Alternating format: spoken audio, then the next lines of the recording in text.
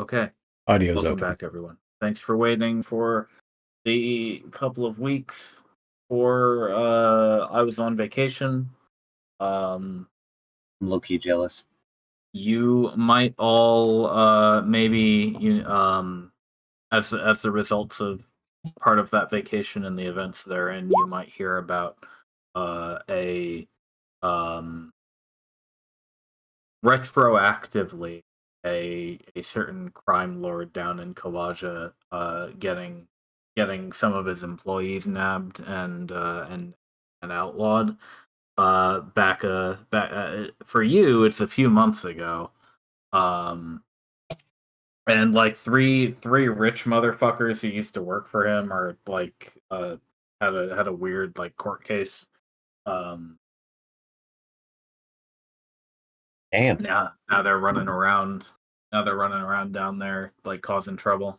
Um, but probably you'll hear whatever happens at the end of that event. Um, next year in real life, but still a few months ago in character. However, today for you, that is not relevant at all. These things are far away and outside your realm of consciousness unless you read a lot of newspapers here, which you have time to read newspapers, right? How old is the news once it gets to us? Since you brought that up, that's a good question. From Kalaja, you'd probably be getting news upwards of a month late, maybe two at most. Like big news, probably it takes about a month to spread like around the region in general, and then maybe another couple weeks to get all the way over to you over in Jose. Um, that's assuming you're reading something like a uh a newspaper that gets brought all the way up here, which is done. Honestly, only if my what is it, freaking guild found it important, then I would. But Oh, probably. I mean, a character like Jax Bellamy going missing is a really big deal for the club at location because he's kind of the thing keeping them from getting in that region, that particular country where his home base is. There's some competition, and now there's a potential power vacuum happening. Not that he doesn't have tons of minions still doing all of his work, but there's a lot of chaos going on around there now. no, sorry, what were you saying? I was gonna say, if anything, it would cause significant delays for information coming your way because people around your club are scrambling around and freaking out. Yeah, I probably have the same. Like I was gonna say, I was probably have the same kind of like worry about it that like maybe a bored house husband might in the 80s reading the newspaper. Yeah, like, oh, looks like there's some trouble down in Kalaja. yeah, and that's fairly far away from any of you anyway. It's neighboring the Empire to the west, but not. I don't think any of you are from there. So, Montlarn could probably point it out on a map at this point. So could Naya. She's been through it. Well, she's been through it. Montlarn may have literally never been there because I've just just been to heard like it. 2 places. Right. Honestly, Alvis is really though like in between his reading and chores has been fast at work at a small project. Well, let me catch us up to where we were. Yeah, do it. A while back now, although only a couple weeks for you guys in the world. The half Ifriti prince of the dragon family came to you after you cured the Naiad Eska and told you that his brother, his big brother, was planning to attack your city. And he told you he was going on vacation. See his mother.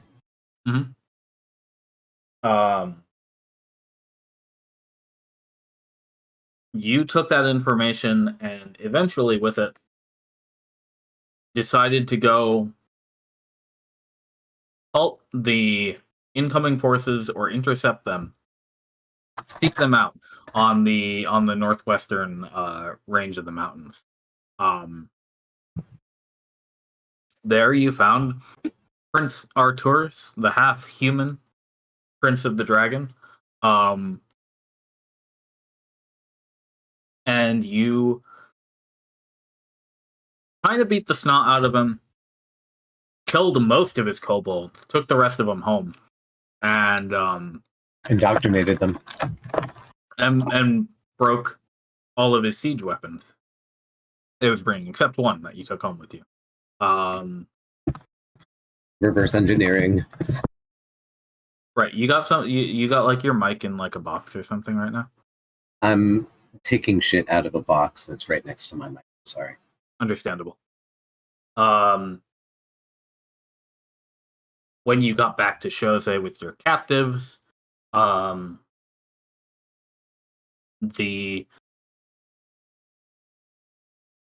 half-dragon elf prince, Daymire, appeared on the eastern flank of your city with an army of obsidian skeletons and staged his own bombard. Prince Arturus had gone to meet him. He had flown away from you to meet his brother at some point, and they apparently decided to continue their attack, which you were able to repel with no casualties. Just our pride. No casualties being the important part. Just our pride.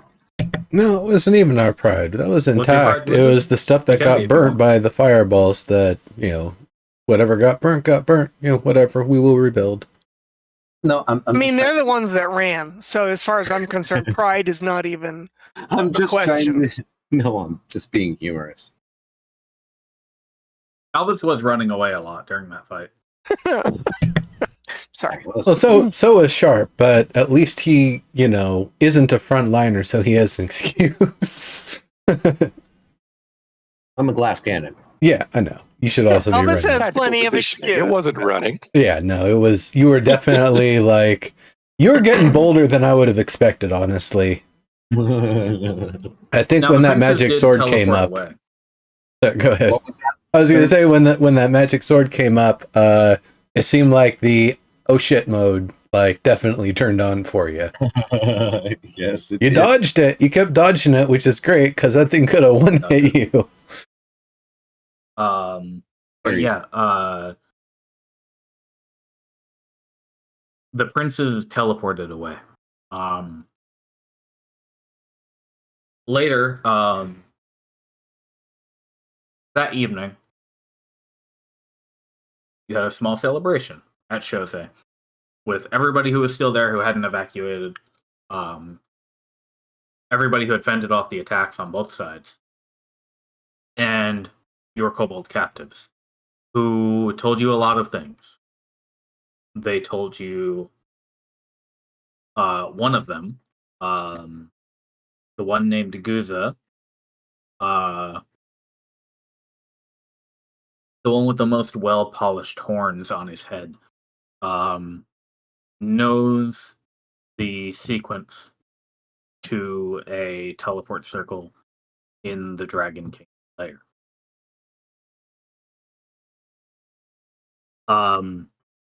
The tallest of the 7 kobolds, named Kimmick, who offered to you be eaten by his captives or captors, in order to save his companions, at least temporarily. He told you that there are many more of his kin living in the Dragon King's lair, but none of them are fighters, like he and his 49 companions were that you met with Prince Arturus. They also told you collectively that the Dragon King has an obelisk-like device over the caldera of the volcano. And they told you that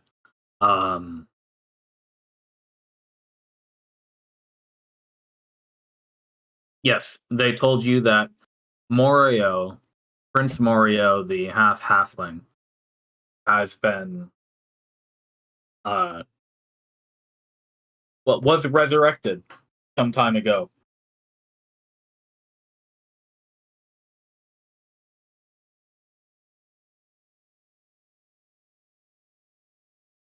Yep.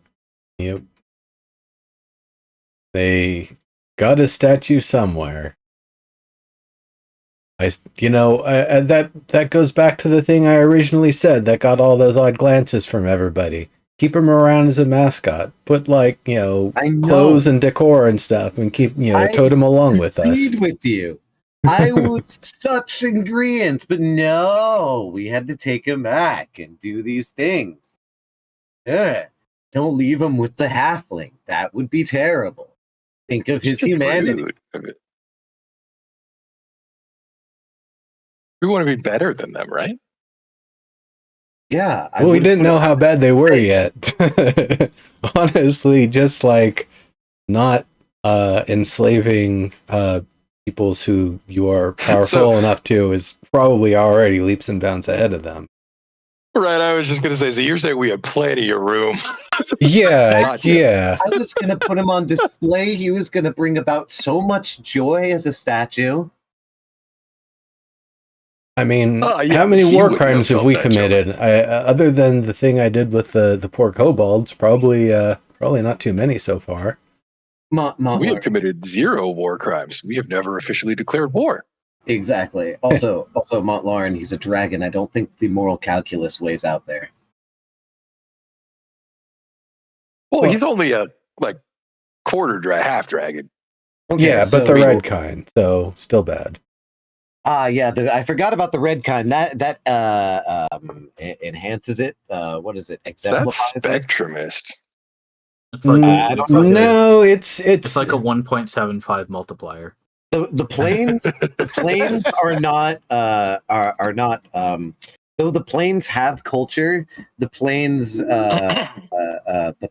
are a hard thing to not abide to, especially if you're bound to them. Well, dragons aren't. Dragons are. Yeah, dragons are primal, right? Yeah, they are very primal. Well, yeah, but they're like the primal connections to whatever element that they're born in. Not even. It's like they're like Dungeon Master's best. They're like the ultimate representation of the material. Interesting. Which is why they get a lot of power from hoarding gold, and they kind of suck outside the material plane. I always thought that they laid on gold because dragons, being very hot, required a bed that was malleable.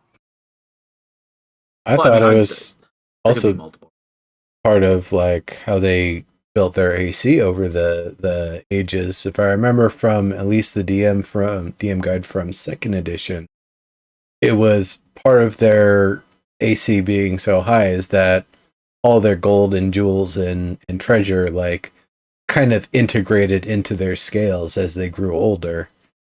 So they would have like built-in metal studs that were gems and coins, stuff like that. It happens sometimes. I mean, for the ones who can melt stuff, maybe not so much for the ones who. Anyway, I think Montlaurn had a plan to break a thing. Yeah, infiltration, breaking the device, the what is it? Freeing the people, avoiding the fiery dwarves, and freeing the salamanders and the kobolds. Oh, and I should remind you of one important fact, which is relevant. It might not have come up specifically last time, but you would have gotten this information at some point. Guza, the kobold who knows the teleport sequence. Sorry. He was one of the members of Arturus's crew who were responsible for getting the prince and all of his minions back to the king's lair when the Redshift began. Every time they went out on a quest. There were 5 kobolds involved who were involved in the casting to do this. Guza alone cannot cast the spell, but he can tell you what the teleport sequence is because a couple of you know the spell. So he won't be able to do it for you. He's just going to be able to give you the intel. During our time doing that, while Albus Tabber is taking a break from whatever he's carving, could he get enough information to make a rough map of the area so that we can plan our infiltration? That's a great idea. Let me tell you about the area. Which of the kobolds are you going to ask for this information? Sorry. Kimmick, the strongest, the tallest. Yeah. Aten, who is the smallest in comparison, generally fearful, especially of the king. I believe she's the one who made an accident about me. So I think Illit, I'm just gonna keep going. Illit, who is even now as a prisoner, proving herself to be kind of crafty and useful around the city. Zara, who has become kind of fascinated with Mercutio and has gotten involved in the cooking situation. Ruin, who seems to kind of follow Timmick around wherever he goes, and seems like her tail never stops moving.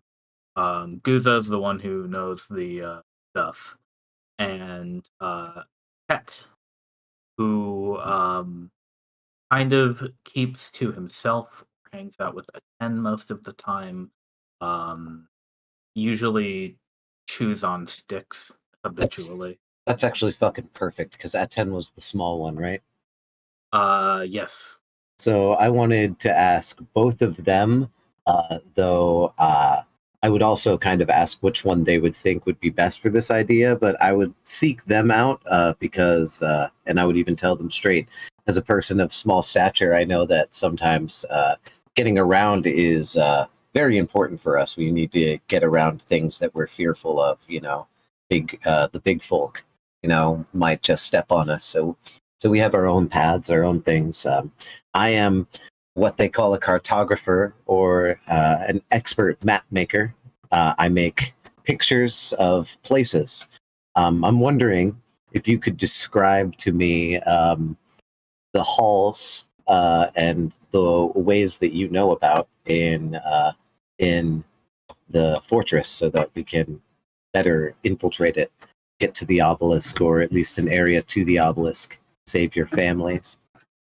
Do you have a map to show them that you've made? Oh yeah, I'll give them examples of maps when I say stuff like that. Okay. They don't seem to you like they've never seen a map before. That they're worldly enough to know what you're showing them, basically. Yeah. But they all the same. They kind of awe over the map a little bit, and poke around at it, and neither of them seem to be able to identify like a place that they've been before. But they ask you like, where's this and where's this and what's this supposed to be? And, Absolutely. I'll get them familiar with like the kind of basics of like how to read or where we are on this map, and then taking out a blank sheet of paper and stuff. I would begin with like, what's the most important landmark in your fortress, and we'll start from there, and we'll try to move on and paint a picture of what this dungeon slash volcano is like. Ket says, well, the most important landmark is Caldera. The king's chamber. Okay. I'm assuming that's next to the caldera, right? Where they had the obelisk-like device. Well, Aten says, we're not supposed to go in there, not unless the king calls for us or one of the lords calls for us to go in there. Sometimes we have to carry things up there. Prince Arturus does not like to carry the gold by himself. Yeah. So, but we usually dump it outside the chamber. That's perfect. What path do you take in order to carry gold to the door that's outside of the chamber? Ket says, there's stairs up to the chamber, to the gold chamber, and those stairs from the passageways to the Lord's towers over the magma fields. And those passageways lead down further stairs to the Lord's living and leisure quarters and Lord Daymare's lab, and further from there, down deep into the tunnels is Lord Eath's workshop where the forgers work. Makes sense. Would want to work where it's hot and get access to magma. Above that is where Guza brings us magic back to the king's lair, and from that chamber there is a lift that brings us down the pit where we live. There are many chambers carved into the sides, many small stairways that we can climb up and down the many layers. And all of us live in that chamber. Absolutely. And the chamber with the teleportation circle is located where in comparison to all of this? Above the living pit. And you said that the stairways, they go over the magma, or do they go around the caldera and you can see the magma? Aten says, we don't go into the caldera. We don't. There is magma in some parts, especially at the bottom of the living pit, but most of the hallways avoid it. Okay. But the king, I have heard that he swims in the lava from time to time. Okay. That much like his lady daughter, in fact. Which daughter is that? The one that attacked us with her brother. The twin? Okay. Yeah. No, Yeah, she pulled that trick in our fight. that helps a lot, actually. We now have a good idea of where to go in order to warn people, how to get them back to teleportation chamber, and then where to go to at least get to the area to sabotage the device. There might be more for us to discover, but this definitely gives us something to work with. Yeah, so let me give you some more just tabletop context. The general sketch that you're building here is of a upward slope, at the base of which is the you'd say slave quarters. At the perhaps second level would be the quarters for the princes. At the third level, you get the impression that Prince Daymire might have a little space all to himself. At the fourth level, up near the top of the volcano, you'll have the king's chamber and his pile of gold. And presumably in there is the location where that obelisk-like artifact is located. In addition to this, you are able to glean that the princes, their actual chambers are in towers surrounding The caldera, yeah. surrounding and connected to the volcano, through various passageways and bridges In the mountain. Yeah. Yeah. And around the volcanic area, there are vast ash fields. In fact, the slaves have to range quite a ways, usually northerly, to collect and forage for food for themselves. There is sometimes a bit of magical assistance involved, and oftentimes they'll just hunt while they're out on expeditions with their leader. Right, while they're out with our tourists, they'll just go hunting and bring whatever they catch back with them. But in the meantime, the volcano that the dragon owns is very central. The southern side is all ash plains. The north side is harsh mountains.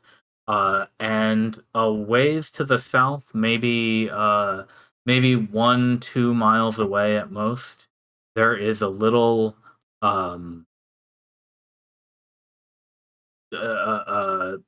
not even a house, not even little's not the proper term for it, but there's a river of lava, and above that river is a house, and that house is where Lord Zoramos stayed, because he is too big for most of the bridges in the king's lair. So he actually lives a little bit away from the volcano proper. Sucks to be Zoramos. Oh, I'm sure he enjoys many benefits of being big and away. Yeah, but outside of the castle proper, seems like he's the red-headed stepchild, or green-haired stepchild, rather. They call it. They call the location he lives his seat. Yeah, it's not even a throne. Guy's getting played dirty. Doesn't even know it. Well, his daddy's got the throne, but I mean, seat, throne. That's an etymological knit. I mean, I could see it as for him like a very like hoity-toity bougie sort of thing. It's like, oh, I've got my high tower far away from everyone else. Why is it so high? Because I'm tall. I don't have to deal with the noise and the riffraff. I could just do my own thing. Right, it's Yertle the Turtle. I'm king of all that I survey. I guess he might be like that. I don't know. Well, considering how he came at us to be, possessive of the land that he and his sister were charged with, I guess he would probably be trying to hold on to whatever territory is now left for him because it's all ash. We formally, through agreement and combat, own those lands. They retreated. They gave those lands up to us. That is good. You did learn for additional context during your feast. Princes Morio, Ashurawa, and Zoramos have been grounded for quite some time. Yep. Aw, poor guys. Well, they didn't finish us off. They have not been allowed to leave the kingdom. So that makes me wonder, did the two failing brothers that just came back without their armies have the same issue, or are they high enough on the food chain to, restore and try again or something? Or are they all going to be grounded? That's a good question. Maybe head over there. You'll find out soon. Yeah, perhaps not the scientist, perhaps not the eldest, but the scientist, absolutely. I heard based on what it's Daymare is the half elf, right? Full elf, half dragon. Yes. Yeah. From what Daymare said, his skeleton army, I think, was at the hands of his brother. Nope. Reverse that. He's the one who he's the eldest and the one who made the army. Oh, okay. I thought he said that these skeletons need a little bit of work. That was Arturus who said that. Yes. Okay. It was not Daymare that said that. Arturus is the human with the wings. Yes, Daymare is the Yes. I thought Daymare said that to Arturus, right, giving me the idea that Arturus was the one that made it. No worries. There's a lot of dragons. There are a lot of dragons. Absolutely. This is a useful map, though. The things that I'd be wondering about as well, what have they, since they've been grounded, what have they been able to do in terms of interacting with their troops? Like, do Zoramos and Nasharala still control the Fomors and Salamanders? Does Morio still control the imps? I know he almost killed one the other day, but are they like continuing to build the numbers and kind of marshal them around, or not really?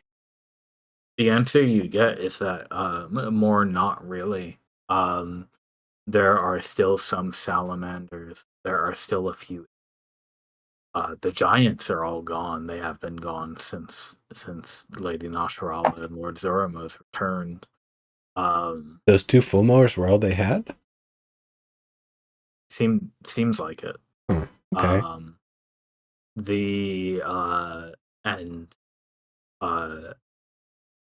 Lord Daymare has not deigned to summon forth more to bolster the forces. He has mostly been, it seems, working on his skeleton army, and because the at the moment, at least, the king has no need for more salamanders or imps because their respective princes are not to be going much of anywhere.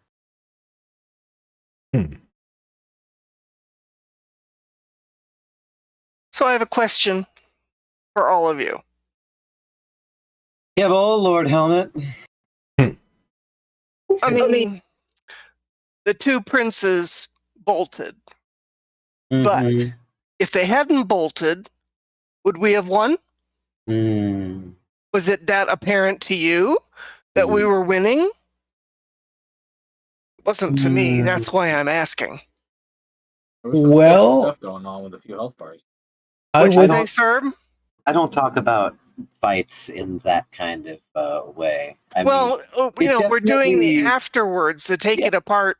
No, exactly. I'm saying I don't talk about whether we would have won or lost. It would have definitely been a different fight if we survived longer, because we would have had backup.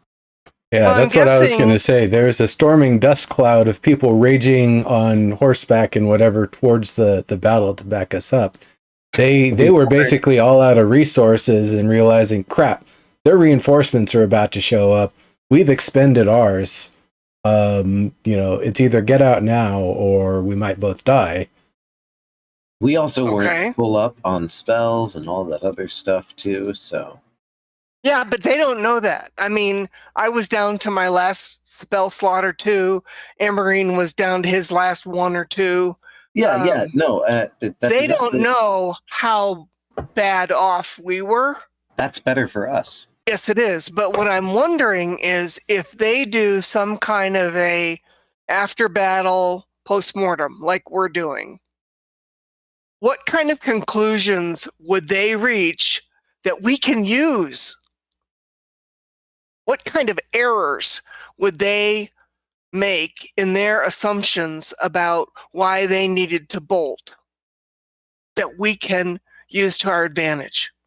Oh, that we needed the reinforcements to begin with, because when we got to them, we weren't at full capacity. I think it might have also maybe not been apparent to them, but something they were maybe being a little worried and wary of is they hadn't seen a beholder in a little bit. Arturus knows that he was out and about. They didn't know if they were about to get flanked all of a sudden by a beholder, because he could just come in from any angle. They didn't, unless they could physically see him way off in the distance fending off fireballs. They didn't know. And the other sort of that, or the other side of that, is if we finished breaking all of their circles and they had nobody flinging fireballs anymore, the attack is completely done. There's nothing more for them to do in the siege. Their entire siege has been broken. There's no more damage they can do. And so they could try to hang around and take us out. But there's no more range damage to the city. But we still, they had troops on the field. We had a few troops on the field. They totally outnumbered us to begin with. Oh yeah, but when they left, you outnumbered them by about 4 times. There were a handful of skeletons left, and they were still on the fireballs. Yep, but that was all the melee skellies down. Yeah. When they retreated, you had wiped out, I believe, pretty much every obsidian skeleton. The outstanding majority. They went down like bitches. Of the, I think, 100 that were there were 12 or less remaining by the time they retreated. Okay, that's about what I thought. It wasn't a complete rout. We had not destroyed all of them. So we still had a group of ranged doing damage to the city, and we still had some melee on the field. And what they didn't know, hopefully, was that, we're down to the last spell slot or two. Yeah. And, it's like, okay, well, we got to survive this last push. Yeah. And then because everybody is now kind of hanging by threads. Yes. They don't necessarily know that, but we do. Yes. I'm just kind of looking at what might Daddy assume by his sons bailing and whatever story they tell him, and then they'll come to some conclusions. And how can we capitalize on that is what I'm looking at. I don't think we can, honestly. Okay. And the conclusions that they do come to are conclusions that are just self-evident by the scenario. Like, either the dragon is super arrogant and he's all like, I can assume that you guys just fucked up and you guys suck and I overestimated you and underestimated them. And then they can describe what we were like and then underestimate us because we were, not at peak performance. Legitimately, they saw us aces and the Beholder not only destroy one of their attacks preemptively, but then managed to return home and repel the other half of the attack. That's, Arcturus has wings, but we were still everywhere regardless. So that's something else that, we don't know what they assume of our mobility capabilities. Yeah, they might assume that we're super mobile, like they're on watch. I don't think perhaps flying anywhere too near the ashlands in general as a bird would be a good idea, especially now that it's described as like an ashen desert. I don't think anything is flying around there. And Montlarin makes a good point. That was supposed to be a two-pronged attack. Yeah. That would have pretty much forced you to. I mean, you wouldn't have had Team Angela on your side, right? No. Right. Yeah, if anything, they should be hella shook right now if they're being honest with themselves, right? Yep. Like they ought to be like, fuck, we were wrong about them, Yep. They should be worried about us. Like, it's one of the reasons why I think infiltration might be this is the best time to do it, but it's also risky. Huh? Yeah, it's For what super it's risky. worth, Van's on your side that this is the best time to do it. But this is the only time that we're going to be able to do it. Otherwise, it's raiding a dragon nest, and honestly, I already feel like we're raiding a dragon nest to begin with. So, yeah, I mean that is an accurate description of the task at hand. So. It has to be while they're on the back foot. Exactly. And then I turn to Mott and I go, no, let me be honest here. In my aged training, infiltration and raiding are two different jobs. Raiding is much louder than infiltration. Yeah, it's funny. I was going to say raiding is much louder. That's true. Fair enough. Another thought. What's to say, since we know about the teleportation circle, that we wouldn't start the infiltration before the Redshift is even cleared? Not that we would destroy the protection device until the Redshift is cleared, but they would probably be expecting us to come all the way up from down here. If we're suddenly in their backyard, and this would be a question for our friends here, when the teleportation circle is no longer being used, when it is assumed that everybody is returned home, how well patrolled and monitored is that location? Is it like a room in a chamber that has some doors, or is it in a major concourse and pathway? Yeah, Guza says it is in the foyer, and there are usually subjects coming and going, but as well, only rarely a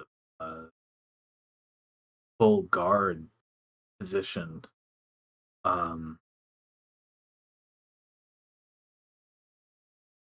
They bring supplies through the teleportation circle.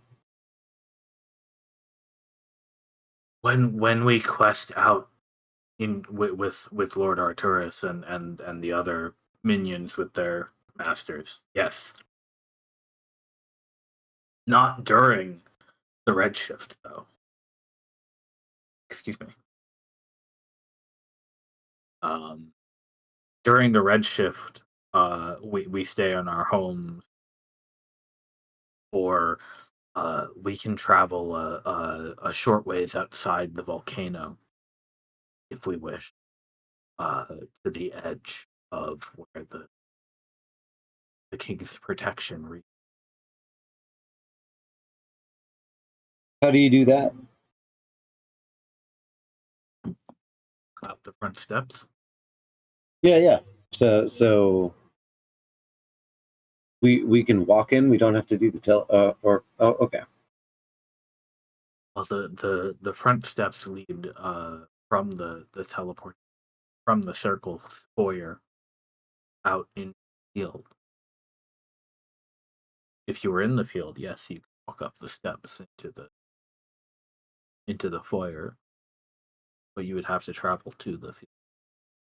We rarely, if ever, travel on foot to our destination. The lords do not have the time to tarry on. Makes sense. Makes sense. Do you think it would be possible to disguise ourselves as materials being brought in at any time, or is that too well monitored?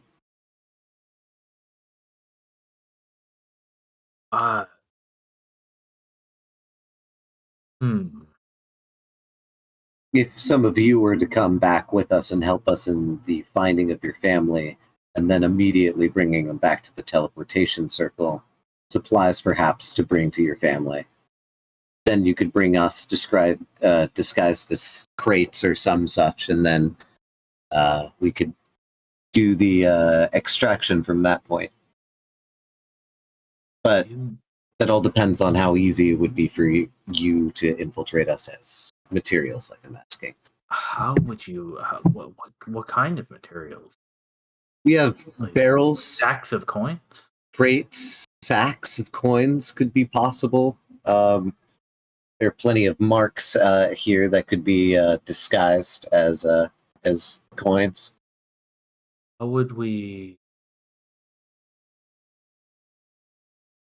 gone? You've been missing for now the duration of a redshift. How would we explain how we were able to return? Lord Arturus saw that we were wiped out. You said people were coming and going all the time, right? Well, yeah, marks our paper. Occasionally through the foyer, but not using the circle. Only a few of the Lord's trusted few are able to are taught how to work together to activate. And I, without my without the other four, I won't be myself. Oh, well. That's easy then. You lie. What would I say? You tell them that we are a bunch of soft-hearted fools, and that you said that you could serve as a messenger to help us parlay with the dragons.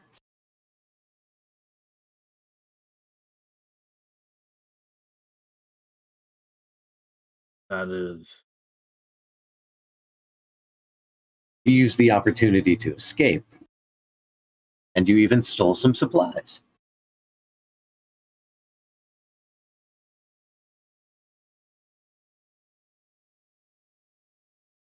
I will surely be once you're. If we are found, we don't talk in determined, sort of speech. But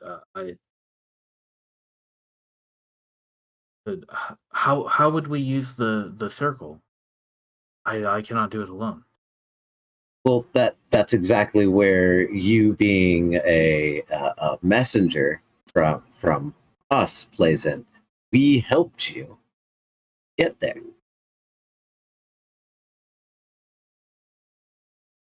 See, we're soft-hearted fools, remember?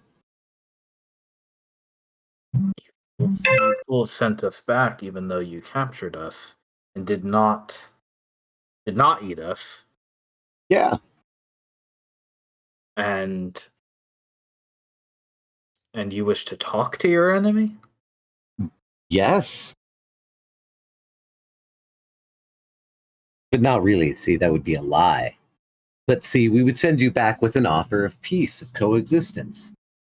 Our offer would be an outrageous form that declared that in order to preserve loss of any more ego or favor, that we could coexist, empire of dragons and empire of people who are not dragons. I think no one would believe you. Perhaps Lord Zorima, but none of the rest. But a lie like that may give you time to hide in a jar of some sort and then leap out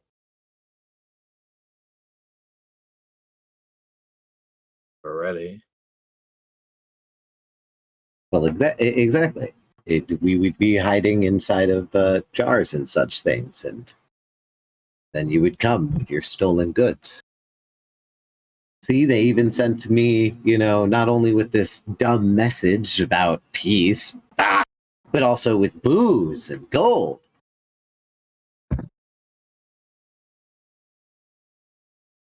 It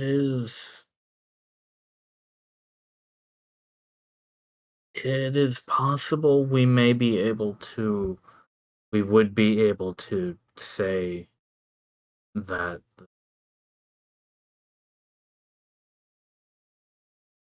the treasure is for the king. Exactly. But No, absolutely say that. But Lord Arturus or Lord Daymare would surely want to check it either way. Lord Arturus and Lord Daymare are going to be at the foyer exactly when we come through. Well, no, but if he were to be brought inside a jar to the king's door, then likely on the way there, the lords would want to see what treasure has been won. But of course. That's why some real treasure will be hidden along with us as well. You have treasure here? I look at him with an incredulous look.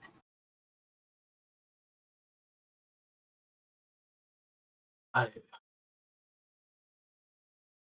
suppose it makes sense that treasure here. We find treasure often. Ruins. Treasure aside, every time that the lords have come towards us, right, we have tried to make an offer of some kind of talk. This plays into a narrative that they could believe, which is the best kind of lie that we could weave for you in order to help transport us in. Furthermore, we can put in a bounty of whatever might be considered treasure, or what a fool, quote, quote, what a dragon might think somebody seeking peace with it would think a good offer would be. Booze, meat, other things like that. Perhaps, then we must be taken over to the lab, and I point out to the area here. This lab is a good spot for us to ambush, or likewise, as they're talking about over there, teleportation. We might be able to be invisible and then break off as the treasure is being confiscated, and then work from there as well.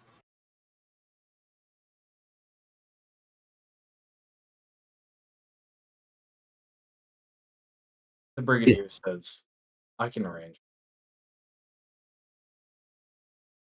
Probably. We could spare a few swords or something like that. Absolutely. Serviceable pile, I think. Likewise, could Soriana, this might just be a reach in the dark, but could Soriana put anything nice and sleepy but not incriminating inside of those booze? I can ask her that. Just in case if it's checked or smelled in the thing, it could be, passed off as a cultural thing.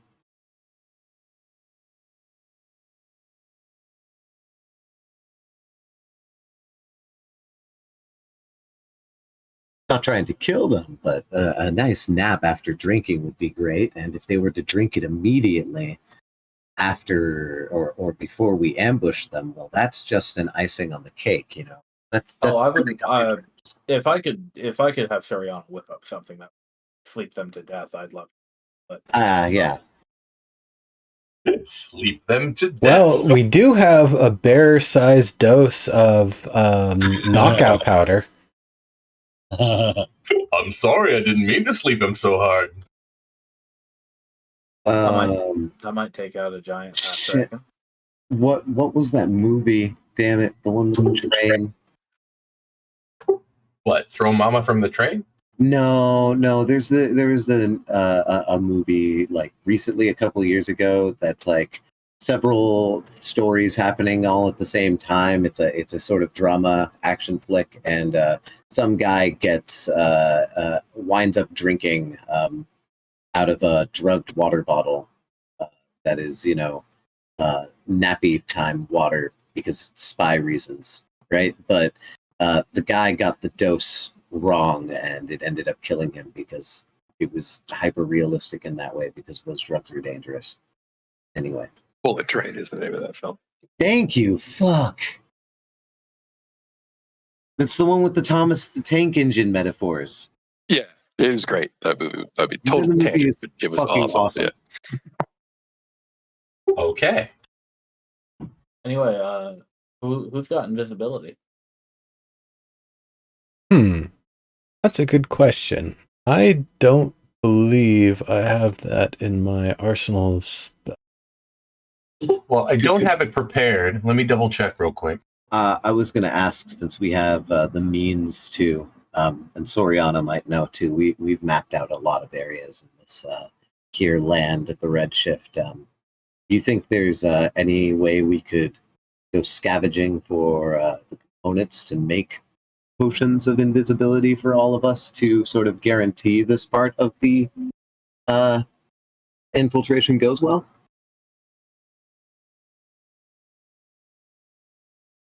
That would probably take a lot of time. Yes.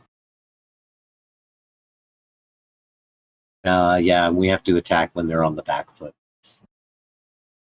But So, I'm sorry. Does fucking Cleric not get invisibility? I don't have it. Why would Cleric get invisibility? Yeah, that's a very like trickstery sort of thing. Maybe if you had a deity. Literally a trickster cleric. I am a trickster cleric. I am of the trickster domain. That's why I was going to check it out.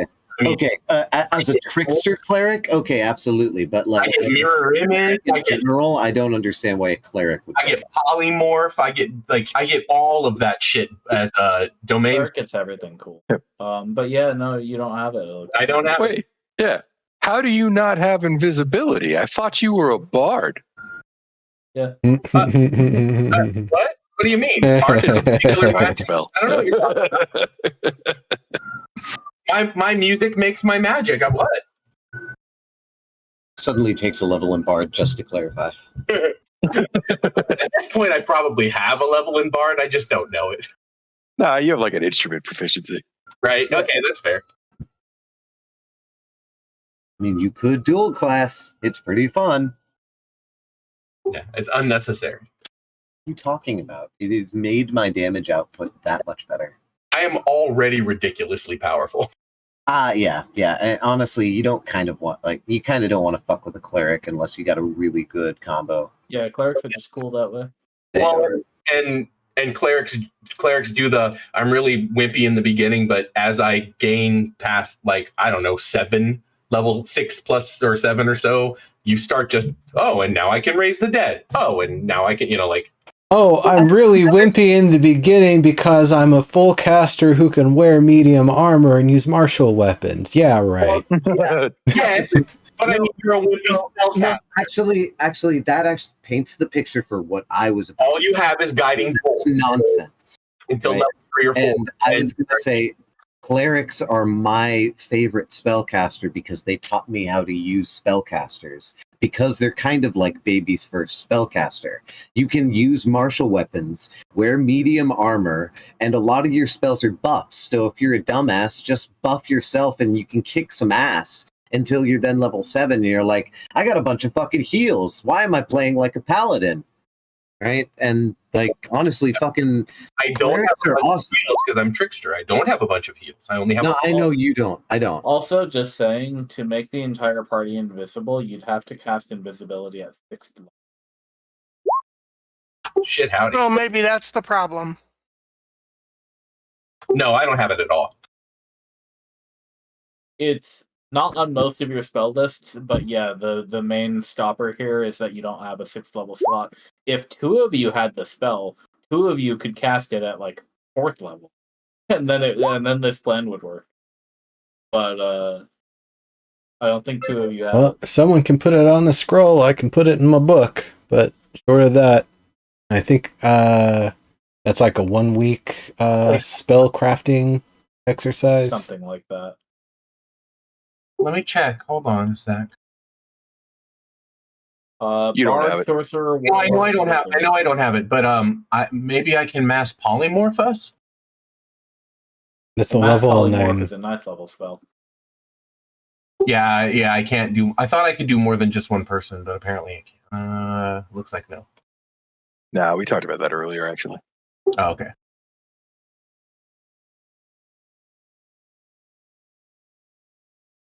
Because I have polymorph as a domain spell, so yeah. Maisie could polymorph you, but only one of you. I could like. Yeah, I can polymorph, but only one. Yeah, Mazia can polymorph one of you.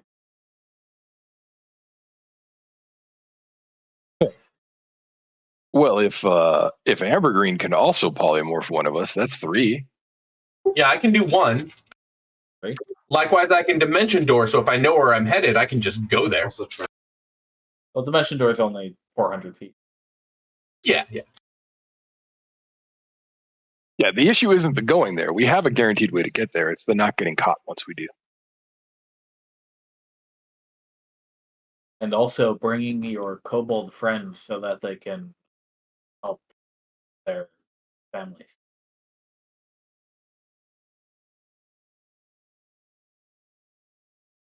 That was kind of a criteria, right? Yeah. I have a question for them. How vigorously are the troops and various peoples accounted for and counted and rostered and censused and such? Like, would they even recognize that people that had been part of the attack force are there, even though they're thought to be dead?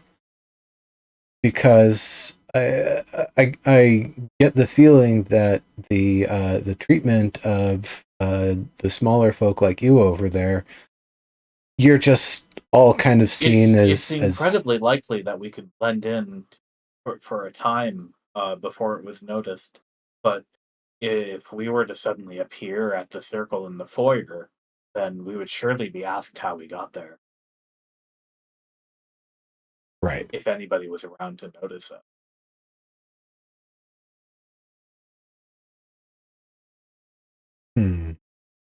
But after that, if we could enter the homes and speak to everyone else, I'm sure we could, at the very least, hide a little bit for a day or two before we're eventually noticed by Lord Arthur comes to check up on us.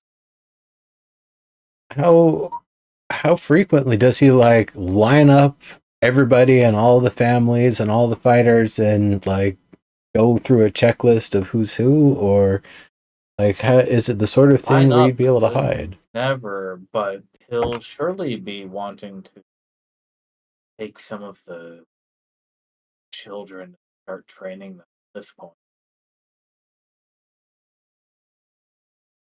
Well, that's why we go in with our lie.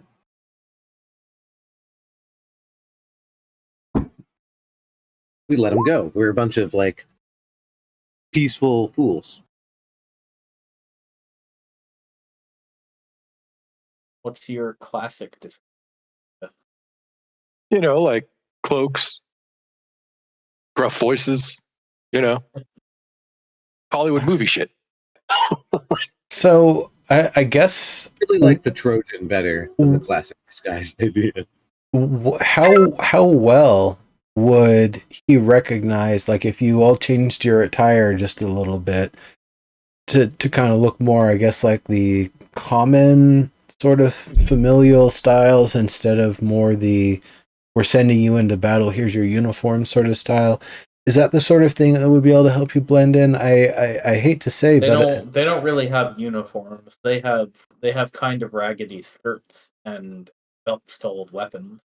Not too much else besides that. Packs for supplies.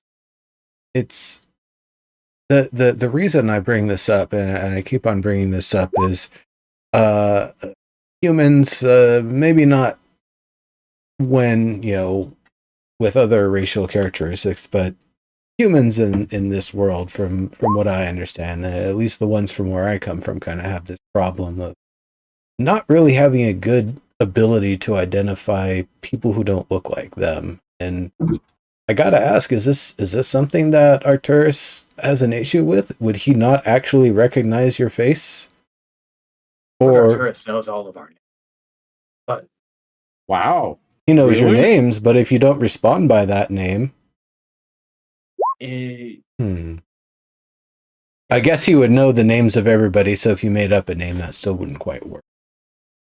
No, but I mean, like, he could recognize you if you were walking down the hall and you didn't bow. He would tell you, "Insolent worm, bow," and then like shoot you, saying your name. yes, absolutely. That is Okay, so he That does. is By in fact name. a real Wow. that happens.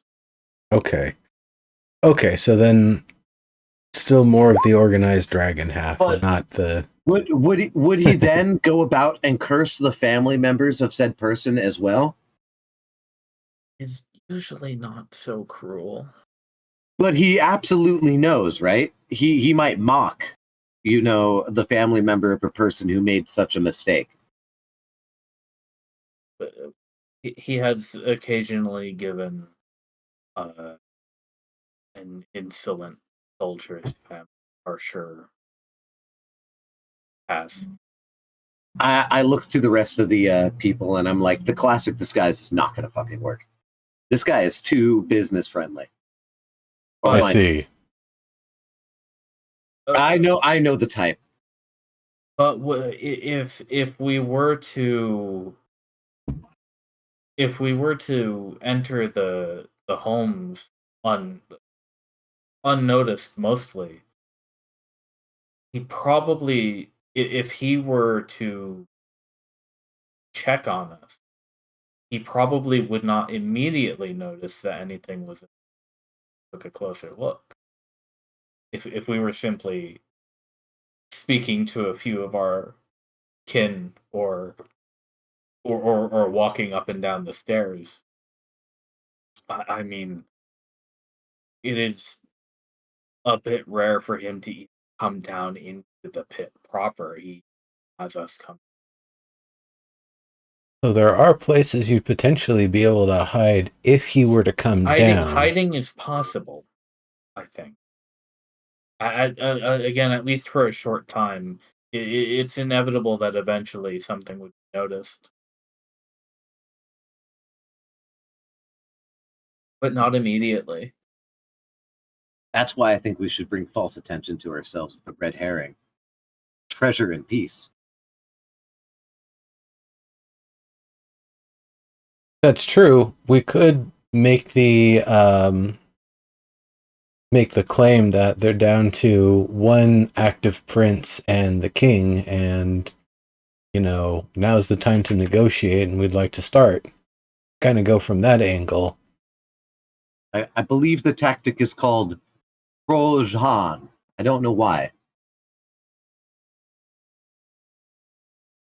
The wooden horse method, maybe? I wondered when someone was going to say it.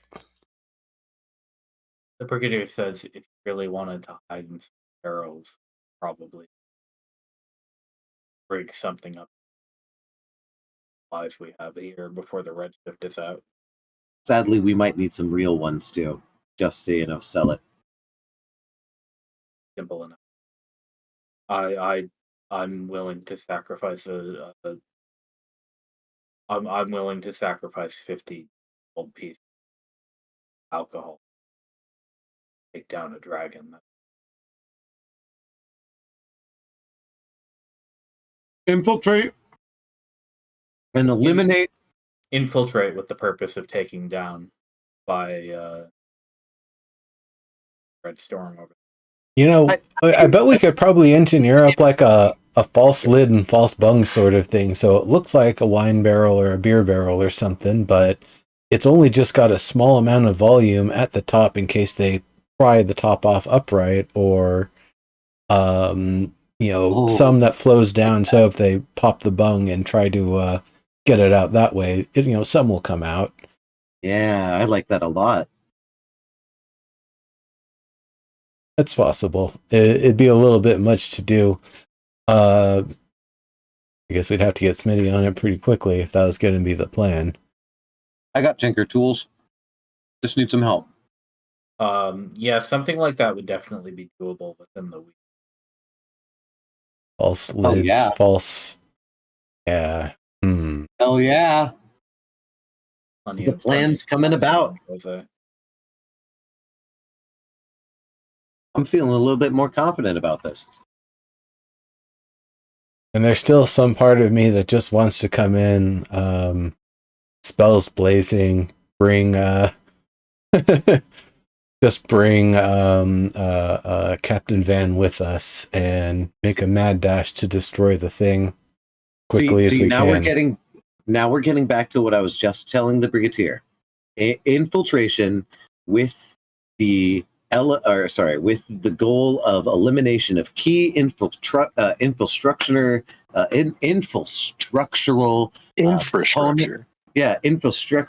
components that will then cause the elimination of a dragon. We are not engaging the dragon at all. It's not our goal.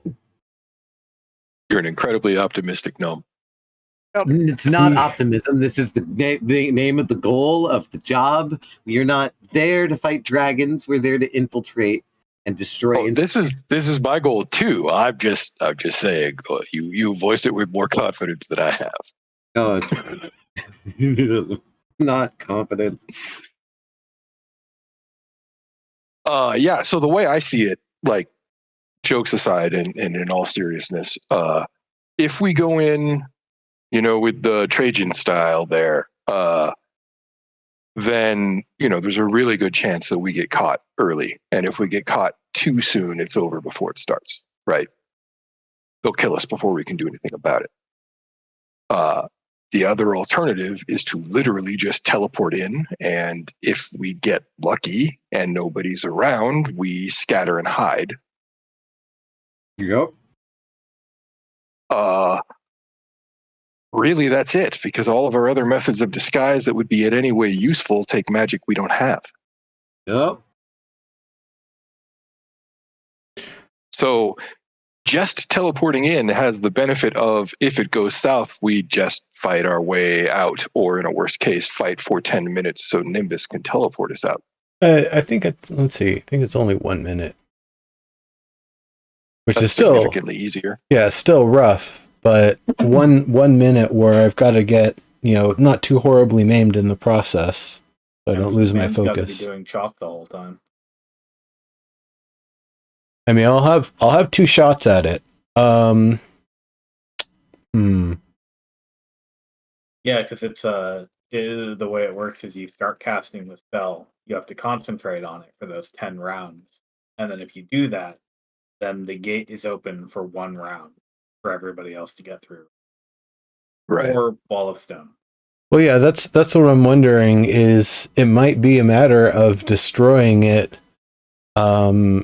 surrounding ourselves in a wall of stone, and while they're trying to bust through that for, 10 minutes, they would potentially be able to get through that. It's not really going to be that strong. Now, this is a little bit of an edge case. If you're concentrating on a spell, that doesn't get interrupted if you cast a long casting time spell, does it? If you're concentrating on a spell and you're going to cast another concentration-based spell, concentration, yes, but Teleport Circle is not. Teleport Circle is just a casting time of 1. You're right. It is, and so no, that wouldn't break concentration. So hypothetically, I could put up the wall of stone to give us a bit of a barrier while I try to get the teleport out. Yeah, that's kind of crazy. That does work. That. I just wanted to double check, but I was pretty sure. I'm just saying, concentrating on a wall of stone while you do all the intricacies of a teleport spell, that's some high fantasy shit right there. That's some pretty cool shit. Actually, I think Wall of Force might be a little bit stronger because that will definitely ward off incoming attacks short of disintegration, which would destroy a wall of stone anyway if they've got it. Yeah. Right. But that would be a it's a nice spell. Yeah, that might actually be a better way to go, is using Wall of Force in that case to but the one other concern with that is we would absolutely have to get out with that teleport. Otherwise, I'll only have one shot. Basically. Yeah. Naya, do you have Wall of Stone? I do. Then that it is a 5th. Let me look here. Yeah, it's a 5th level 5th spell. level spell. Oh, let me scroll up here. Yeah, I put it in chat. Yeah, so we could. All right, so here it is. So we could cover you if Naya throws a wall of stone up while you did the 5th level evocation.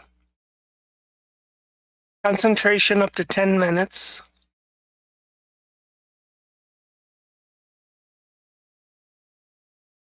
Yeah, so you've got two different walls. So that could very well be the thing. We do what we've got to do and use what protective means we have to get ourselves out. Amber Green, do you have access to Wall of Force? I don't think so offhand. Let me double check. That might be something a bard might have access to. Yeah, I can play really loud music if that's what you mean. No, that's Wall of Sound, which is great, but Is there really a spell called Wall of Sound? That's awesome. No. I was more talking about like the Wall of Sound, Wall of Noise sort of thing when you've got like the full orchestra playing big time. It was the Grateful Dead. The Grateful Dead. Wall of Force is wizard only. Ah, yes, good one there.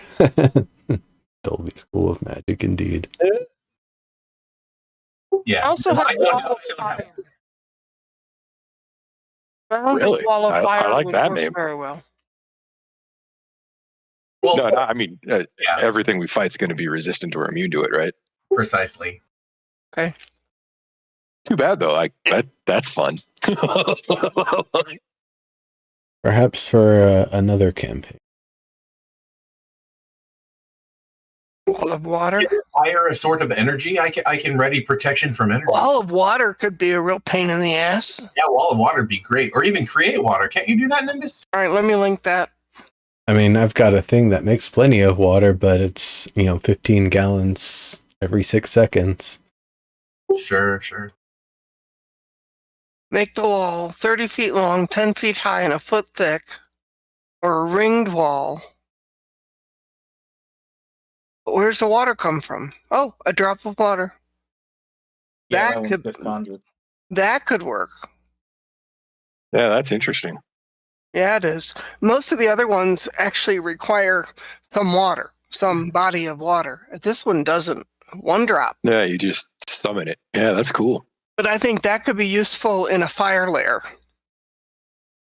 You'd make enough of it.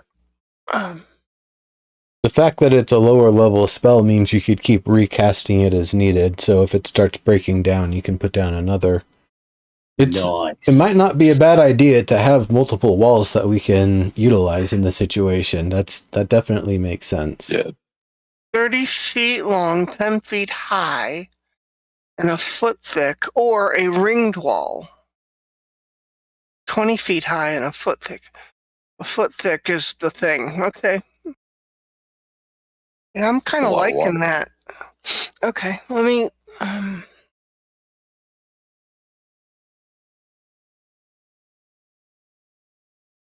Y'all ready for this? I got wind wall too. Wind wall is mostly, if I'm not mistaken, a projectile inhibitor, like a physical projectile inhibitor, and maybe a slight movement inhibitor. Yeah. If you want to link it, though, that'd definitely be worth kind of looking at. There you go. 50 feet, I mean, 15 I've got a bunch of walls now. thick. Keep it how you want. I noticed that water's 60 feet and all the others are 120.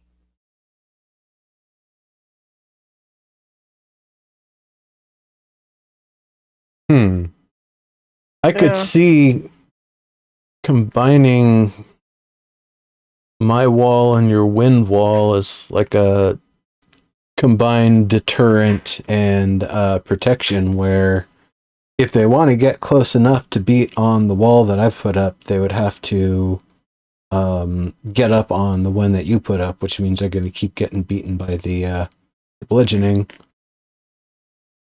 Yeah, I like that. That's sort of a blade of approach. But then I also wonder, if I'm using the wall of force, would that even be, would that matter? Because it's just going to resist every.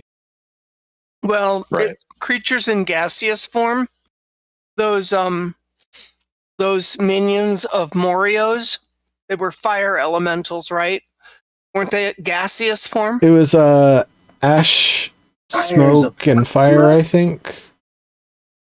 Something like that, or something cinder. Yeah, they were methods, right? That's Yeah. it. Thank you. Are those gaseous form? Be really Not handy if really. something couldn't actually get through. I mean, I guess the smoky ones maybe, but they had solid forms, didn't they? Yeah. It's only when they were at rest that they would be in those kind of natural element looking forms. Well, I can go ahead and those two are level 3 spells, and I can go ahead and prepare both of those. So we have a wall of water, a wind wall, and then I can set up wall of stone, which is a 5th level. Just keep in mind you can only concentrate on one at a time.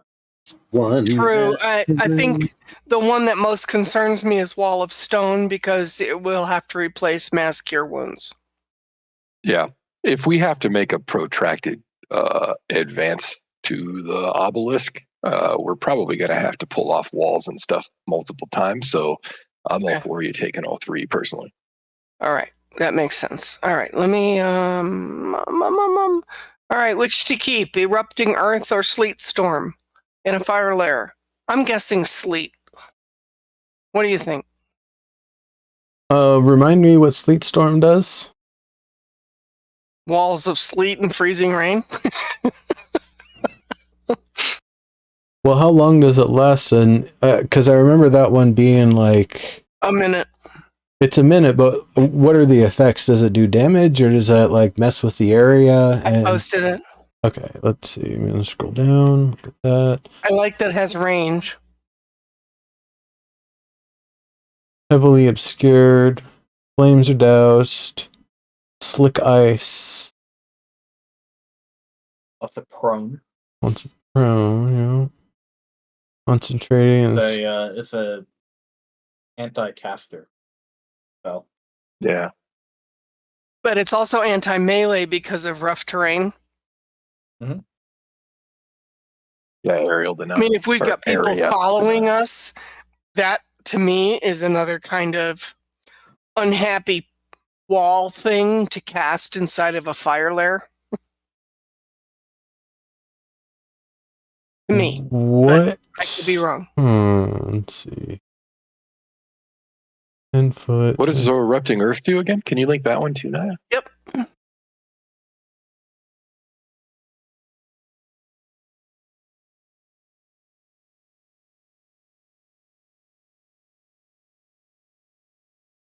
I mean, ultimately, if we're all gathered up, a wall of force is. I can make a dome the same way I can cover.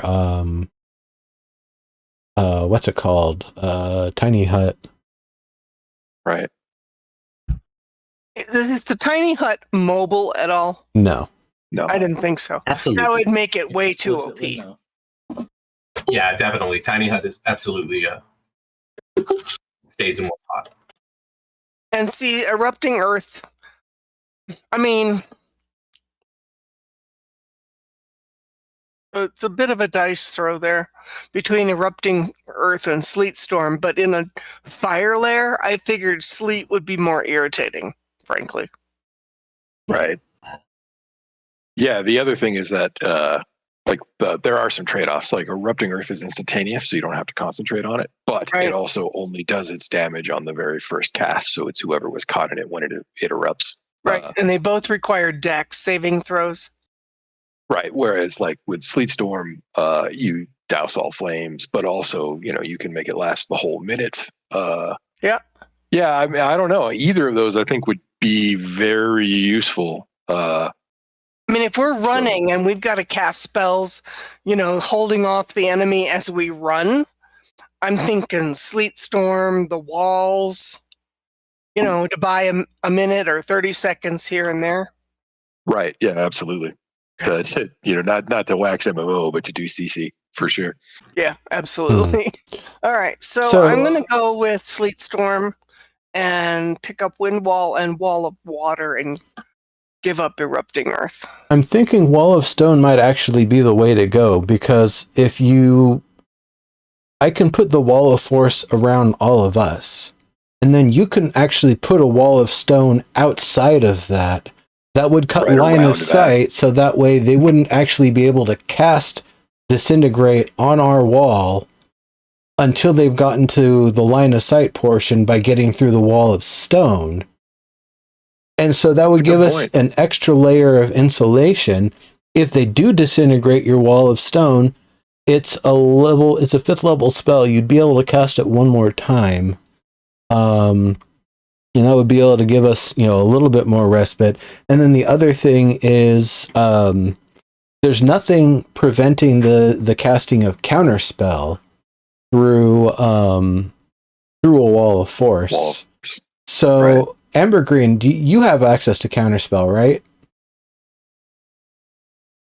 One sec, let me look. And you have Mass Cure Wounds, right? Pretty sure you do. I do. Okay. So I have Mass Cure Wounds for sure. Yeah. Okay. The thing I'm looking for? We're looking for counterspell. Right, counterspell. I don't know that I do. Let me double check. I know you have Dispel Magic. I don't know if it was a domain thing that might give you counterspell, or if it's part of the cleric set in general.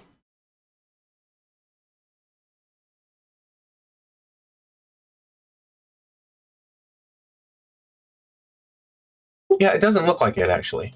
Okay, well that's not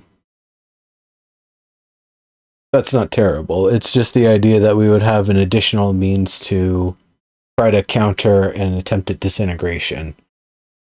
Right. Legitimately, I don't know, other than Daddy, the inventor, and possibly Daymire, who would even have access to not dispel magic, disintegration. This is a very powerful spell. And to be able to cast it not once, not twice, but 3 times, that's asking a lot, even of a high-level talented spellcaster. So I'm wondering if that the Wall of Force and having 1 to 2 walls of stone would actually be enough.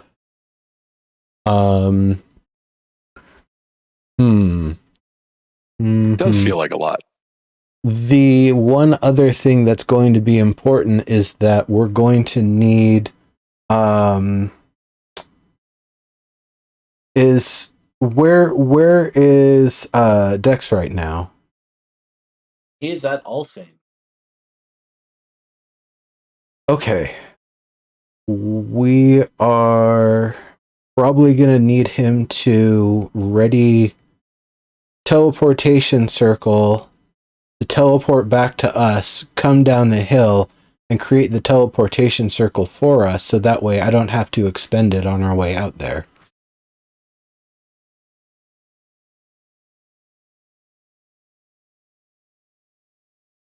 As much as I hate having him leave the post, that's going to be the only way we're going to be able to do it while I still have 2 level 5 spells.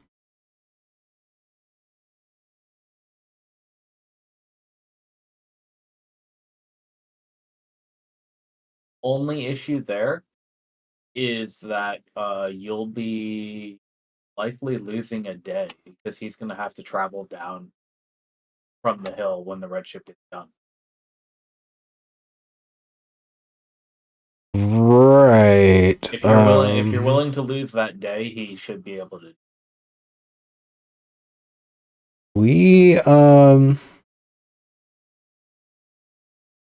It'd be a bit odd to meet him halfway in the field and do it that way. I'm not sure that would be ideal. We could do it, but it wouldn't be something where we're bringing too much other stuff through with us. Right.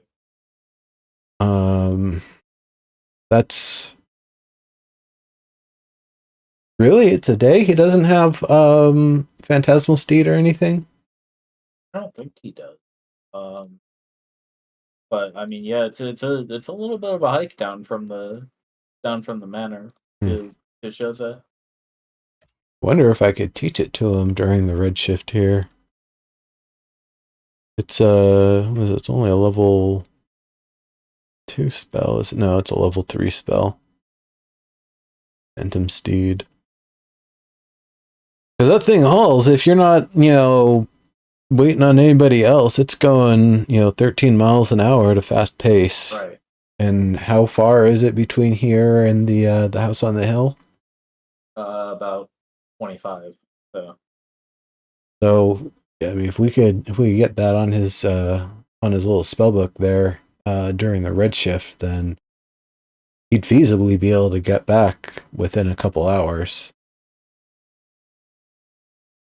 Oh yeah, but I mean, he does not actually have his book with him. Oh, right. This was a rush job, and he left most of his gear behind for safekeeping while he's out of. I see. So he's got teleport ready to go, because he used it to get there, but okay. The rest of his shit is on standby. And I guess that would be the other question. Do we have resources for 3 teleportation circles between what he's got and what I've got and what we've got at the base?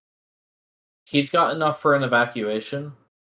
You should be able to scrounge up enough for 2. 1 to get there and 1 to get back. Okay. So that isn't entirely out of the plan. It would take some coordination, but that would definitely be key to being able to use a wall of force to protect us on the way out.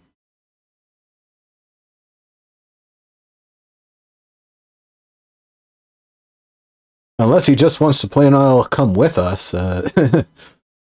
It's another idea, but I'm not sure if he's willing to commit that much of our forces.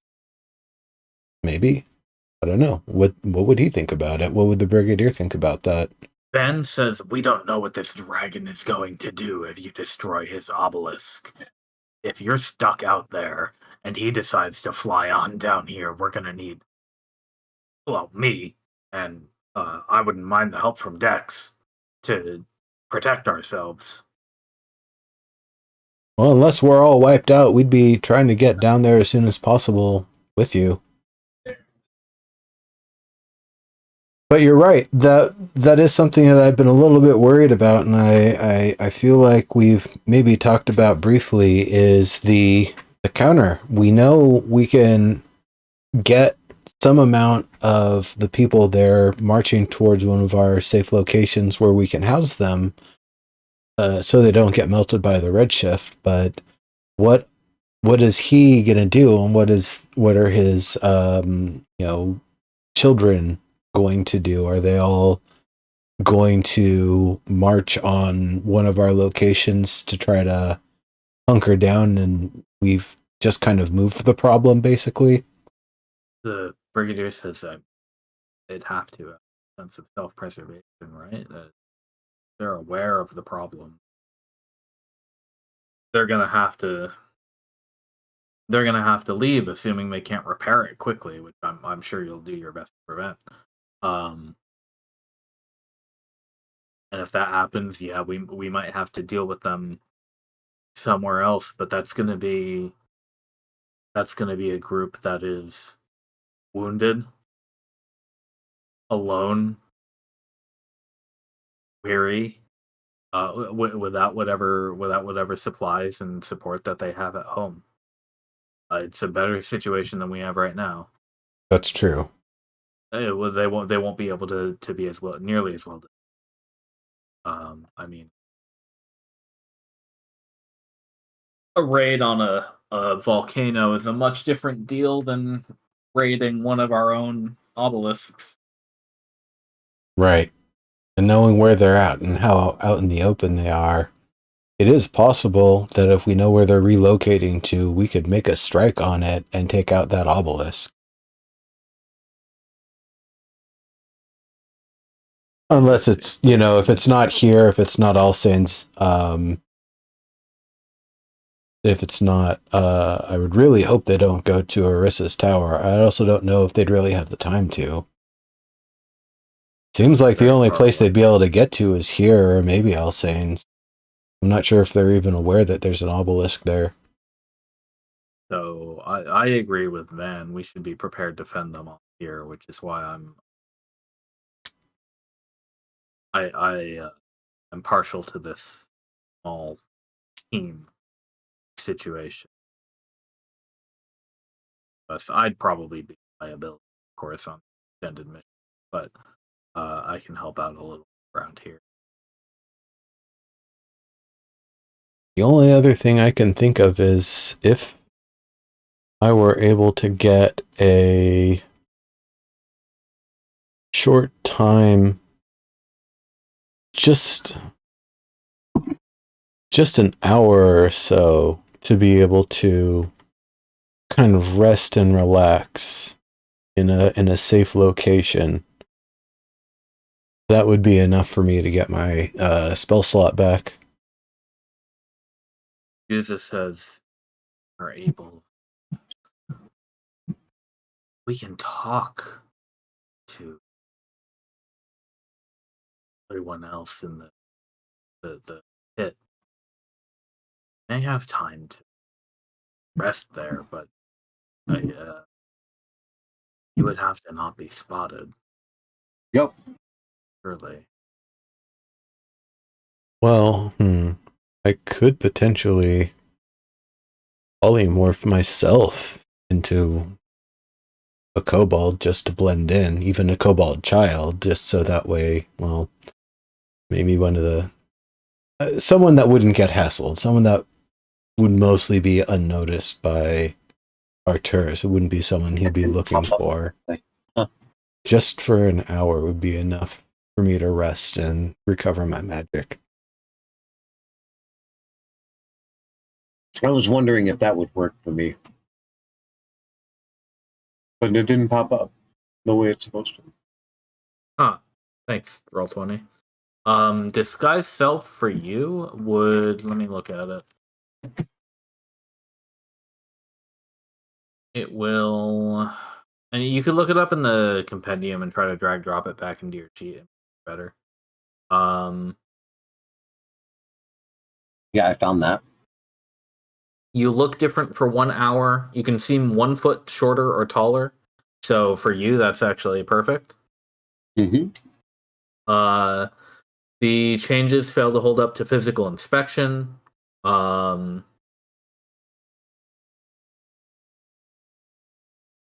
can't change your body type, so you must assume a form that has the same basic arrangement of limbs. So generally, I think the idea is that you won't be able to get a tail. Okay. And in terms of kobolds, they have snouts. So your snout would be very illusory. You'd have like a solid couple inches like right in front of your face that are like fake, right? That'd be funny. Does Arcturus poop the snoot? No. Okay, well then I think we're fine on that part. I wonder if we'd be able to have Pontius rig up a viable prosthetic tail look-alike sort of thing. Maybe with some like dirty bandages or something, so it looks like it's been wounded. As long as I don't have to put it up my butt. Oh no, it probably affixed to your belt.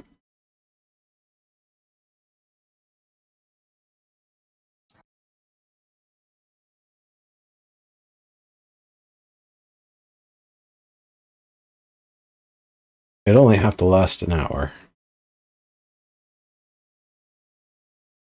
Get nice and relaxed for that whole hour.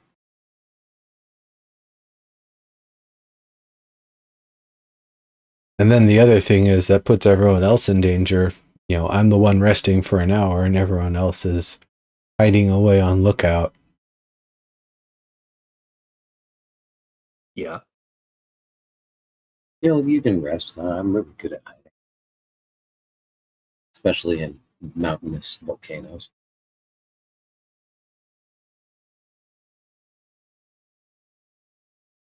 The walls are made of stone, not any kind of tile, right?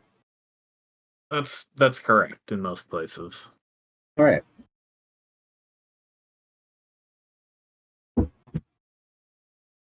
I can be your scout and guide.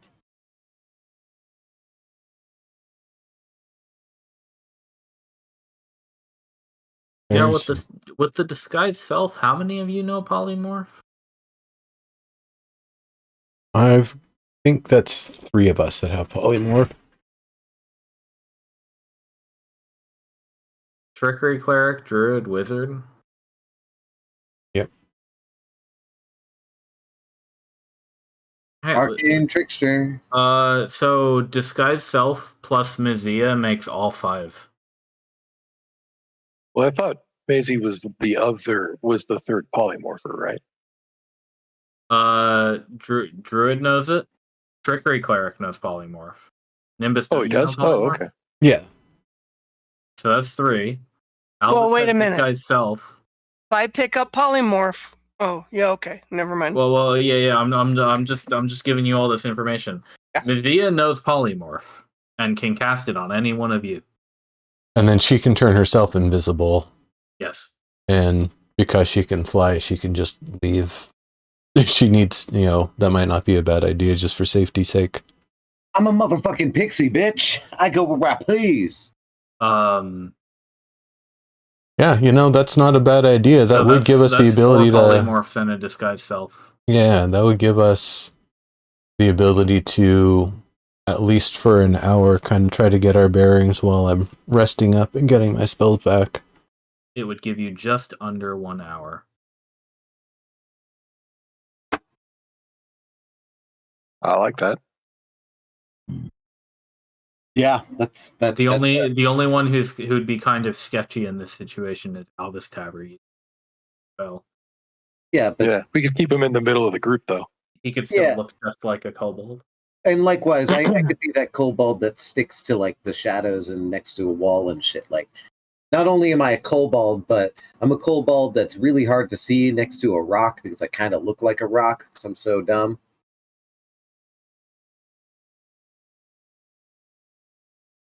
Saying in like meta talk that you'll have to get past my stealth check to then get past my disguised self check. Right. Ah, shit. Guys. What's up? Polymorph only turns you into a beast. You can do tree. Come on. You can do tree. It says the new form can be any beast whose challenge rating is equal to or less than the target's Wow, it says level. beast? Oh, shit. Hmm. Okay, wait. Then can you polymorph me into John Cena? Because then I would also be invisible, right? Ah! True I'll polymorph polymorph turns you you into a into a Gen different X, no one will creature think it entirely. Right. True polymorph versus polymorph. That's how they get you. It got me good. Sorry. I suppose we could hide as like spiders on the wall or something.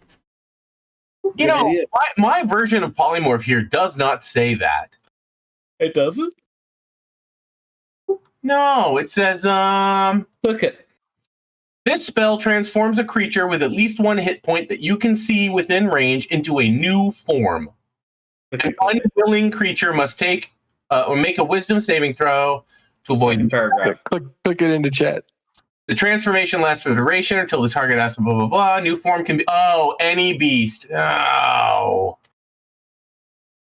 Piss on your mother's grave. Yes, exactly. What if I turn into a snail? Crawford got us again. Yeah, Well, I like the idea about spiders. Doesn't like that. I remember old polymorph. I've turned into a tree before.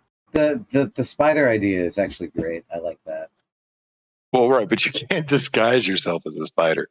Yeah, but why would you guys need to disguise yourselves as like a spider or a flea that's walking on my shoulder while I'm disguised as a kobold? You've still got enough polymorphs for that. I'm definitely going disguised as something like a spider. Yeah, because a silver dragonborn is just too freaking obvious. Yeah, exactly. Oh, right. Yeah, good point. Manic and wild shape, so you got 4 spiders. Yeah. You know, so you got like 4 spiders or 4 fleas that are traveling on this weird rock-shaped kobold. It's all good. Well, no, we're saying if Naya uses a wild shape, you can be a spider too. Oh, that would be neat, I guess. It's also any beast of CR 10 or lower, by the way. 10 or lower, yeah. So Yeah. I could still be like Black Widow. The other thing, we would need to pick a more intelligent sort of creature because we're gonna inherit all of their attributes, if I'm not mistaken, including however dumb they are. But oh yeah, you're stupid during it. Yeah. What? Yeah, you're stupid during polymorph. Oh, see, that's not gonna work for me. I'm gonna go as a dumb kobold. No offense to my kobold friends here. Is there anything that has an intelligence above 3? I mean, if you wanted to have like a little water pouch in the tail, we could be a bunch of tiny octopi. They're pretty smart, right?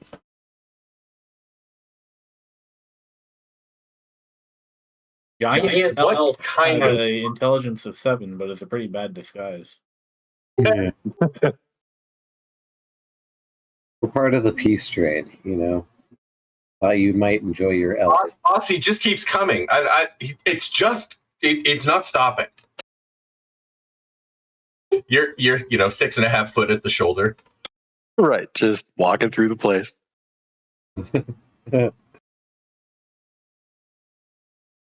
I'm just saying, you don't fuck with a moose unless you're, big. Okay, so I'm confused. We're talking disguises here, and then we're also talking moose. Yeah. No. Apart from talking about moose, and then we're talking about some kind of a peace offering. No, that's like. At what point do we do the peace offering, and at what point do we start the disguise?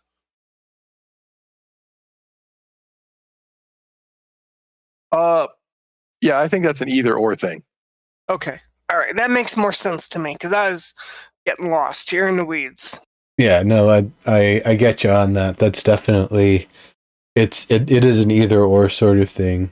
Actually give the peace offering. The peace officer offering is probably going to get taken deeper within the the place, and I was figuring is that the disguises were going to be implemented during that transit and or before.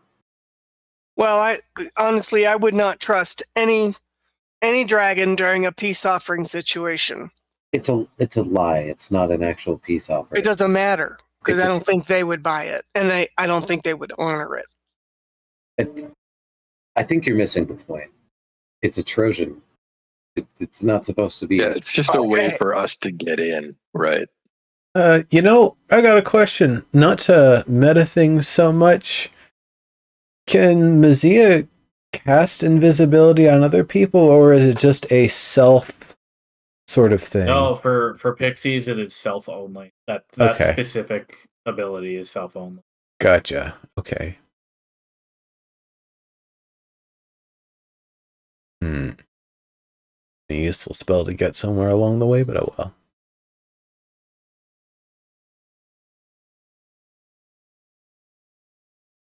Invisibility.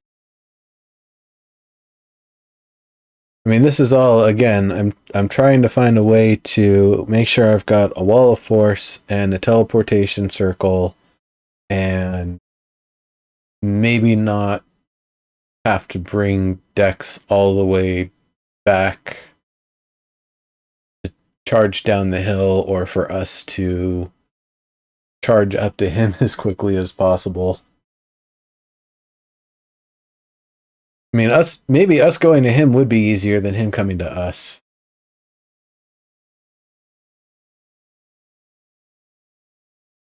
Well, I mean, at a bare minimum, you could cut half the travel time that way, right?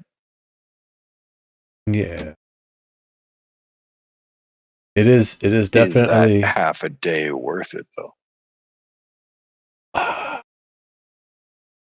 I'm thinking it might. I wonder, asking our friends, like, how immediately does the teleportation circle get used for outbound stuff, and how long? Is it like, all right, Redshift's over, everybody queue up and we're shipping out immediately, or is it kind of done in fits and spurts and intervals I will across once again the day? remind you that teleport circles do not go outbound, but you just draw it anywhere. Oh, you're right.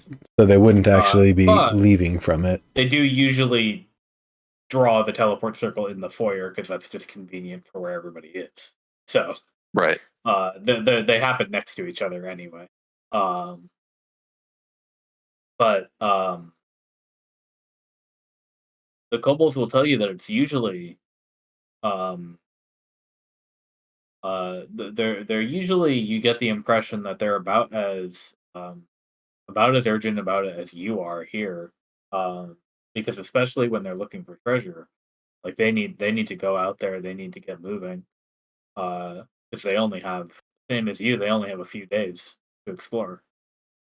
And then another question, daytime versus nighttime activity, is it something that they would be more frequently shipping up and sending out during daylight hours, or is it something that they would potentially do at night as well? Like if we timed it up to come in at 2 a.m., would we have like mostly everybody asleep sort of thing? Uza says, Lord Arturus occasionally forces us to go out in the day, even though the sun is harsh. But when he is not in a rush, he will usually allow us to be nocturnal. What about the other forces, especially those that might still be active, given how many of the princes have been grounded? Well, the salamanders and the imps, the forgers rarely leave anymore.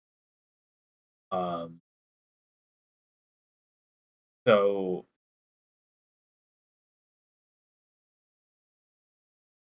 some of them are active during the day, some of them are active during the night.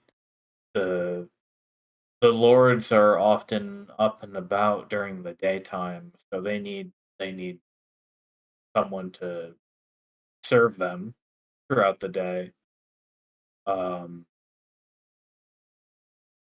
But same as in the nighttime, because sometimes the Lord King are up and about during the night. There is not really a set schedule for everyone. Seems like maybe waiting a day and picking exactly the time we want to try to enter might actually be to our advantage. That if we can get in at a time of low activity when everybody has already been deployed and nobody is being recalled, at the sort of hour that those who would be sent out on patrol, of those who are left to be, deployed for that, would already have, long since been sent out. That might actually be to our advantage. So trying to rush and then go as soon as possible might not actually be as good as taking that moment, waiting till the rush of activity, the bustle, deploying everybody out is already settled, and it's just the lull of, well, who's left and what are they up to? How active is the foyer during the Redshift?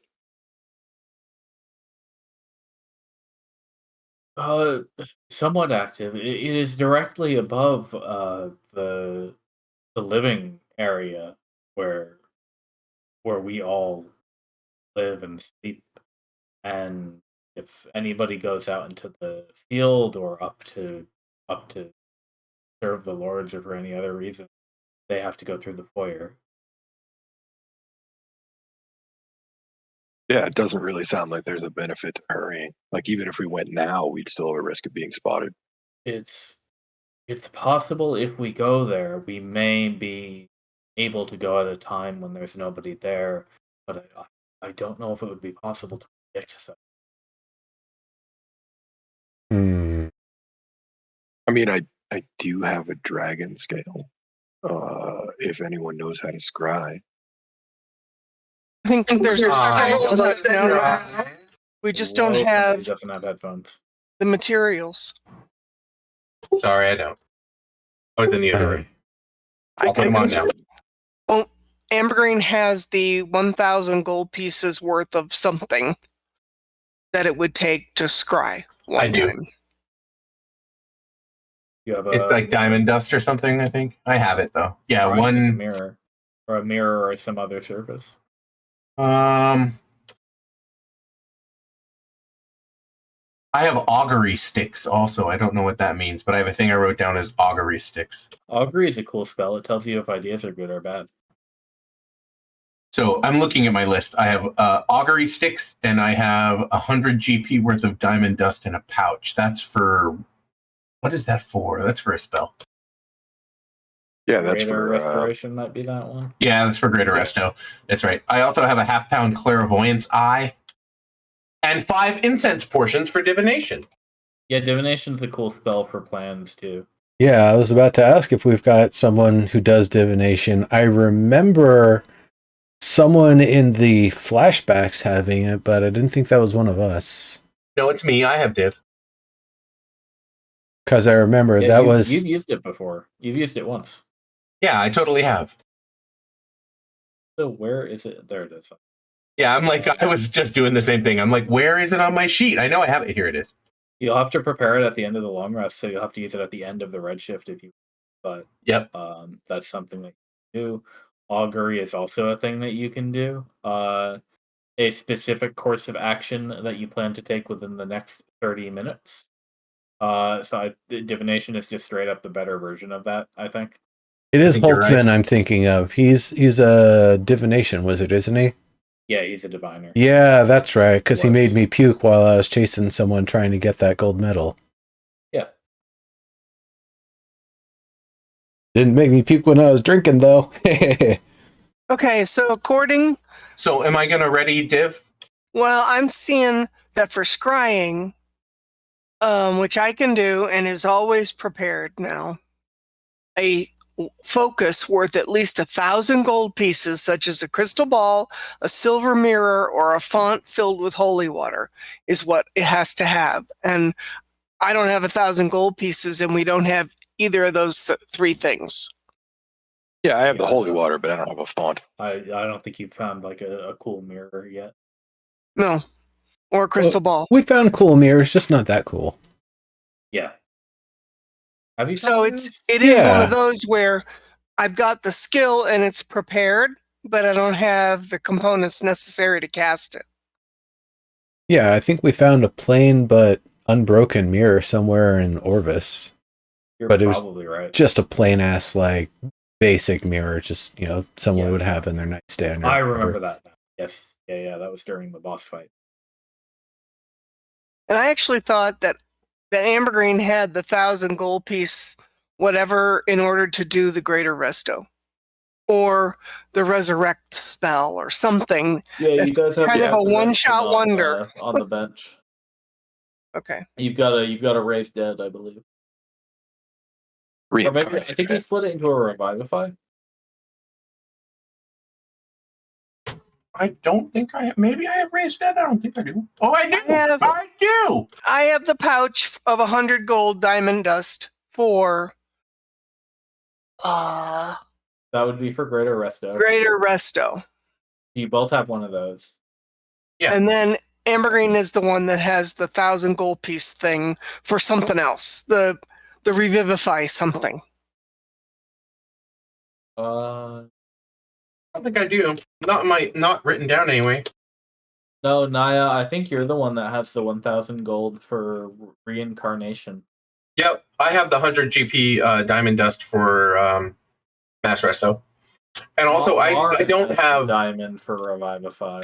There it is. Yeah, I was going to say, I don't have Raised Dead Why does ready. Lion have that? Were we just having Mont hold on to it because he knows revivify? Yeah. I have no idea. I assume now.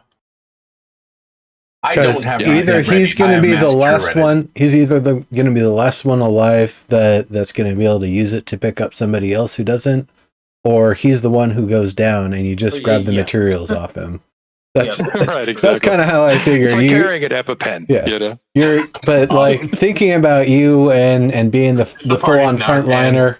It is definitely you're going to be the first to go down or the last to go down, but it's not going to be you're not in the middle.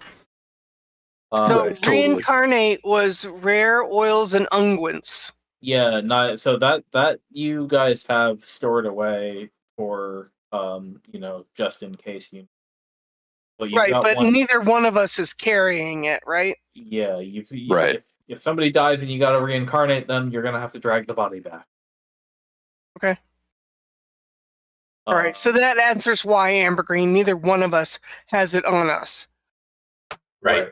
And yeah, like we said, Mont has the revivify for the 1 minute resurrection, which is usually good enough in dangerous situations.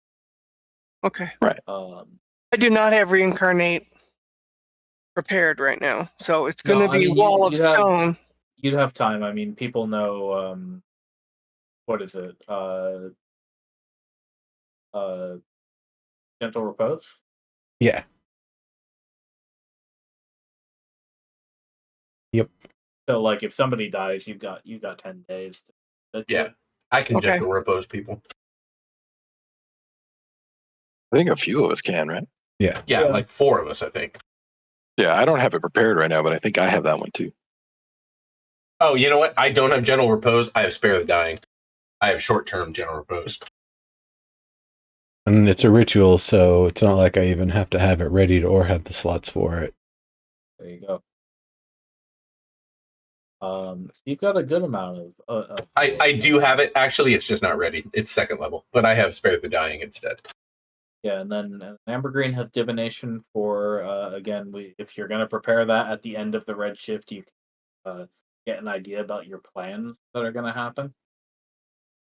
What's a consensus? Yeah, I have to spare my other something else for it.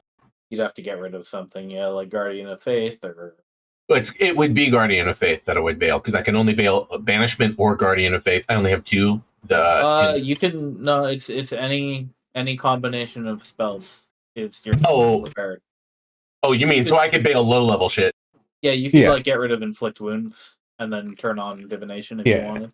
we're not 6th edition just yet. That's where they're trying to do the. Yeah. That's 6E, where you have to have a certain number of every level of spell prepared, or else Jeremy Crawford will come to your house and beat the shit out of you.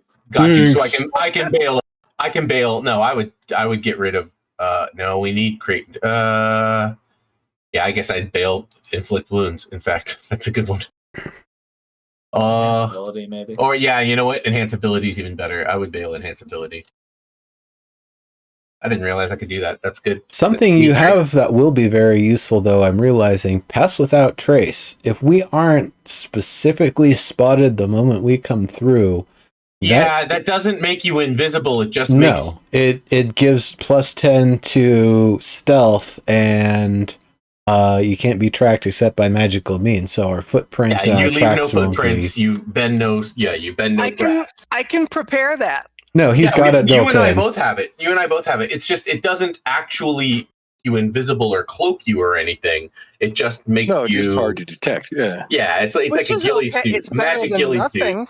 Yeah. Sure. Oh, yeah. It's great. But I've always felt like walking with Pass Without Trace, trying to use it as a camo has always been like, I've always felt like my bare ass in the wind, you know? I told my other players this the other day. I have literally, because they did this in a city, I've literally never seen a party of players use Pass Without Trace anywhere but in a city. Huh. Just anecdote. Yeah, I saw it used off piste on fucking Acquisitions Inc. also, where one of the players were like, you'd be the first to use it in a dungeon environment. I'm just saying, as a dungeon master, I would never let my party use Pass Without Trace to sneak in a front gate with a guard, with an active guard. That's not what it's for. Absolutely not. No, that's not what it's for. Sir, I've already... I feel like... I've already used Pass Without Trace. You have when? Actually, not too long ago. I think it was when we were out... on that scouting mission? Yeah, when we were hunting down Arcturus and his crew, I believe we used Pass Without Trace. Right, instead of morphing, I used Pass Without Trace instead. Yeah. Well, I have the first time I'd ever used it. But... I have it as domain, but for me, I was always like, I use this to slip in through a backside. You know, like it shouldn't. I mean, I may be wrong, but to me, Pass Without Trace shouldn't. What's the word I'm looking for? It shouldn't defeat direct observation. Yeah, it doesn't hide you. It just leaves no evidence behind. Correct. If you use it in a city so that you can loiter with nobody looking at you, and you end up rolling like a 38 health check, it just means nobody's looking at you while you're hanging out. Yeah. It just means the old adage. Yeah, the old adage: if you paint the picture big enough, nobody even looks. Yeah. I used to use this trick to smoke weed right in front of one of the bigger richy ass malls, South Coast Plaza in Southern California. Because if you just stood there smoking the joint, it was like, no, you're a cigarette smoker, and it was the 80s. So yeah, dig it. The situation you'd have here is that if somebody directly observed you, obviously you wouldn't be rolling stealth in the first place. But if you had a scenario where you were rolling stealth, you'd get that nice +10. Well, if we get to where the kobolds are at and kind of stay low and crawl around and such, we've just got to get to somewhere where we're not going to be noticed for a little bit. And, of course, we might not even need that. Again, if we're going to be using Dex to get us out there, then it's probably going to be more using that as we try to make our way to the site of their protection device.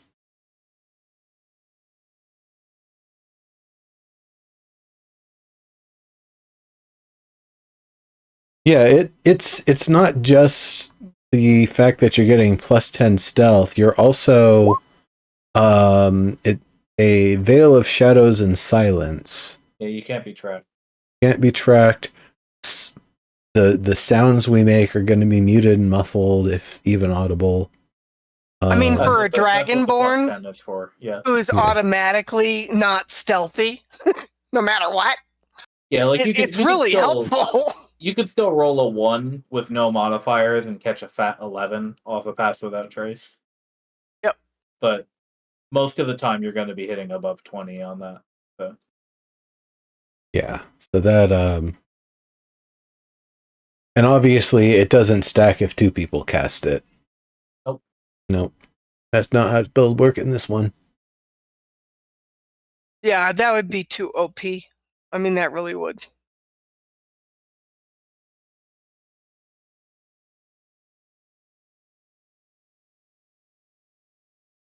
Honestly, I think it would be funny for there to be an upcast to pass without trace.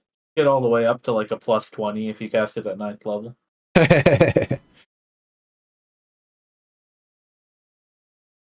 Well, with the way upcasting works, I would actually expect it to be from level 2, every additional spell slot increases it by 1, so...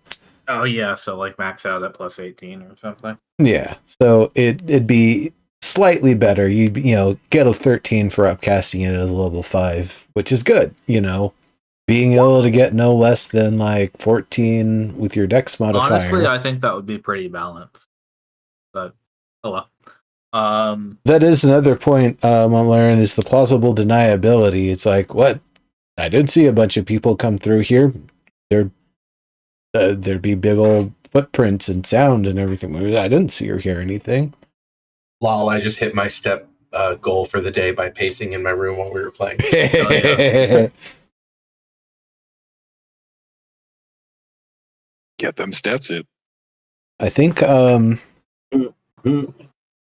though the idea my wrist vibrates. I'm like, what the fuck is this? And it's like, good job. I'm like, oh. Don't let them say D&D nerds don't, get their steps in. This sort of plan that we've got going to teleport out the way that we've kind of been talking about. I'm really starting to like this as the way to go. It's going to be a bit dicey. We're definitely going to need the divination to help. I guess, given where things are at with the Redshift and time to rest and stuff, I might even be able to get some answers out of a contact other plane, but it'd be hard for any random entity on some other plane to be able to know the time that we'd be able, asking them to do the divining for us. Like that's a big ask. You just did contact plane for the some details about the raid, didn't you? Yeah, that was You got a little bit of the last time. I think you guys did divination and contact plane for that, and you got a lot of stuff from that. So I mean, those are good options if you want to spend the spell slot. I thought that was augury. Okay, never mind. Divination is like better augury. It's just 4th level augury. Yeah. Oh, okay. Contact other planes a ritual. So I wouldn't actually have to burn a spell slot. It's just I'd have to do it before I take like my final long resting part of the rest. Otherwise, if I mess up, I'll just be a babbling idiot and we'd have to wait a week. Yeah.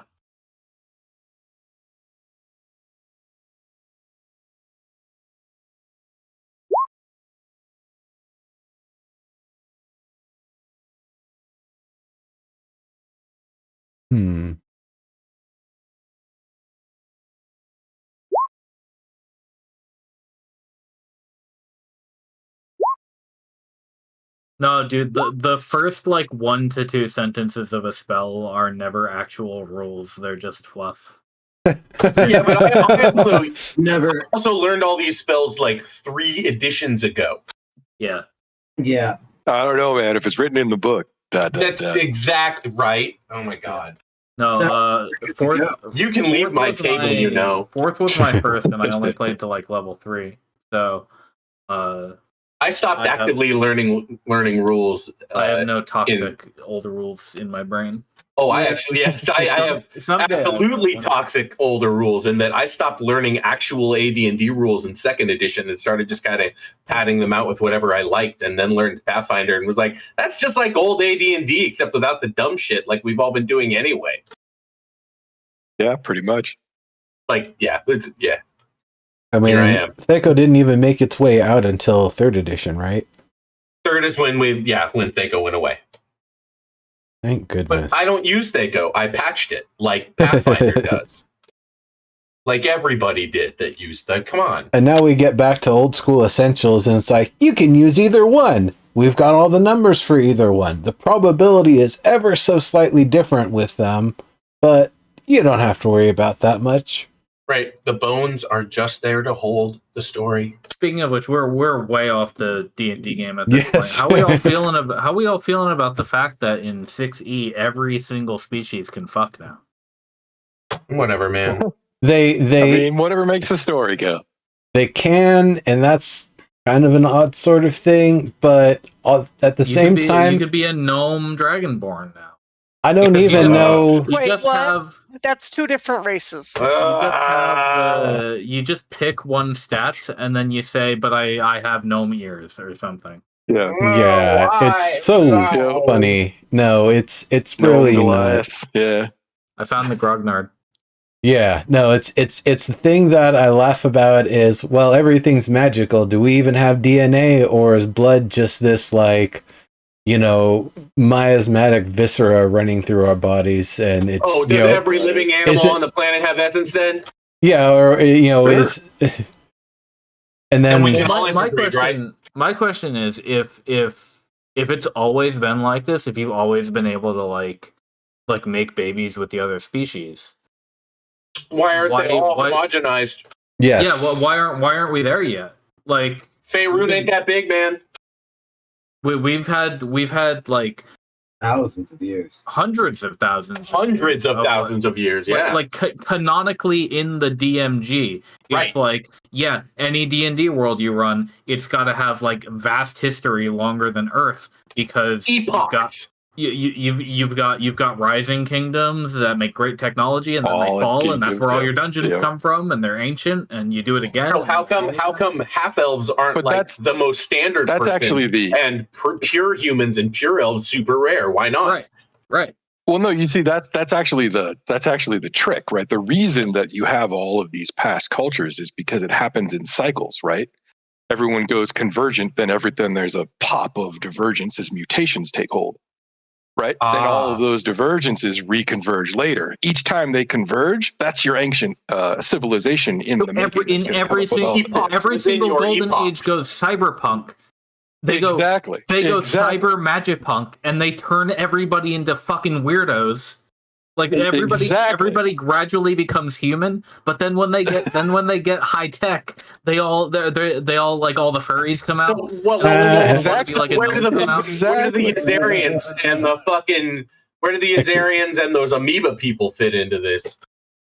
They're just the weirdos, man. Actually, I kind of, if I was trying to reconcile the 6th edition sort of like how it works, that there's still pure races and stuff, is just all half races are barren and unable to breed, and so mules. So that's not what the book says. That's not what the book says. But then my question's going to be: so what happens when my character is two different half races?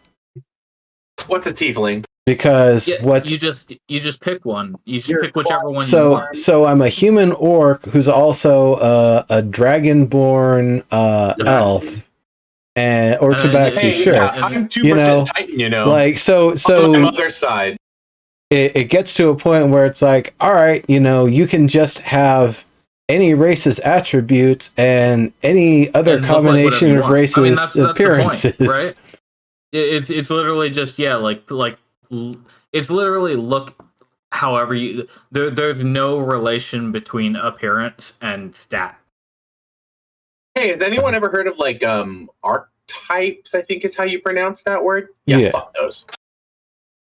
Like, I'm 1/8 dragonborn, but it's the most thing that I am of anything else, so I breathe fire. Right. Also, I'm Cherokee. Did you guys know that? Right. Well, recessive genes on my mother's side. By for the record, the reason that everybody isn't a half elf or a half orc, at least as far as humans go, is because half elves are pretty rare. Because in this world, at this table, because elves have to be at least 300 years old before they can produce children. So that makes those pairings pretty uncommon because the elves are already usually too old for the humans, and the humans are like, that elf freaks me the fuck out. I don't want to fuck it. Like that. And for orcs, it's because usually orcs have too much wanderlust to stay where humans like to stay. Sometimes you'll get humans who like to travel with the orcs, and that band will turn into like mostly half orcs. But the thing about the orcs is that once they all become half orcs, they lose that wanderlust, so they stop traveling. So the ones that are still traveling around are generally the pure-blooded orcs, and they'll have some half orcs in with them. Those half orcs will breed back into the pure orcs, and then it'll kind of like work itself out after a few generations. Yes, a 300-year-old elf will look 30, 40 to a human. But I mean, they're gonna act like a 300-year-old elf. Well, they could also be a ditzy 300-year-old elf, and they're just like, yeah, party hard. I got pointy ears. Yeah. Let's go do the thing. That's why some half elves exist. Yeah, there's different people everywhere. And yeah, I mean, also you've got the 300-year-old elf who has already lived 3 human lifetimes, and is like, well, you're just gonna be gone. In like, well, not to mention, oh, you sweet summer child, right? For like every weighty decision their human friend makes, you know. Yeah, that, and then they're gonna be like, well, I could have a kid with you, but also I'm still gonna outlive them by 2 centuries. It's also something to me that's really weird. The idea that anybody who lives 1,000 years, when they're like 300-400, they aren't already like level 5 or higher. Like, you've been around that long, you've had to survive this and that, you've got, tons of life experience. Surely during that time, unless you just kept getting like, fantasy COVID or whatever that keeps knocking you down constantly. This is why I liked Pathfinder, because Pathfinder had NPC levels where you could level into things like artisan or aristocrat or any of the other fucking things. Because yes, you become a master artisan. That's what you do. That's, years. You don't know what I actually did like. I did like the Pathfinder gave all of the NPCs equivalent levels. So you can just be like, nope, it's this level, etc., etc. Next campaign and going forward, I'm making a table rule where for every 50 years your character has been alive, you get an extra proficiency in like a tool or instrument or whatever. That's cool. So if you want to be if you want to be a 600-year-old elf and have like a dozen extra random fucking proficiencies in like languages and shit, like go for it. Fucking dilettante, right? Does that include the like racial training, like elf weapons and dwarf weapons and that sort of stuff? I'm gonna make those into background. 1/4 dwarf. Okay. So you're the elf that collects maul knives, and you're like, actually, this is a Keldaf. This is I'm gonna make like the elf weapon training. I'm gonna call that like traditional Welgaian training, and the dwarf training probably traditional Gormadad training or something like that. Gotcha. I was actually something I was thinking about is, golly, it'd be really easy for someone to roll up like a 500-year-old elf or whatever and just like Mary Sue their way into being able to do everything for everybody. Oh yeah, that's why I'm not gonna let it be regular skill proficiency. It's just gonna be tools and languages. Yeah, I think that's plenty. That is right. Even with that, being able to do like all sorts of the crafting, you've got your background in the gnomish tinkering and alchemy and all that sort of If you stuff. want to be a craft monkey, then be an old ass elf. Like that's what you're there for, right? But then that's going to run into another sort of fun thing with how they manage time and resources relative to the campaign time. If you're going to be having something where there's like week-long downtimes, sure, that could work. You have the time to craft stuff. If it's back to traditional, a long rest and then you're back on the road again, you're not really going to have time to sit down and pull out all your tools and get the furnace ready and all that sort of stuff. Downtime.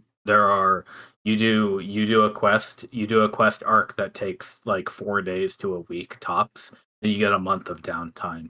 I always give my players a year of downtime when they hit like level 4. So they can go craft a magic weapon? Usually I'm more into the party with the noble class, start a guild sort of thing. Gotcha. Get an information network going, get a squire, Publish the epic I've been working on the whole time I've been here on the frontier. It's kind of what I was thinking about with like the first edition sort of stuff and those inklings. It's like, oh yeah, you're a level 7 fighter. You're a knight now. You get some land and like a vassal and some assistants and some money and a horse. I like that. I've read about that a little bit. I kind of just naturally gravitated toward like trying to implement that, especially for martial, like mundane characters, into the standard how the world treats them and expects them to act in return. Where you just get stuff like political resources, because that's what you're doing now, because you're very important. To that extent, that's one of the things I liked with Blades in the Dark, which I guess is the Powered by the Apocalypse rule set, that it is built in with like downtimes and planning, and like you're literally seeding what you're going to do during a session as a you spent your action, one of your downtime actions, to do a preparation. Then during the thing, you get to the point where you're kind of backed in the corner and you need some way out, and then you do the flashback sequence to, oh yeah, that guy over there, you had charmed him at the bar, you had made inroads with him, you've made friends with them over the past couple of weeks. And now it's time to call on that and say, hey, Joe over there, Joe McGuffin, you know what we're doing here. You check over the papers for us. It's, oh yeah, these papers are totally legit. Wink. And then you get to continue. Like, I like that sort of stuff. That is definitely a cool sort of feature. So yeah, like being able to have downtimes to be able to set that sort of stuff up. Especially to not have that in that system, but even be able to see it in D&D. That's cool. I like that. Okay. Long diversion. Yes. Back to infiltration. D&D. Yes. Infiltration. What's the plan? What are we going to do to get into this volcano? I'm down. I'm down for the Trojan horse. I mean, package. So I'm thinking it's divination and contact other plane to get the feasibility of the actual approaches that we're trying to. Oh God, I guess. Then we determine how we're going to meet with Deckard and him to make our circle get there. Be sure our total staff going in enough for a full port. Did you know your mic was open? Yeah, no, I am typing this as narrating. because I'm like, I don't want to lose my train of thought here, but there's a lot of steps here. And then from here, this is kind of where we're at the variable if we're going to do the peace offering Trojan horse, or if we're going to try to, if it's feasible enough. It doesn't even have to be a peace offering. It's just some kind of Trojan horse. Like that was just like the idea that came to mind. If anybody has a better lie or narrative, like that works too. It kind of works with the narrative that we've already given them. You know, that we always want to talk to them, that we're always open to, like this kind of avenue of discussion. That's it. Sorry.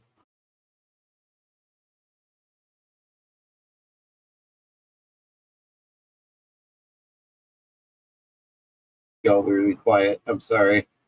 Oh, it's all right. I started typing again, so I muted my mic. Okay. No, so if you got a better kind of idea, like this is a tribute, or if you want to kiss ass, you could do that too. Like I don't know. It's just it fits the narrative we've given them. Like we're the type of people to try to talk to them, even after we kick their ass or they siege us. It's a lie that I would be arrogant enough to believe if I was a dragon. Well, from the dragon's perspective, though, we won the fight. No, yeah, exactly. So it doesn't make sense that we would show up with some kind of a peace offering. Yeah, it would. They're on the back foot, which means that they suck now, and that means that if you don't want to get your ass kicked, you know, you make your peace offering right now. It's what the merciful fighter does. The night after you come in and you kick the other knight's ass goes, all right, so we kicked your ass. Do you want to pay tithes to my lord, or do I kill you and then, you know, burn your lands and then reestablish, and then they pay tithes to my lord? There's historical precedent. That's all I'm trying to say.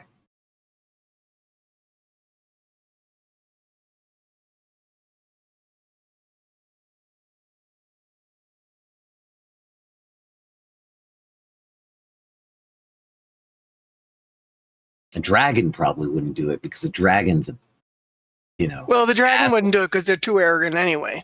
Yeah. Well, it depends on the dragon. It doesn't make sense to me that we were the winners, and why should we come back with any kind of a peace offering? So the peace offering, like this is why the wording peace offering is weird. It's not exactly like that, but I understand what you're saying. Like giving them gifts, but it's like Rome buying off the Visigoths. Exactly. Rome just kicked the Visigoths' ass, but Rome understands that the Visigoths are going to be a pain in the ass later. So instead of just like entirely genociding them, they pay them off and then they fucking leave. And then Rome goes on to be its worst enemy for another 5 years. And the Visigoths realize that Rome hasn't raised an army because Rome is too busy being decadent and being its own worst enemy. And so the Visigoths come back in, and then they do that for a couple of years until eventually Rome is sacked for the first time. Yeah, the Visigoths did it the first time. Yep. And then they get their shit together, and Rome is like, what the fuck? We've been sacked. And then they, you know, kick the Visigoths' ass all the way back, and they go through a couple of good kings, or sorry, emperors, and then all the bad emperors come back, and shit starts going south again. It's because Rome tends to become its own worst enemy, like, whenever it sees something good. It's something that the Byzantians also did really, really, really well. Because, I mean, they are just Roman. And then the Ottoman Empire did crazy shit, like pit up its, like, heirs against each other in, like, it's not incest, but I'm going to use that word because or what would the word for, like, fraternize? Yeah, fraternal, like, fratricide. Yeah, fraternal, fratricidal battles, right? That sometimes if you're, like, quote unquote, merciful, like with this guy Mustafa third, he might be the fourth. Mustafa here, right? He was a kid. So like the guy who was going through like killing his 12 or so brothers was like, you know what? I'm not going to kill this Mustafa guy. I'm just going to lock him in a tower for most of his life. And so Mustafa gets locked in the tower and kind of forgotten about. And then all the heirs to the Ottoman throne die. And then Mustafa becomes king because that's perfect. The uneducated guy who was left in a tower as a political fucking, prisoner of war gets freed and becomes a king.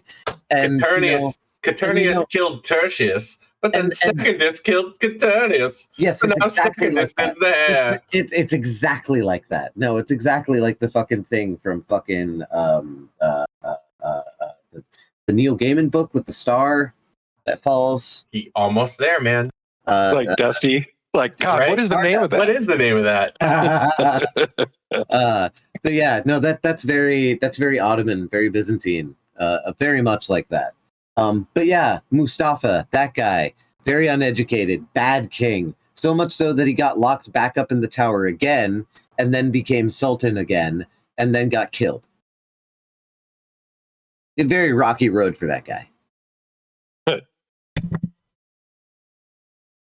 But like, so yeah, your own. I think I like us teleporting in like a jar or something, so that we're as innocuous and small a teleport in as possible, and then getting to some small place, and then get into it.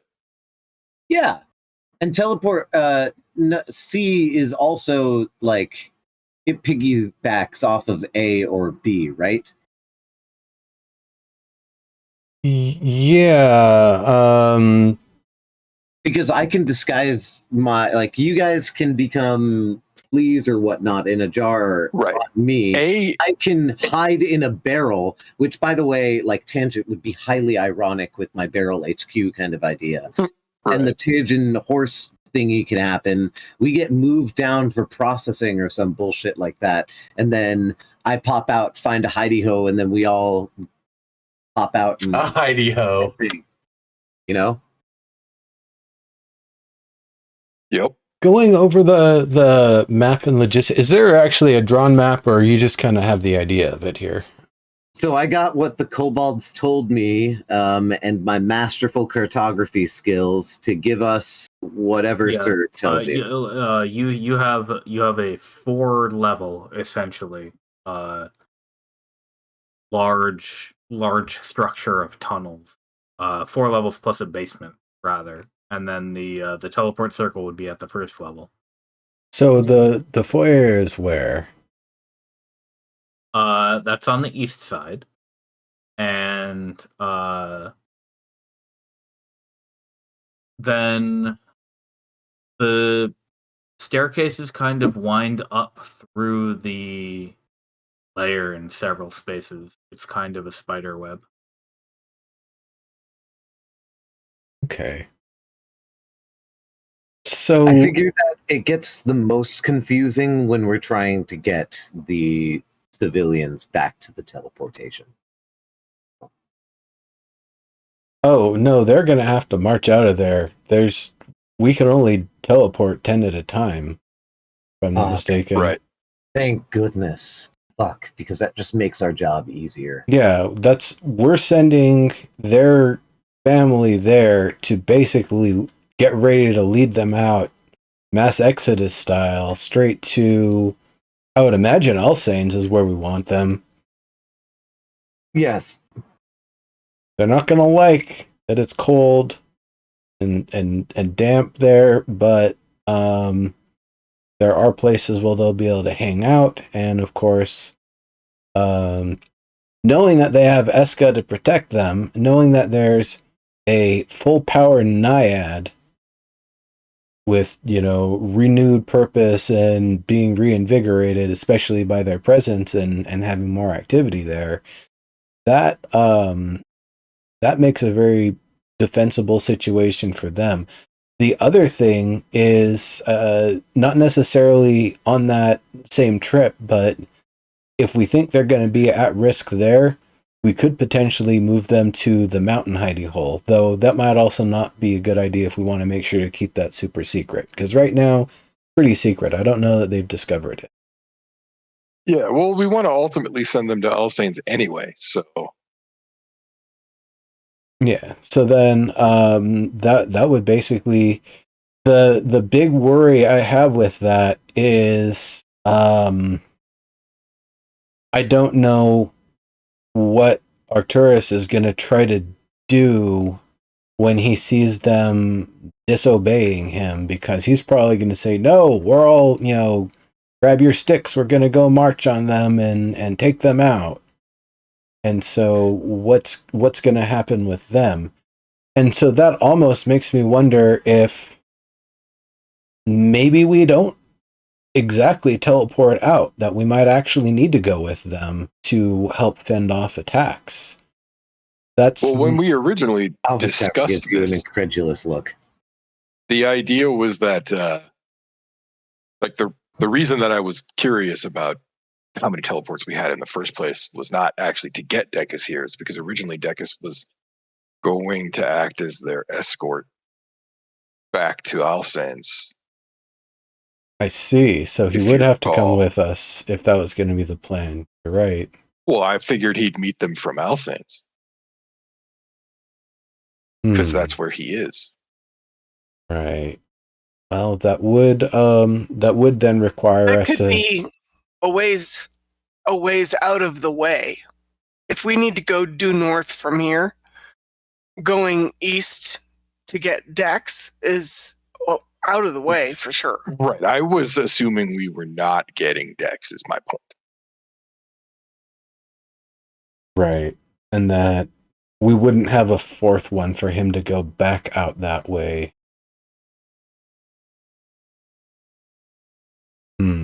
Yeah.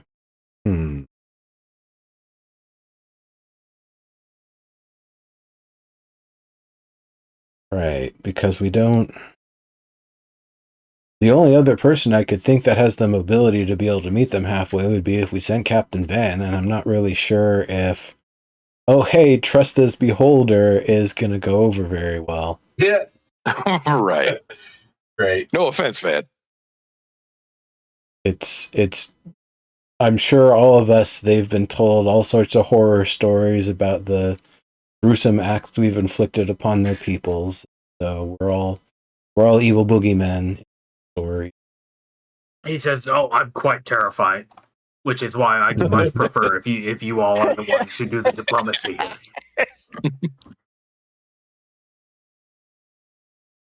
I imagine if we ever did a movie of this, that he would be voiced by the late John Candy. Yeah. Too funny.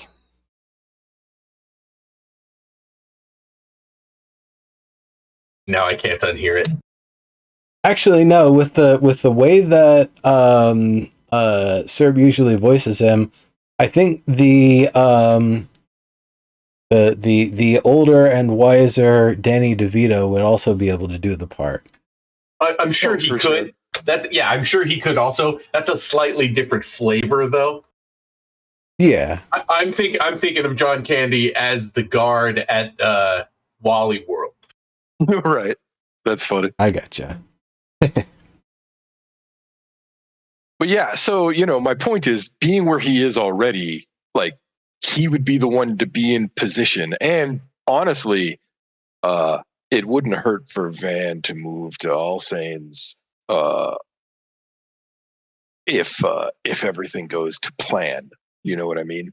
Like, to be kind of out on the way when the shit hits the fan. But I don't really know how to tactically pull it off, because if Van leaves here and we screw up, here doesn't get to be anymore. You know what I mean? Yeah, because, Dragon's going to come through and we're going to need something that can help us fight off a dragon. Right. So I think Decus is on his own, plus whoever we can get there for him. But, like, it's not going to be us, Right, because the Mortia's team is going to be staying put to help with defense at this location. Yep. Right. We've got ballistas that, it'll do some amount of work, but whether it would be enough to take down an ancient red dragon and whichever of his kin he's able to drag along for the fight. Arturus would definitely be able to accompany. I don't know if Daymare is able to fly, if he has access to a sustained magic to allow him to fly.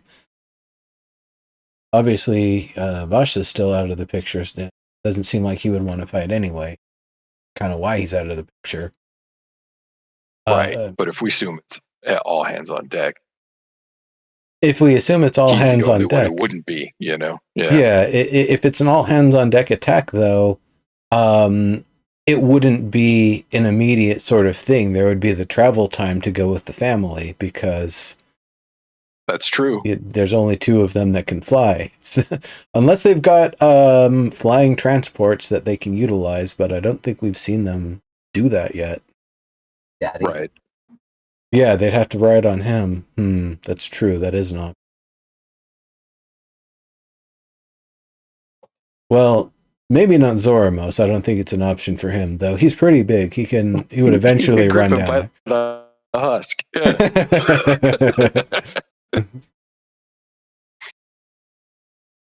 I think the whole thing's frankly a suicide mission.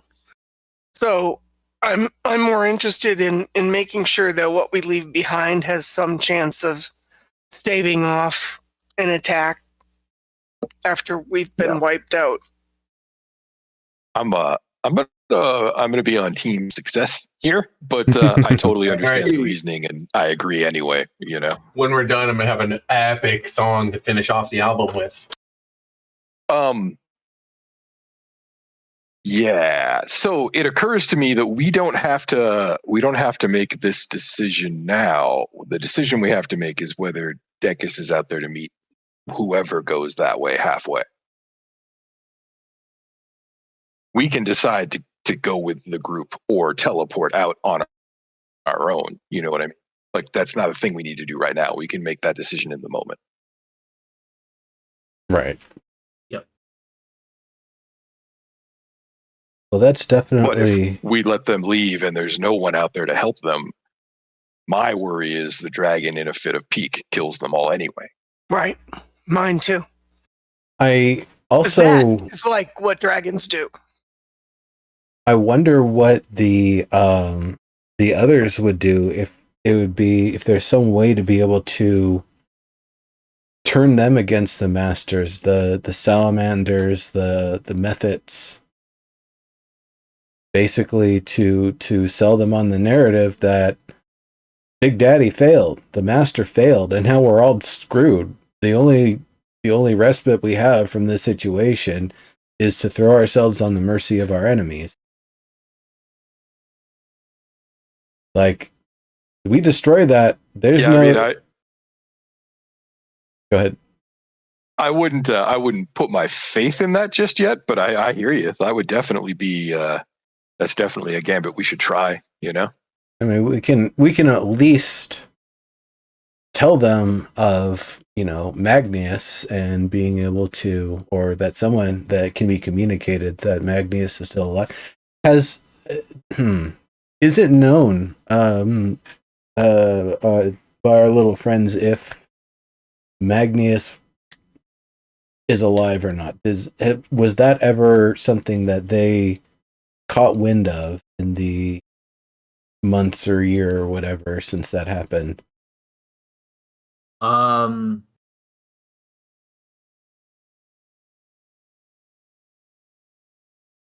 They know if they scried him, I guess. They know about him. They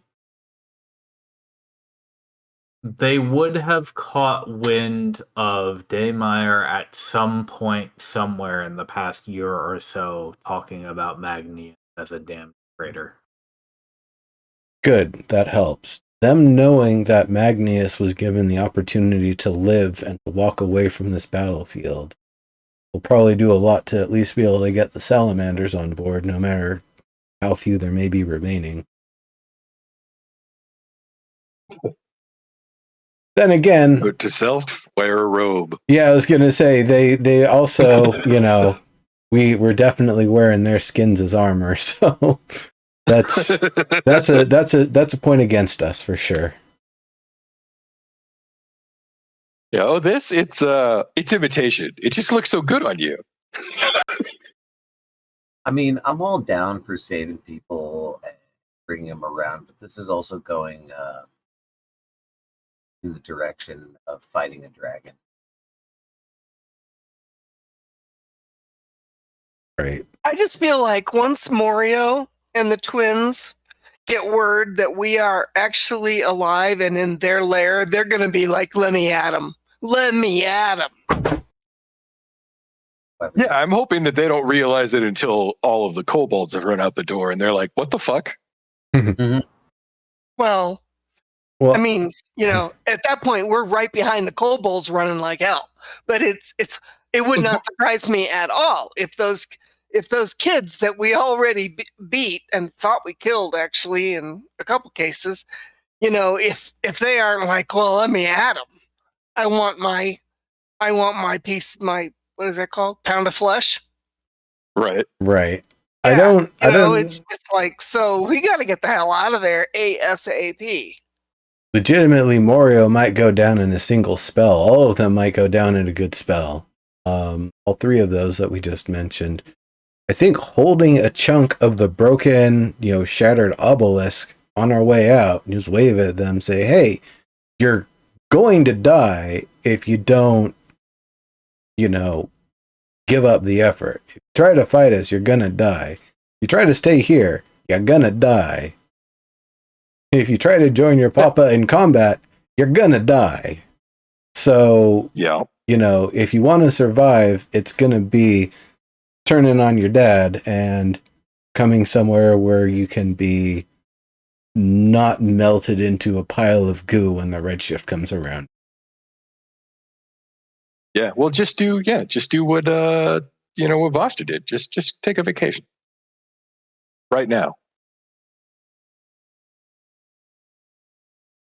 Yeah, you better start marching, because I don't know if you're fast enough to outrun the redshift. Yeah, it's a slow pace, but you're going to have to just keep on going in whatever direction you pick, and that's going to have to be that.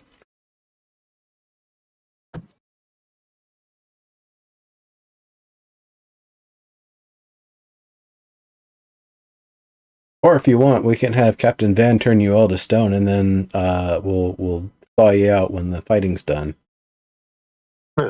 Yeah, I guess that's an option.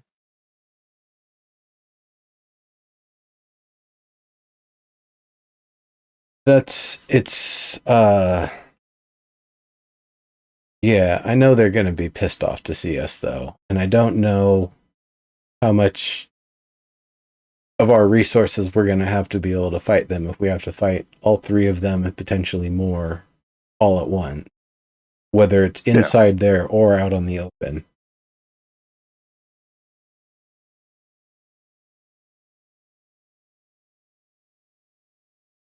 I mean, it's a lot of steps and a lot of everything. I don't want the kobolds to die. I don't want, all the whatever families of beings and stuff are there to have to get killed in this.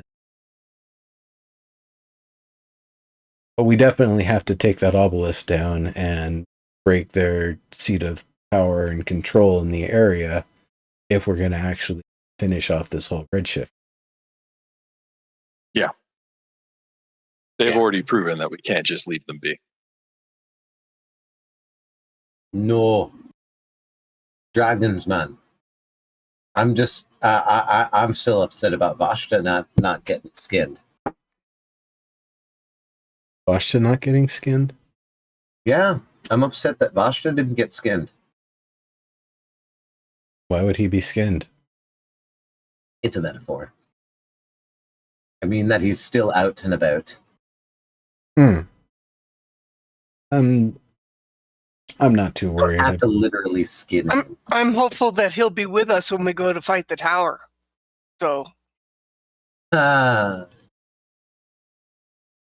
That'll mostly be good. At the very least, he's the only one that's actually gone into the past and seen what's going on and what's at stake. So I think he has seen it. He's maybe the only one with the wisdom to know that maybe we need to let these people do their wacky thing. Yep. The only one who would understand right now. Because he saw it. Yeah, which arguably makes him worse. Okay, you're talking. It's dangerous, right? Yeah. Yeah. You're talking to the guy who's part of a questionable organization here. Can you trust me for a second when it comes to my judgment on questionable characters? Right. That guy, right, knows what it was like now. When things were better. Knows what it's like right now, and stated that he liked it better right now. Knows that we're probably too much to take care of, right? And doesn't want to deal with it either way. The guy chose his own ass over the greater good or anything like that. That is not the kind of guy who I want on my side. I don't want that guy in a business deal with me. Right. By the way, I mean, you're not going to change somebody's nature overnight. Oh no, It's absolutely. going to take some time. That's what I'm getting at. It's dragon. You're not going to change his nature at all. Did we ever? Well, he's only half dragon. Did we ever get any inkling of or description of the forces he usually marshals, or was he usually just kind of a loner? You did not. Would our friends know?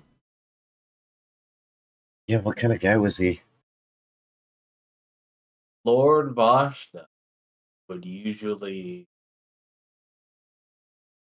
is very self-sufficient. Yeah, he seemed like that kind of character. Where the other lords are dependent on their eldest brother to summon forth creatures, or in Lord Arturus's case, keeps the kobolds in mass. Lord Vashta is able to summon forth minions of his own at will if he wishes, dismiss them at will. He needs the least help of all from his eldest brother. He has no need for minions to teleport him across the nation, across the zone.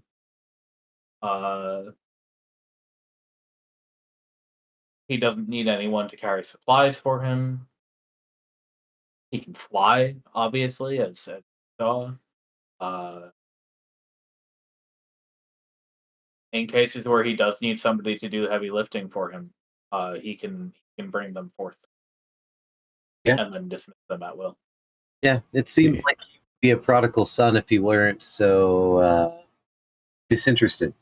Yeah, actually, I think disinterested actually is a good word and buys him time to think about. He already decided to not participate in the attack on us. That tells me things are moving in his psyche that suggest a possibility for a change. Oh yeah. Also kind of get some inkling from this that he doesn't actually like responsibility, and so not having to manage anybody else is something that he appreciates, that he doesn't have people that have to answer to him, that he doesn't have to be, marshaling forces and taking care of their well-being and make sure they're all trained. Because that if he doesn't like responsibility, then just screw all that, just get tougher and be tough and handle it yourself.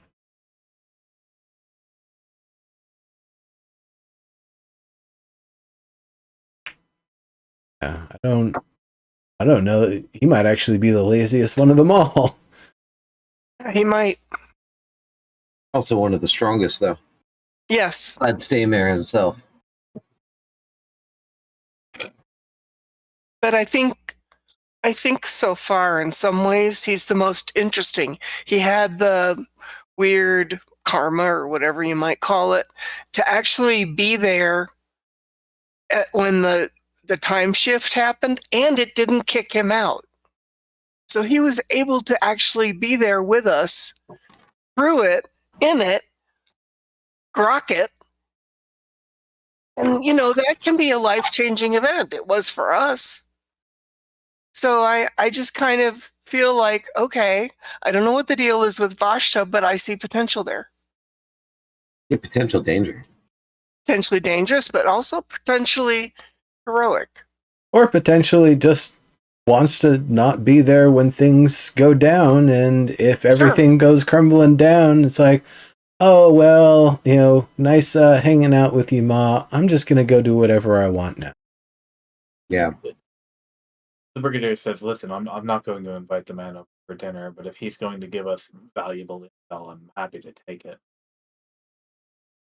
You don't have to be friends with him. Right. I suppose he's the only one that's given us the option to not necessarily have to be enemies. So right, and he did give us information, and I had a heads up about the fact that his dad was going to attack us. yeah, That turned out to be true, and in very short order. he's likewise not here. So, tangent aside, what are we gonna do next? Yeah, what's step one? And then the rest of the steps, what's the plan? BRB, I gotta pee. Are we Actually- preparing barrels for myself, and then like getting a nice pad for you guys to pocket yourselves in my cloak or something like that? Well, that was exactly what I was going to ask about. Is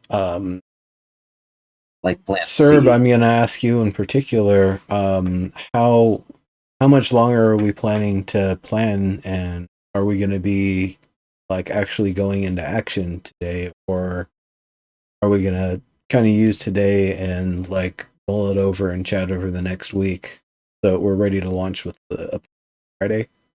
I'm sorry, somebody is knocking on my front door at 1:30 a.m. Right back. Yeah, go ahead. That is happening. Shit, I wouldn't open that door. Yeah, no, I'm Hey, neither. Yeah, no shit. I just fucking ignore that person. Be right back, though. Ghost them. Definitely don't Ghost mute them. your mic. Them big ghost them. Don't mute your mic. What if it's like some fucking alien and it wants to probe your butthole? Now we won't. Or what if you're getting spotted? Don't you want us to know? Yeah, Right? exactly. That would be really good for us to know, so that Make it ghosts say them. yeah, so we could do something about it. Isn't that how that song goes?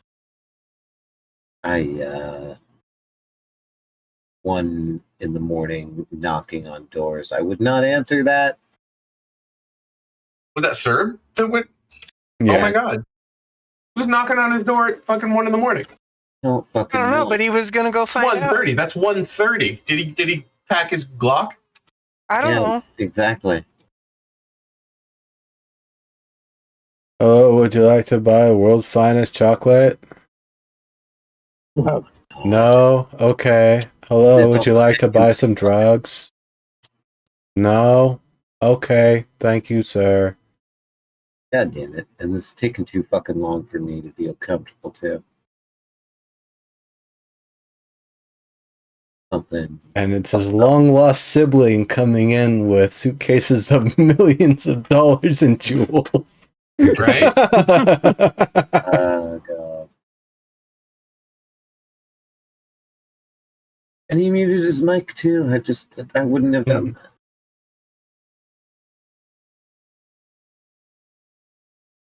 It's just so many safety concerns. You know what? While this is getting resolved, I am going to go AFK for a quick. Oh, fine with your AFK. They're dropping one by one. I know, right?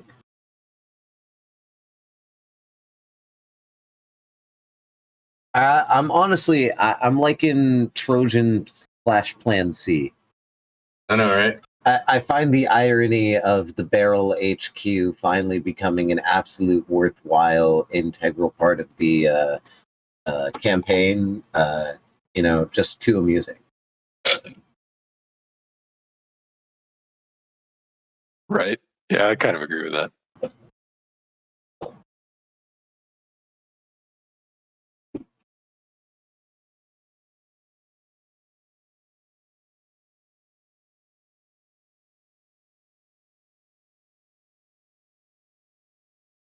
Okay, where the hell is Serb? He's I know, worrying right? me.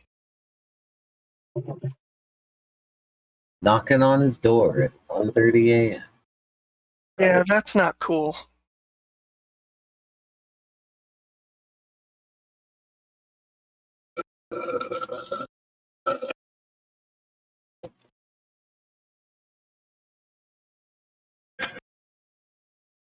All right, now where's Sir? Mm-hmm. Don't make me call his fucking local and ask for a checkup. He's already got one person knocking, man. You know, I'll send the cops over and do a wellness check. Yeah, I'm afraid that's what it is. Like, I'm wondering if somebody fucking swatted his shit.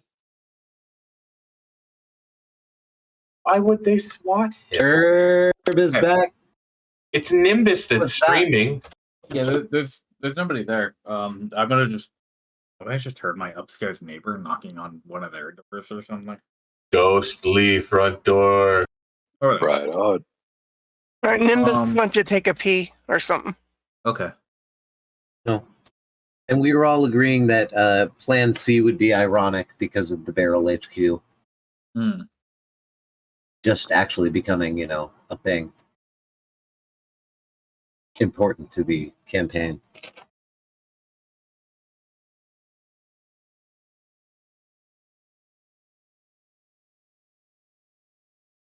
That's funny. I was like just about saying, so do I have to call in a wellness check or what? Yeah, right. I have your address. I'll do it. The porch light was on though, so I guess somebody was out there. Yeah, see? Now you gotta get your Glock. I sleep with a little hand axe. I sleep with a Glock. Not with a Glock, but with a hand axe. I know. I've actually moved it away from your head before. Why? It's perfect. It's exactly where I want it. I've got A friend of mine.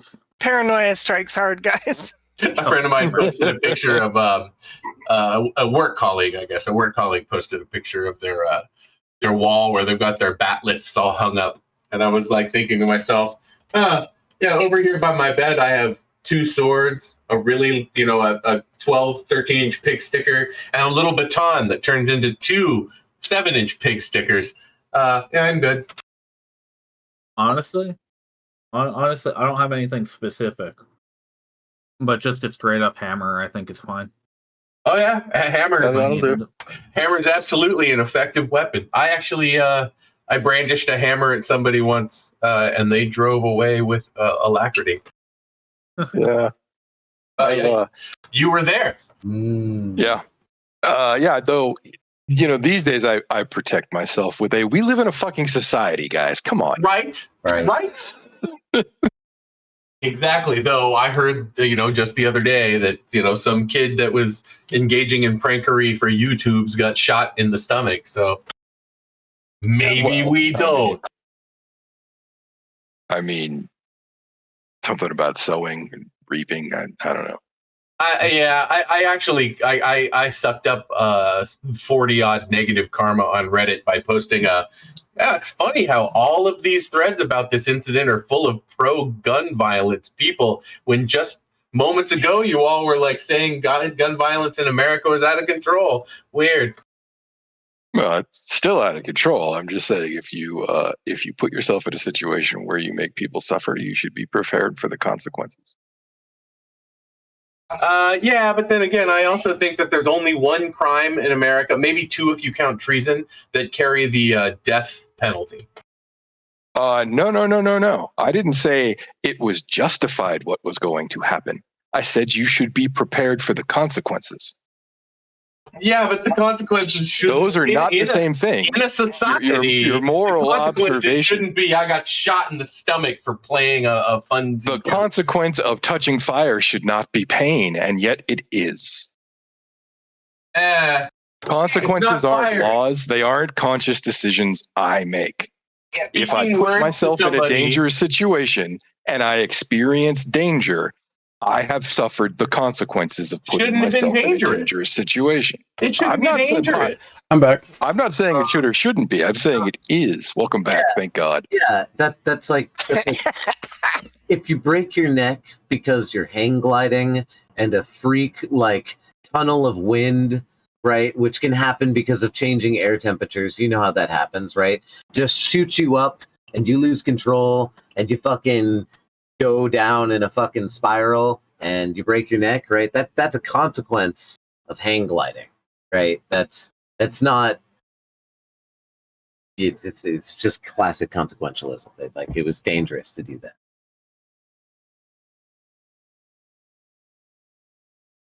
All right. Morality doesn't Yeah. factor So into I it was 'cause gonna it's not say a moral before choice. haunted things happened. I would Yeah, love weird. it if you could tell me and enact your plan right now. I see. Really? Yeah. Let's do the barrel HQ. We have had collectively we've had about 8 hours to make this plan. No, I'm feeling fairly confident about what I want to do. It's the spellcasters who have a good argument or reason to do any more like decision making here. Like I understand having to like fix up spells so that you're like Right. Tidy up your spells. Do the divinations you got to do. All that stuff. Right. We'll go through all that. But let's do it. I'm pretty sure the Trojan horse plan with a mixture of Plan C.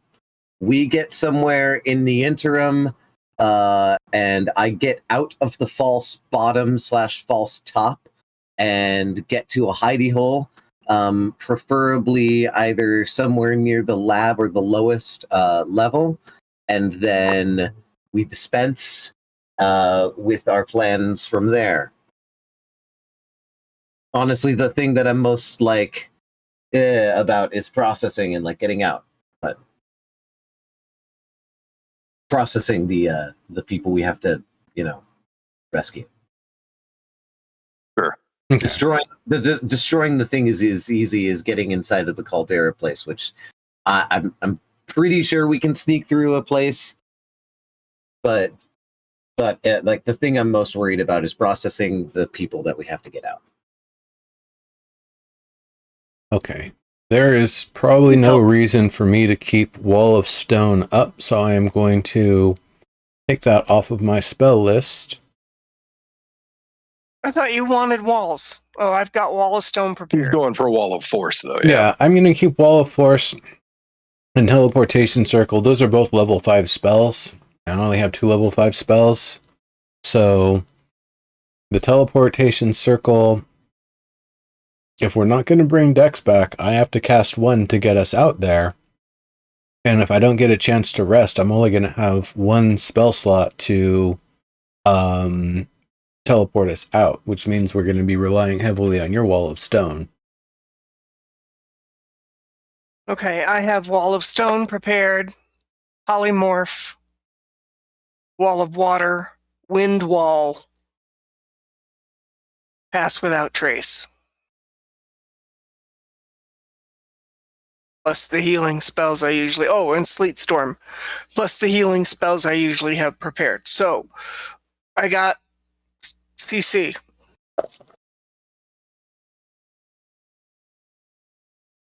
Pretty much it. I'm rolling mostly buffs, and then I have, auras. So as long as everybody sticks close to me, if we do end up in a fight, we'll be pretty well tanky. Am I gonna burn this here divination or what? Yeah. You'll have to. So that'll be after you prepare your spells after the long rest, and then is divination a ritual?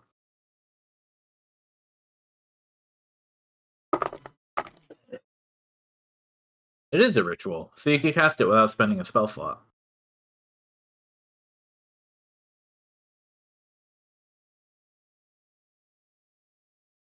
Hello? Am I unmuted? Yeah, we hear you. No, yeah, I hear you, man. Yeah. Mm-hmm. I think I should probably, with the spell slot I have free, prepare counter spell. I'm hoping we're not gonna need it.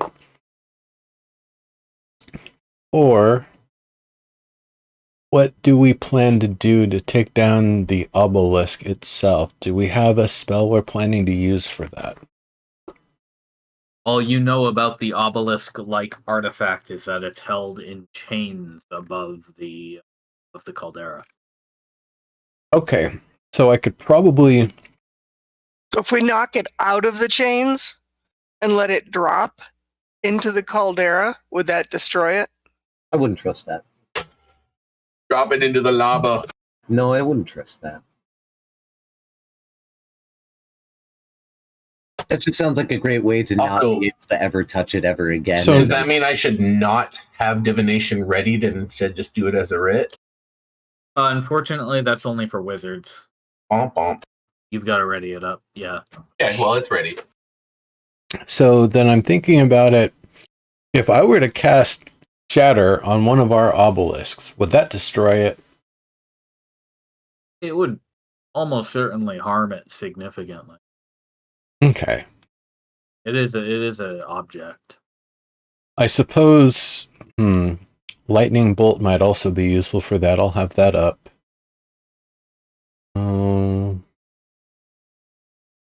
What else could potentially... I'm trying to think of other spells that might be able to help us bust it.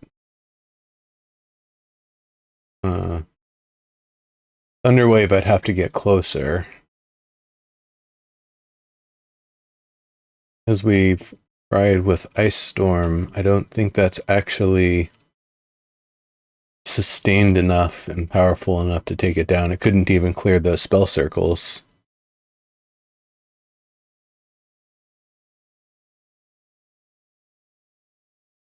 I think actually I'm gonna asking our little friends what are the languages that are usually spoken? Is it just plain old common everywhere, or what is usually used for communication back home? They don't really seem like they know the names of them, but they speak. They speak. The way they tell you is they speak Arabian at you real quick, and then they switch to what you'd recognize as Draconic for a sentence. Okay, so then I might want to bring comprehend languages so I can also understand what's being said. But if those are the only two languages that are spoken, I think we'd probably be okay if I passed on that. Yeah. Do we think there's room for... well, no, I can just cast Alarm as a ritual. The 1 minute cast anyway, if I was going to try to use it in an emergency. It's not really an emergency sort of spell.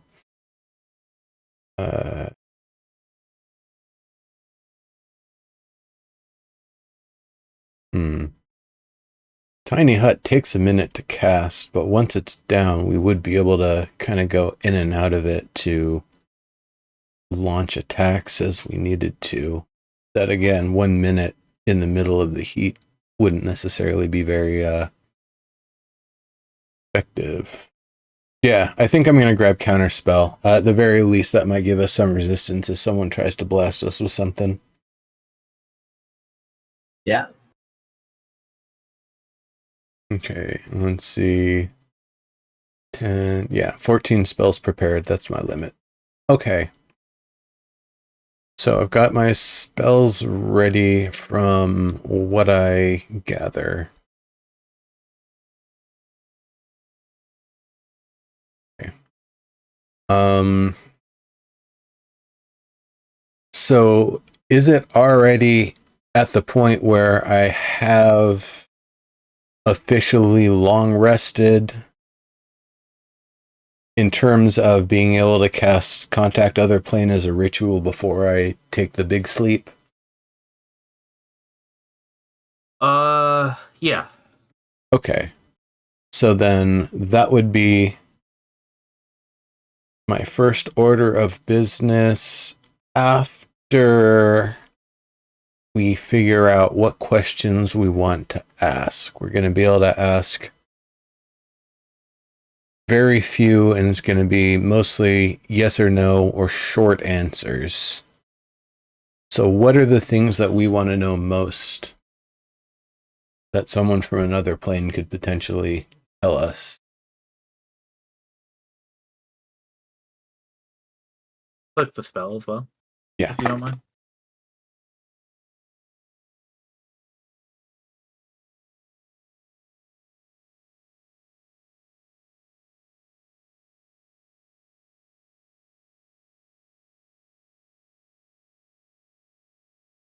Yeah, okay. Come up with those questions.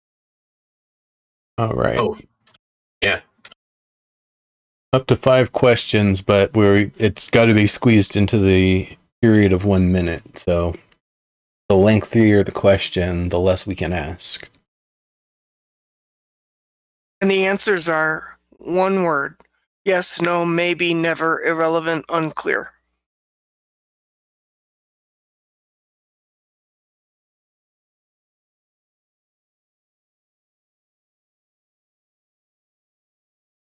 All right. Wait, that's not div. That's are you scrying? No, that's contact other plane. Oh, okay. It's from the School of Divination. Gotcha.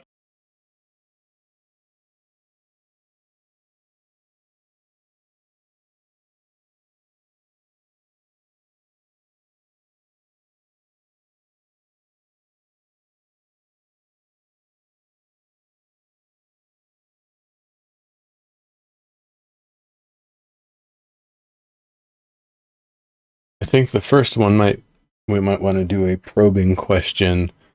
Can you tell me the details about the schedule of Raybast? And then Okay, so that's the first question. Yeah, I'm gonna press enter when it's all confirmed. I'm Okay. just communicating to everybody, so we're on the same page here. Second.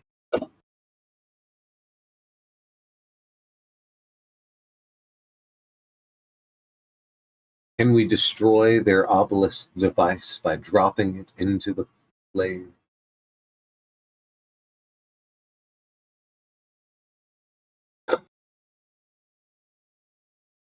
You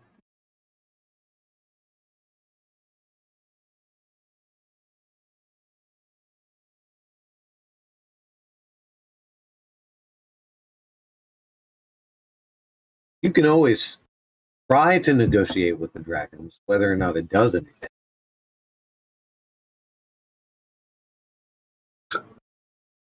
There we go. Yeah. Yeah, I was literally typing it as you were saying it. I was like, "Yep, I hear you, man."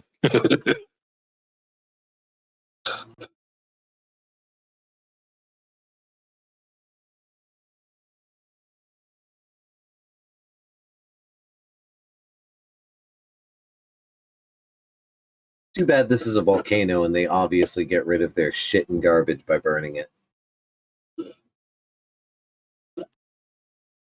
Otherwise, there'd be a really easy route out.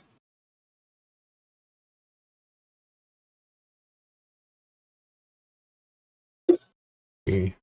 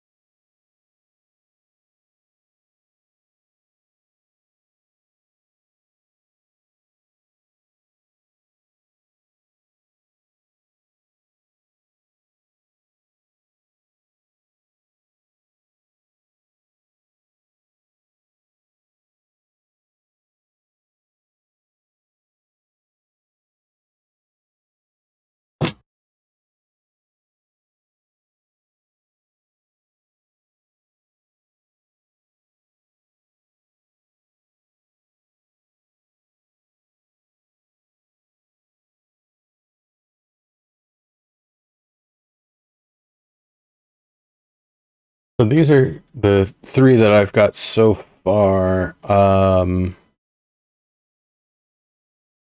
But I think you do have some good ones there. I'm not sure if it'll know if bringing Dex would be a thing or not. How that would help. Will it know what we're talking about if we talk about the obelisk? Because we don't exactly know what their object that's protecting them. If we'll call it the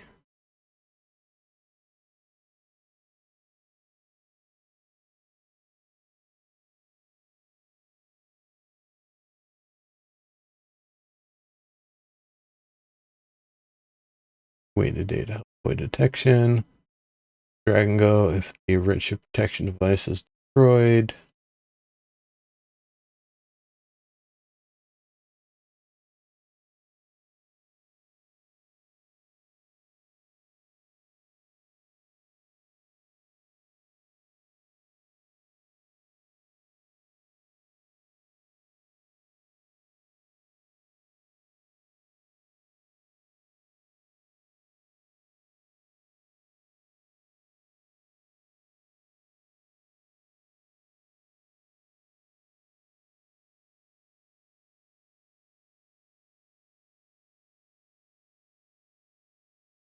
protection.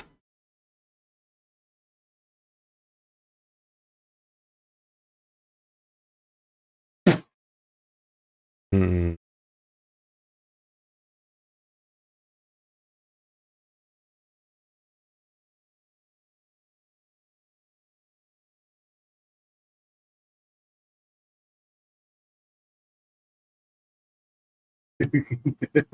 Sorry, I'm annoyed. Oh, that was a great line. Money doesn't make you happy, but it can make you unhappy for a little while longer. For a little while longer. I've seen that also. Uh,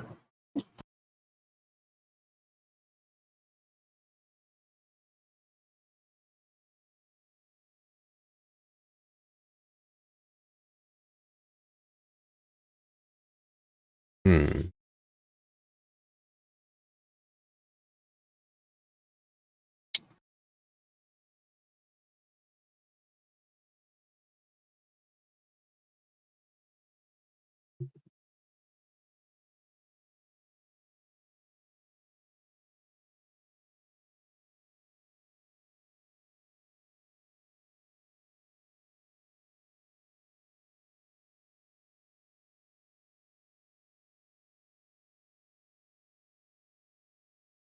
So I'm thinking these 5 questions.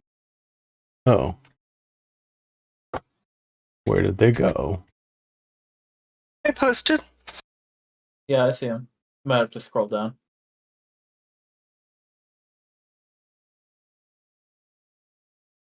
Oh, yeah, I see. It put it on a separate line.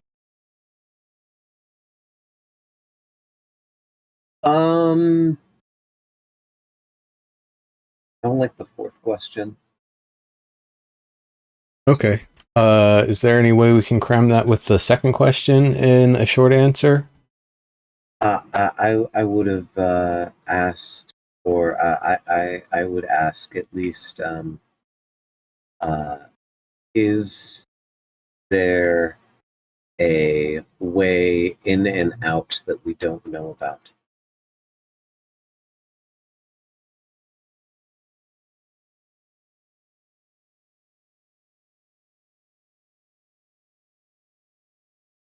That's a good question. Because presumably we know about the entrance, the front entrance, and we know about the teleportation circle. But if there's another exit that presumably is secret, but we might be able to figure out or at least know of, then that might be our key to getting out safely.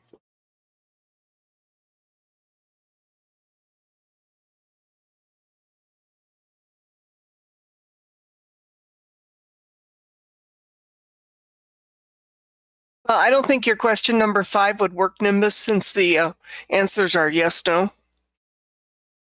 They're short answers. One word no. answers. One Yes, word no, answers. maybe, Yes. never, irrelevant.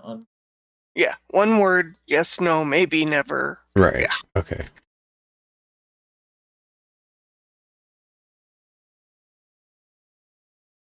It's only those Yeah, things. that's- It couldn't say like a name or something like that. I mean, it could get it. I'm just wondering. It's A probably one-word possible, answer but would be misleading. The rare. DM might instead offer a short phrase. So they're pretty limited. Okay. I was just wondering for context mostly. Okay.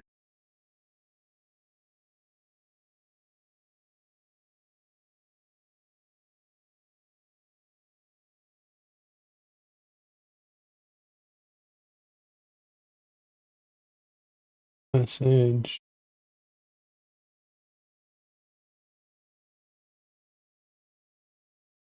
Yeah, Hobocop. The original or the remake? So what are you hoping to get out of one there, Songs Nimbus? that you can get.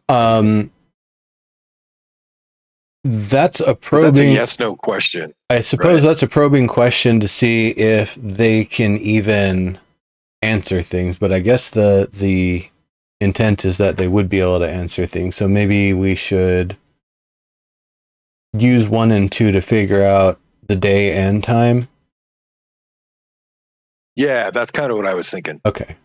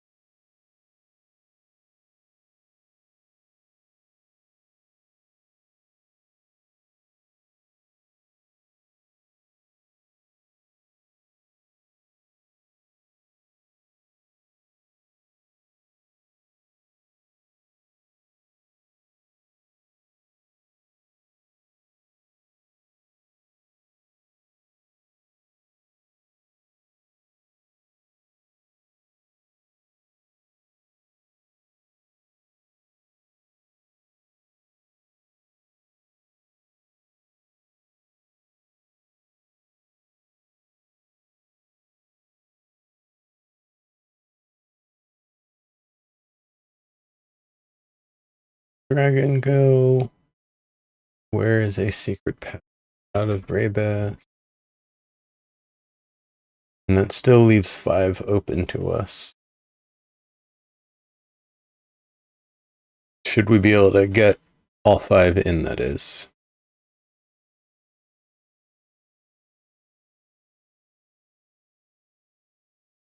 What would be a good 5th? What's the thing that... Probably something prompted by an answer to the other 4. Yeah, if you can react that fast.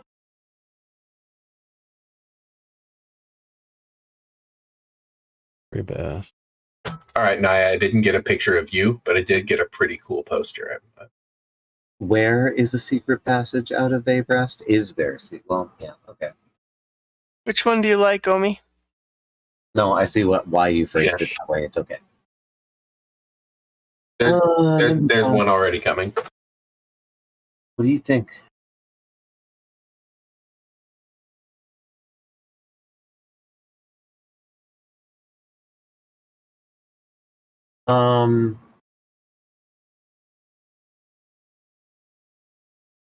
What is there?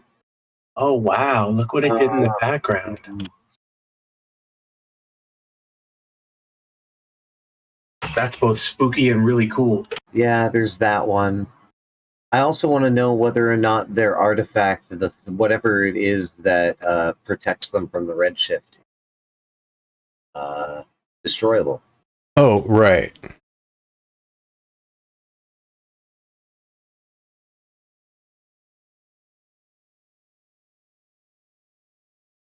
But successfully negotiating peace or whatnot, I guess. Yeah, sure.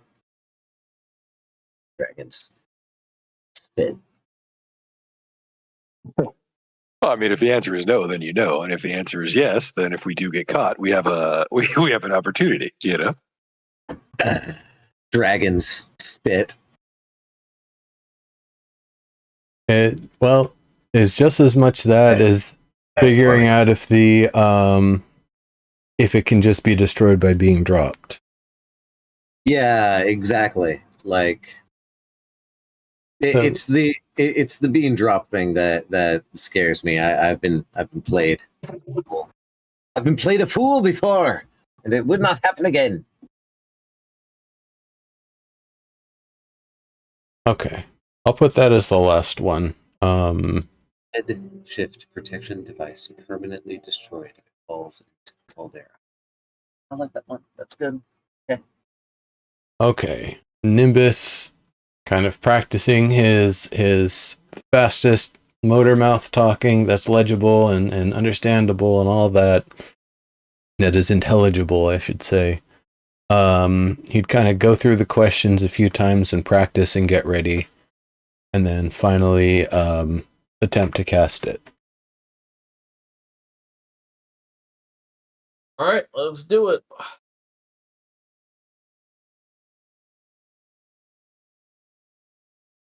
And then I would also ask, does anybody have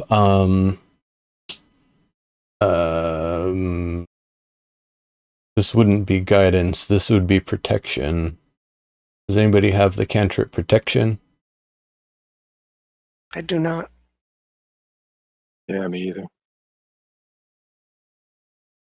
All right, well, I'm at least going to have you nearby so I can piggyback on your aura. Sounds good to me, man.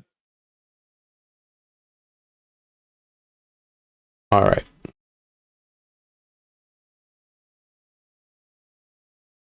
So, it starts first with the DC 15. That button. Saving throw in.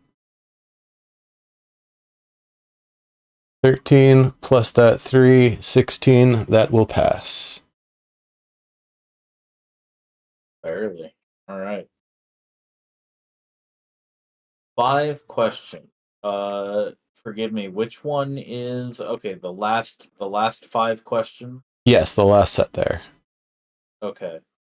Is it number 5 the one Mott asked, or the one that you asked? The one I asked. Okay. How many days after the redshift can we teleport to Vraybast unnoticed? The answer to that question is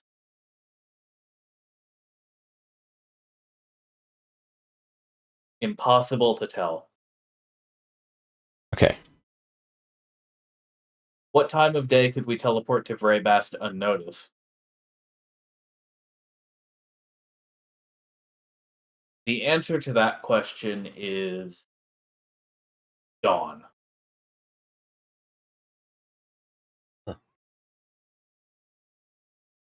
Dawn. Huh. Where will Where the will dragon, the dragon go if the obelisk is destroyed?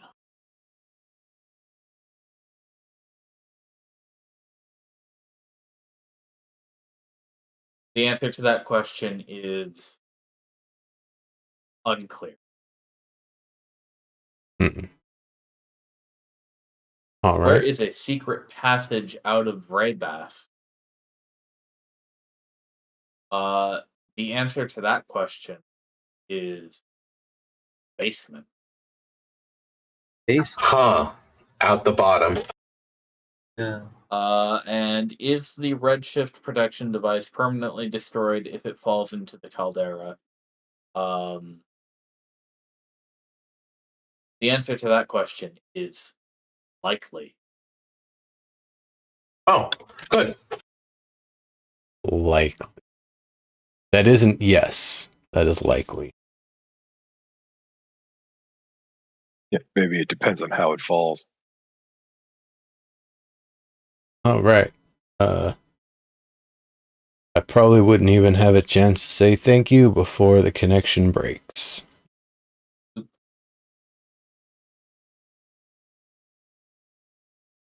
All right.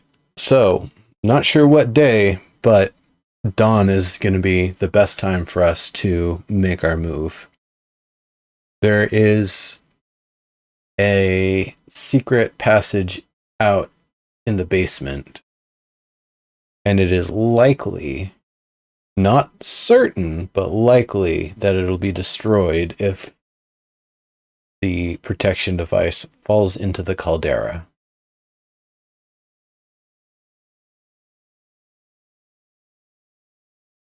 That's all I can discern from that contact. Oh, at least we know that we can drop the obelisk. Unless there's someone down there to catch it. Yeah, dragon. yeah. But likewise, that answer at the basin makes me feel like, that just means if we do destroy the obelisk, that perhaps Hoppy has a way to get out and around. Maybe even the southern volcano is connected. Oh, like a massive lava tube or something. Exactly. Or even the burrowings of salamanders. Yeah, we didn't explore the entirety of that connection to the Underdark, did we? Nah. It was just sheer walls of creepy crawly bugs as far as the eye could see. And the eye couldn't see too far either.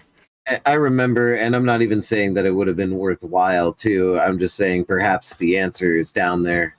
Lava tubes or anything like that. And there it is. But even the existence of an Underdark, at least in my mind, suggests that kind of geological activity. Right. It could be, but it's just so hard to say because my understanding, the Redshift isn't a semicircle. It is a sphere. It is going all the way down. Yeah. It definitely affected some of the buildings. Perhaps what I'm calling an Underdark used to be a set of mines. You're absolutely right. But it looks like we're prepared. Oh, whatever divination we were going to do, that would probably be worth doing. Right, that's what we're waiting for. How's divination work again? Let me read it to you. You can just click it into chat. Yeah, I know. Do I just drag it in, or like when I click it? No, you just literally click it. Yeah. Click it to cast, yeah. And this will have to be after the long rest. You have to prepare it because you currently don't have it prepared. No, I do. Well, yes, after. Yeah, you're right. I switched it while we were talking. Yeah, so yes, after the long. Yeah, it would be after the long rest. I want to ask a question real quick, sir. Sure. So I don't think I heard. What was the resolution to the knock at the door? Just random sounds and nothing else? I think it may have been my upstairs neighbor knocking on one of their doors. I heard it down the stairs. Or there was a porch light on though, so maybe somebody showed up and like knocked it. I don't know. Yeah, drunk people showing up at the wrong house happens. Oh, I should tell you the story about singing to the dude in the laying on our driveway. That we did it years and years ago in Longmont. Me and two of my roommates. There was a dude passed out in our driveway, and we went out with an actual camcorder because that was the tech of the time, and turned the camcorder on to record us singing "Good Night, Sweetheart" to a dude that was passed out on our driveway. This was at the Martin House. Snipe Hunter had been there, the big blue house where you bought me this PlayStation, and yeah. So we're out there, this crumpled form asleep on our concrete pad, and we start singing "Good Night, Sweetheart" with the camcorder running, and the light that the camcorder is casting falls upon his belt where he's got a revolver stuck into his crotch. Cool. Take that. Totally passed out, drunk dude with a gun in his belt. Stuck, like not belt, but pants. And we're singing "Good Night, Sweetheart" with the camera on him. Yeah, we quickly ran back upstairs and closed the door. Oh wow, no, I would have taken that off of him. For responsibility's sake. Yeah, I wasn't gonna touch it. Not because I want the gun or anything. I didn't. Right. I didn't need to get Longmont shot that night. Yeah, there's a man with a gun in my driveway. He's asleep, but there is still technically a man with a gun in my driveway. So if you could bring somebody here, I took the gun off of him. Right. Well, it was the safest thing to do. I mean, if he's passed out, right? Yeah, exactly. He could go off by accident.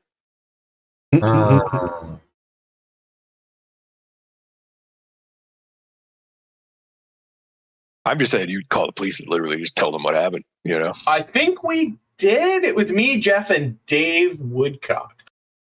That's name dropping. Name dropping. So if we're going to do a divination, what are we asking? Right. That was because if we don't get it till the end of the long rest and we decide we don't need it, then you should put a more useful spell there. You know what I mean? 100%. What efforts could be made to make the Trojan most successful? Oh yeah. What is? Oh, let me look at it here. It gives us more than a yes or no answer. Yes, it does. It does. Yeah. That's why short phrase, cryptic rhyme, or an omen. Because okay. Because if the other planes know at least a little bit of the context about what we mean by teleporting in at a time of day to avoid detection and saying dawn, then okay, we teleported dawn. What else can we do to make our plan work? Because I feel like avoiding detection is key. Well, remember, contact other plane is not omniscient. Divination is omniscient. Mm-hmm. Okay, yeah. So that should help us with the I think that maybe what do we need to do to avoid detection when we enter the lair? Yeah. Okay, that one's good too. Because we don't have to be so specific. It knows our context. Well, you're asking God, right? I mean, a God. Yeah, so. yeah. I will be asking God via a song. So my answer is going to be, interpretive.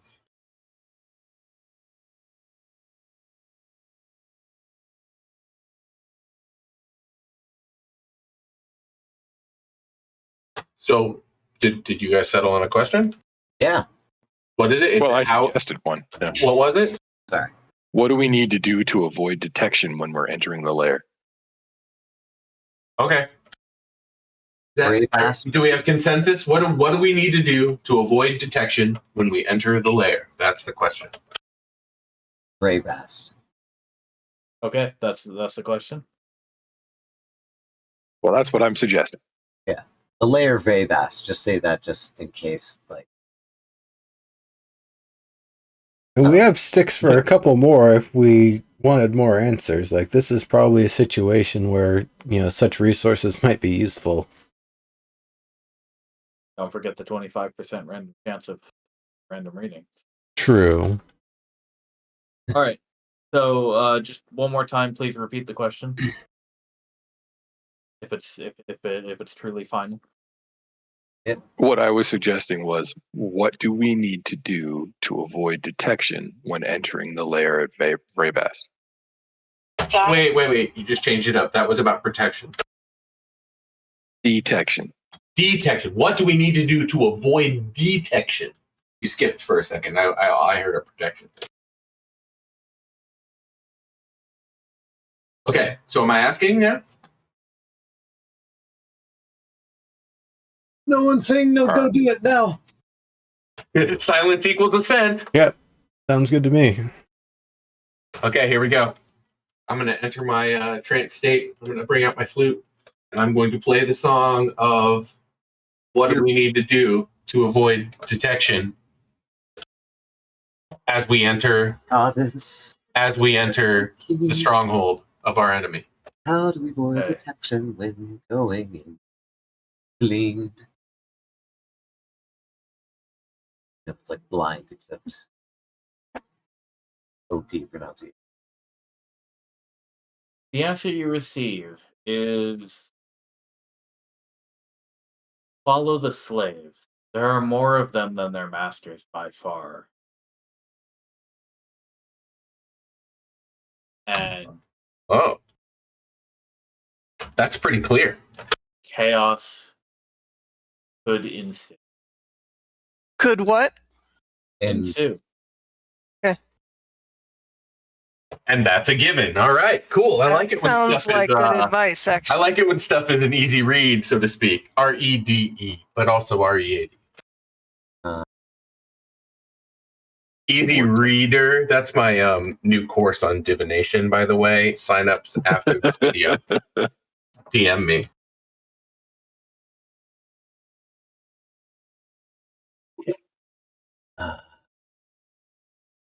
So that answer does imply things to me.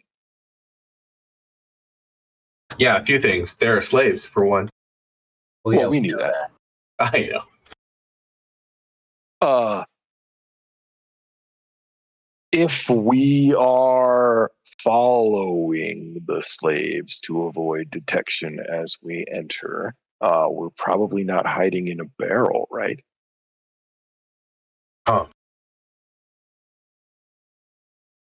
No, that would imply being carried while polymorphed.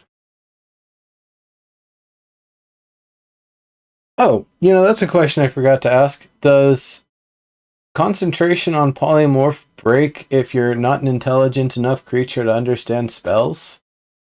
I don't think so. Mechanically, I haven't seen anything that would say it would break. Yeah, I think it's fine. Okay. I see.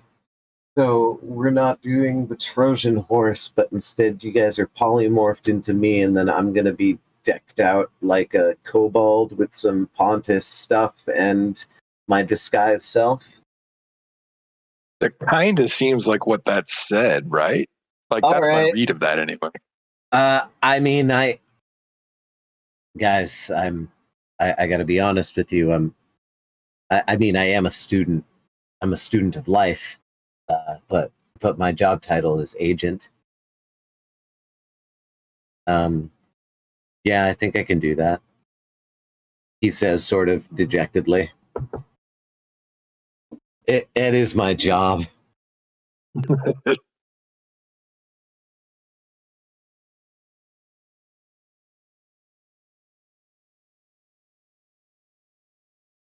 So I think that's the plan. Yeah. Question mark. I think so. All right. So, how many kobolds are we taking with us? Is it just the guy who knows teleportation? And how are we going to gussy myself up to look more like them? I can't be going in golden fire. Guza can tell you the teleport circle. Also, Kimik wants to go with you because he thinks he has the best chance of winning over his family and friends. That's a good idea. All right.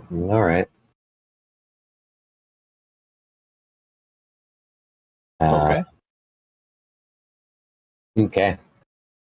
Then for the next few days / week, Alvis Tapper will be living and breathing kobold.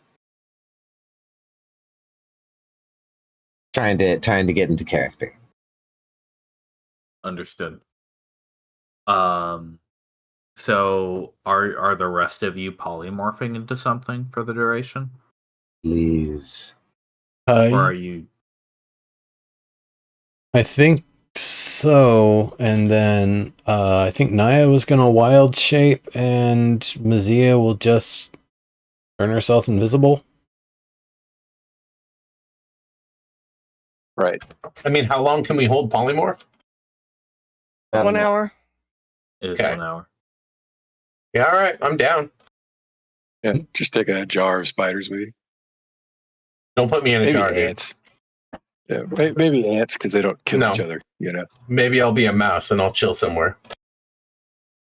Right. Well, polymorph doesn't leave you small. with your intellect. Yeah. Okay, I'll be a rat then. Well, that's another reason why I'm saying please. Rats are smart as fuck. ferret, perhaps?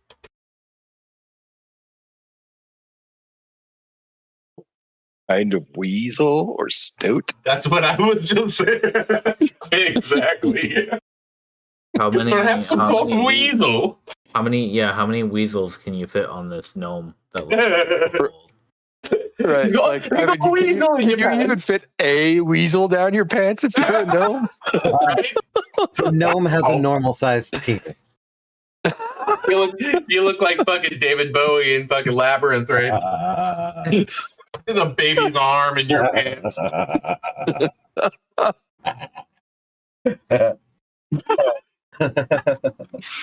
Oh, what a terrible name. The butt-faced pygmy parrot. Well, parrots have an intelligence of 8, I so was gonna say, if dude, we're all parrots are bright as fuck. butt-faced pygmy parrots that are, 8 centimeters, we can hide somewhere. I looked it up. What's the smallest parrot? Oh, excuse me. I was reading those letters differently. It is a buff-faced. Not a That's amazing. My face is actually very strong. It's got a fucking awesome ass chiseled jaw, right? the chat of parrots, yeah. But seriously, like lice or fleas, because you establish the colony onto the piece of clothing or something like that, you're not gonna like jump off. Yeah, no, that's still, I think, too free range. You need to contain them.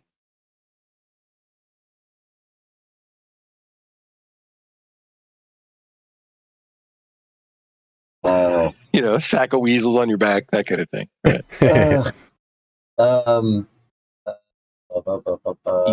You could like just have a little bird cage and put like all turn into canaries or something. Right. Super fucking obvious though. Yeah, what about like I don't know. How big is it? Like how hidden do we have to be? I mean, you're talking about going in with like I got a perfect idea. Fruit bat, Okay. right? No, fuck that. No. I get a little container, fill it up with dirt. You guys can turn into some worms. I'll put you in my pocket. You go in your pocket. Worms. You're eating. Oh, because you're a goblin, right? Because you're gonna Because I'm a kobold. Sorry, kobold goblin. Look, I'm a racist. We could also hide in the tail prosthesis. Good. Dwarves are like that. It's cultural. Oh yeah, tail full of weasels. Totally. Wow. Oh, I like the idea of a tail full of weasels. Tail full of weasels. It will make it look alive, right? It'll just be wriggling around. Tail full of butt-faced parrots. You could do like a little box of squirrels and be like, I caught these. What you got there? You got a box of squirrels? I got a box of squirrels. Oh. For eating. These are racing squirrels. Yeah. These are racing squirrels. Like I caught these because we were out in the wilderness, You ever been to the squirrel races? How about crabs? Crabs won't like jump from place to place. Oh yeah, a bucket of crawdads. No, I mean like crabs. Crabs. Like genital crabs. Once again, why would we in a bucket? Why don't we just infest your fucking junk? No. I'm gonna continue suggesting the tiny parrots because they are smart. What's up? Mazia can't concentrate on polymorph and her invisibility at the same time. Son of a motherless goat herder. You could potentially hide her under your cloak or my hood. Yeah. Yeah, you could. Yeah, she could be hidden mundanely. She doesn't mind. I mean, alternately, we could also try to YOLO in that commentary about chaos that we got from the divination may even imply that's what we ought to do, right?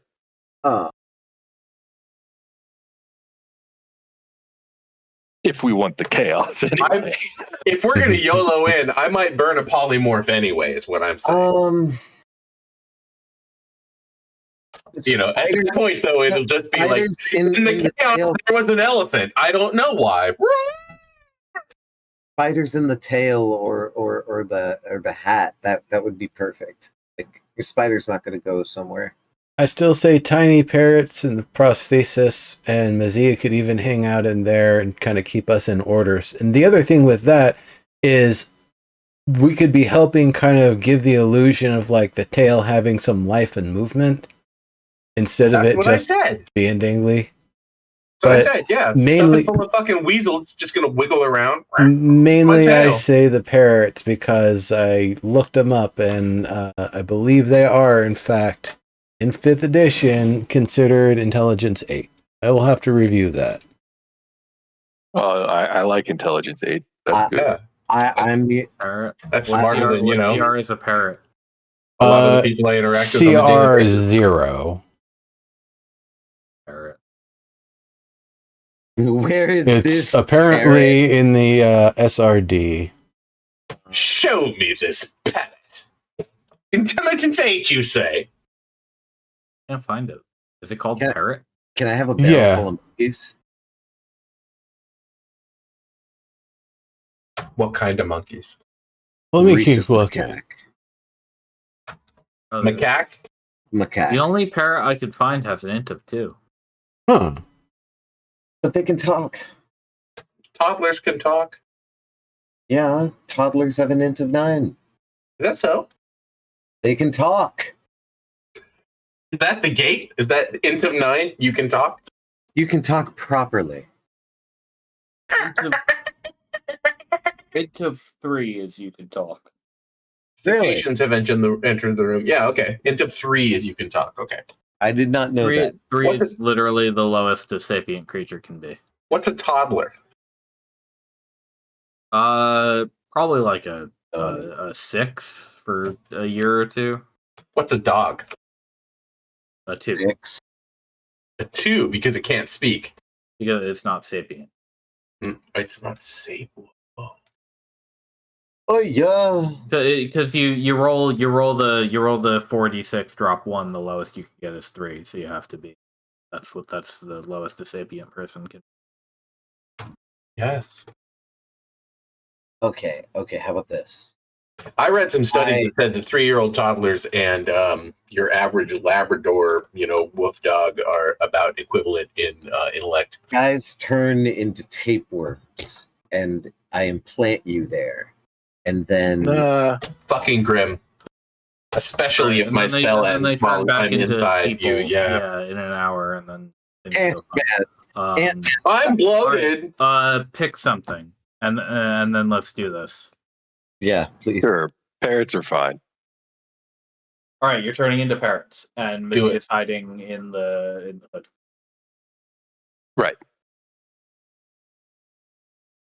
Okay, and so that's the plan. Everybody, Nimbus, yep, Embergreen, and Mizia will cast Polymorph. Yes, indeed. Naya, you're going to Wild Shape.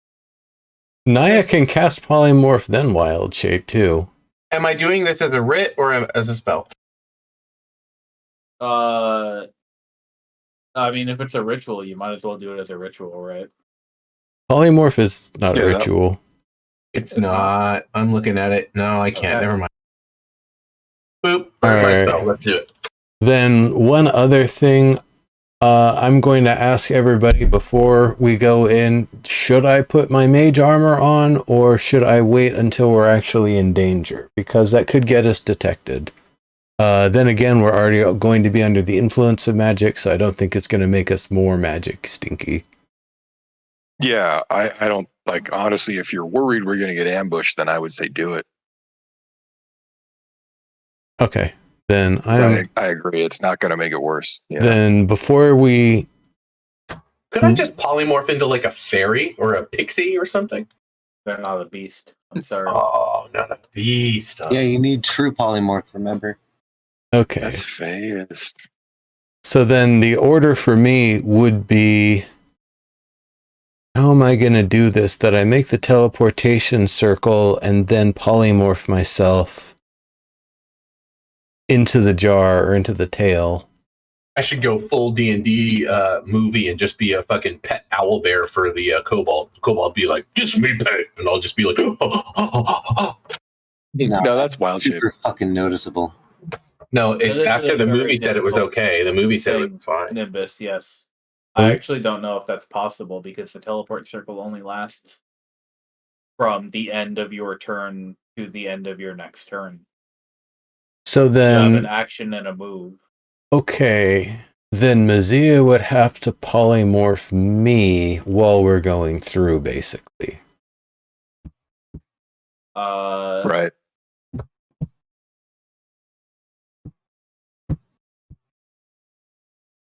She'd have to, and then you wouldn't be able to cast polymorph on somebody, right? No, I wouldn't, but that's You could cast polymorph before. No, I couldn't because we only have the one turn to get through. He'd have to do it on his turn where the teleport. So then that would be and then Naya wouldn't be able to do that. Then wild shape. Nope. Oh, we just got to go through, guys. What? Well, I mean, I can stay low when we get through and be polymorphed by myself or Mazia, and maybe they don't notice us in 6 seconds. Don't notice me in 6 seconds. So the worry is you, because you need to cast the teleport and then go through before your next turn. Right. Everybody has to go through. What does the teleportation circle look like on the other side? Like, is it a big glowing Stargate archway, or is it very, sneaky? It can differ depending on the setup, but usually the circle will noticeably glow, not enough to light up a room significantly, but if you're looking at it, obviously see it, and then you'll see people just appear on top of it. Okay. There's no Then visible gate.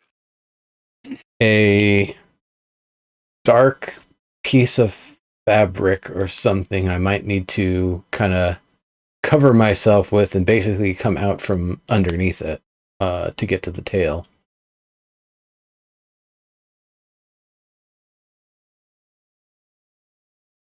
Okay, no, we can still Trojan ourselves, except forget the fucking peace offering bit, right? If we can catch fucking weasels or whatnot for fucking,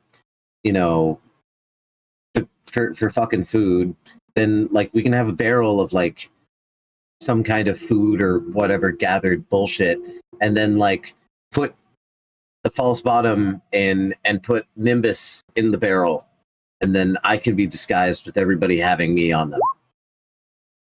So I would cast the teleportation circle, and then when it's finished casting, I'd jump in the barrel and... Why can't you cast inside the barrel? There could be because I need to draw the chalk. Yeah, he's got to be able to see and interact with that. You just roll them in a circle. That's amazing. Just hold your hand out. Hold your hand out. Okay, let's go. I mean, if they put the barrel over me right at the end of the casting of it, I suppose, I could just squat down and have them roll me in. Do it. Right, like a stagehand. Yeah.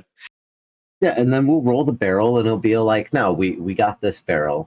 If if a bunch of fucking birds in a cage isn't going to be that bad, because it's food or something, because foraging or some bullshit like that, then a fucking barrel. I mean, where'd we get the barrel?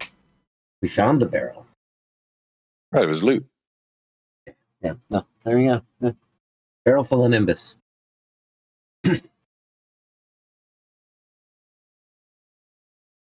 I still think there's probably something better than a bird for me to be. Monkey.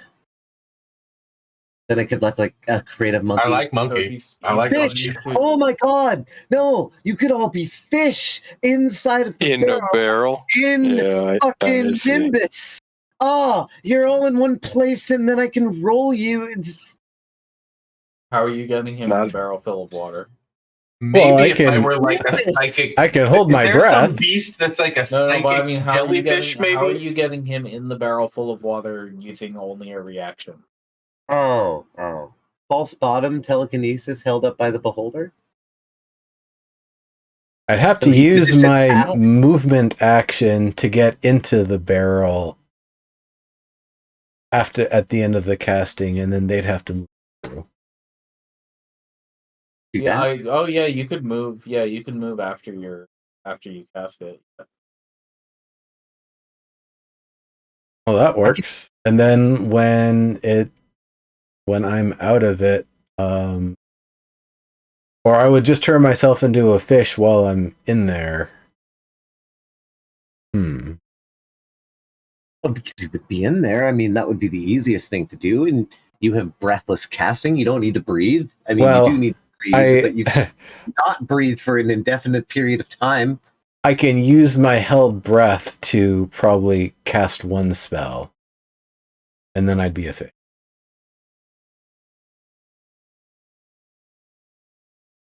What do you guys think? No. You don't want to be turned into a fish? I mean, I don't have a problem with that over any of the other choices, right? Like,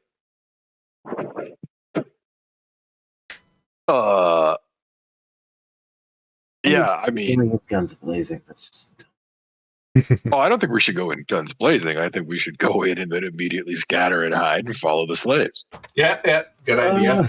Oh, that is so gun ho. Gung ho. Ye old legendary offense. Oh my god, I hate the idea. Let me teach you a song. I whipped out my flute. At least he disguised himself as a Nazi. If well, apparently I'm going to disguise myself as a parrot. I still think a rat is a better one. Yeah, I like rats. Actually, rats is a great one. A bag full of rats. All right, rat kid. A bag full of rats. But I mean, the barrel. Or a weasel. Together. I mean, if we're going to be rats, might as well be weasels, right? I guess, but at least with the barrel, everybody's put together. It's not just like a barrel fetishism with me right now. It's just like the Trojan horse kind of. If I'm a weasel, I could just coil around your neck and sit docile, quiet. No one will even notice. It's everybody, boss. Yeah, but I mean, I'm one of many, right? I just think you put us all over the place. Yeah. One of us is the beetle clipped to your brooch. One of us is the stoat around your neck. One of us is the bird sitting in your hat, you know. I guess, but then we'd have to spend time picking our favorite goddamn animal instead of just having a barrel full of fish or a barrel full of monkeys. Or that's like 30 seconds into it, too. The other kobolds are getting... Like, what are we doing? These are my pets. This is my hat. That is so distracting. Like, we're trying to infiltrate somewhere right Yeah, we're here. trying not to draw attention. We're trying to once again asking you to make a decision. Yeah. So I'm down with being your infiltrating buddy. I want Nimbus to get in. Barrel of fish, sack full of weasels, whatever. Don't care. Yeah. I like the barrels just because everybody's together and Nimbus is there. You know what? Not even sack full of weasels, just weasels. We'll all fucking scatter as soon as we teleport it. That's it. But I'm what in for about this. Nimbus? Nimbus needs He'll be standing there in the middle like, what? Meanwhile, all of us weasels run off. I mean, no, we don't want to leave Nimbus hanging, but like, no, you know. He should yell, scatter! No, you should not. No, absolutely not. I mean, I can still come in, in some sort of flimsy barrel that I can escape out from. Yeah. The dice say 9, and 9 is an awesome number. Well, yeah, and if we do something like that, you don't even have to spend time engineering some false bottom stage magician prop.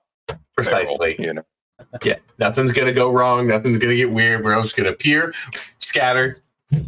Happens. Yep. Well, a Nimbus is in a barrel too. Sure. Boy. Right, well, that gives Okay. him the time to polymorph into a weasel and get out. Right. Yeah. Exactly. It's mostly I that will we remind don't you want that them to. polymorph you're going to be stupid. Yeah, which is that's why Well, that's weasels are pretty clever. well. Weasels are smart as fuck. That They're doesn't mean you'll wise. Okay, so necessarily this is where we're getting Smarter than into. fish. No, hold on. With game rules and stuff, wisdom and intelligence are two different things. Weasels are wise. They're not intelligent. That's And how you're not this gonna breaks Fair. down. necessarily Fair. remember what the fuck you're supposed to do, which is why you were supposed to be on my person to begin with.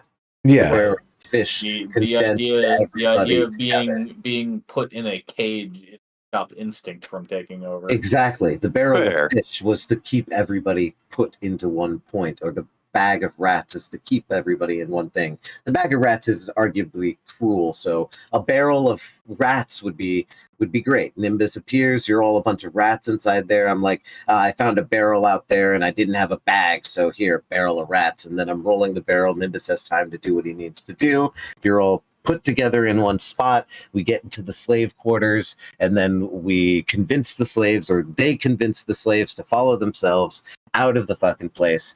And once we see them doing that, then we must yeet ourselves to the atrium and fuck their obelisk device over without alerting ourselves, or while alerting ourselves, and then yeet ourselves out of there as well. Yep. Barrel full of rats. And it could even be a small-ish barrel. How big are you, Nimbus? It's okay. In fact, human In fact, size. if there's any way you can throw grain in there, you can be like, there's a barrel of grain, but the rats got it. Perfect. I mean, honestly, Who cares? should just be fine. Yeah. Yeah, let's go. I want a quick release. Okay. I don't want to be trapped in a barrel. The barrel is just You're a rat. Yeah, it's gonna be a barrel that's big enough for a person to get into. So Rats it's not kid, going to be rats kid. small. It's cool. I've rolled around a barrel. In fact, that might Right. even help with the disguise, is that they're, all in concert carrying this barrel back to the slave quarter. Mm-hmm. And so you'd be harder to notice among the group, especially since they can't see like your face or because you're behind the barrel. That makes a lot of sense. So Embergreen is polymorphing himself. Mont is getting polymorphed by a pixie. Naya is wild shape. All three of those people are entering the barrel. Nimbus is casting the spell. At the end of his turn, after the spell is cast, he enters the barrel. Albus and the two kobolds close the barrel using their action and push the barrel through the gate using their movement. Yeah. Correct? Right. Yes. Hardcore. Okay. The one suggestion that I would make in pedantic detail is the polymorphs should be done on other people, so that like you can unravel a chain from Maisie to the next person to the next person to the last person, so that if they get too stupid to remember to release themselves, they're not stuck that way for an hour. Okay, well, there's only two polymorphs happening. So Embergreen polymorph Mont, and then Zia will polymorph you. Sounds good. Okay. I already burned the one slot, so however Okay. we do it. And then Naya, you need to burn your wild shape. Okay. And then Nimbus, you need to burn your teleport circle. Yep. Teleport circle.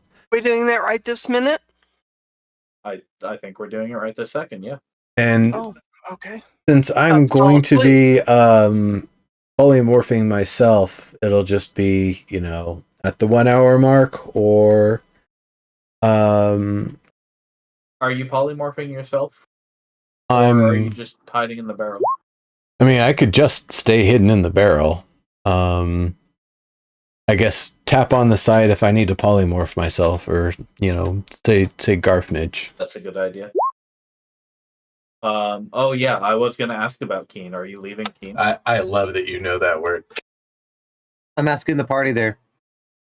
Can Keen depart from the device in that way? I thought they were kind of... No. Okay, I don't know that Keen would be able to fit with me then. Yeah, Keen is permanently bonded to the artifice. So it would be pretty difficult to fit her into this whole thing.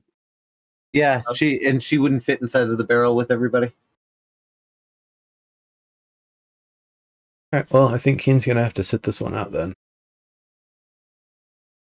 It's good for the role play that I want to do too. So we're doing this right now, right? Yeah. Yes. As soon as dawn breaks and something like that. As soon as dawn breaks at the end of the Redshift.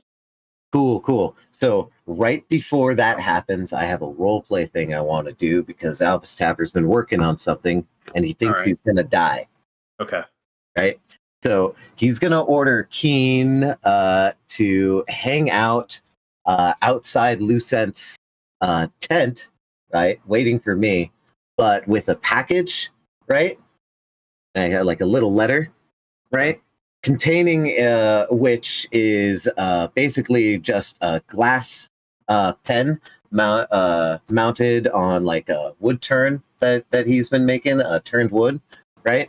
And it's basically a letter that says, "Open me once I leave," and it's confirming his feelings for Lucent, saying how her example has made him better, and he thinks that he might die, and that he should leave Keen to her. Okay. And that's it. Aw, romantic music swells. Keen will, of course, do this for you. Oh yeah, Mont, you can do that if you want to. Please say if you're going to do that. I am definitely doing that then. Yeah. How much is a loss of AC for you to do that? It's 3, but I do have like aid or ward. Like I have ways to give myself more HP or higher AC if I need to. Okay. Was there anything that I could do with the fire crystal foci that didn't require Keen? No. Okay. So I guess I should take that off too. Or can I take it off? Is that... You could take it off. Okay. It's like a glove.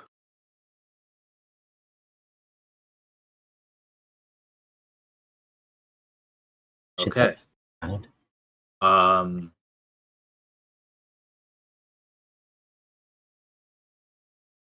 Are we ready? Yeah. Yeah. Mont, you got your AC all updated? Yeah, I was gonna say one second. I'm working on it. Yeah. No. Give me a second. I know how to do this. I only have one dagger. That'll make it good. Oh god, I lost There we go. lost 1 AC. What am I gonna do? Yeah, that's what I figured. Is you still had some dex to fill in the gap. Yeah. All right, I'm good to go. I think. Yeah, me too. Yeah, I me too. should technically be good to go. I don't know why it isn't dropping me to finally below 50 because I literally dropped everything and my daggers should have been a weight. Why does it still think I have my daggers on me? I should be under 51 for the first time in this entire game. Oh well. All right, here we go. You teleport. You take Guza and Kimek with you. The rest of the kobolds will stay behind for now. It is... Oh, one last question. Yes. What potions could we get from Soriana for this? She has prepared each of you a potion of healing. Sweet. Thank you. Or a healing tablet, rather.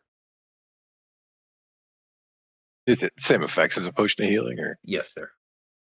Gotcha. Okay. She just likes to make them doable.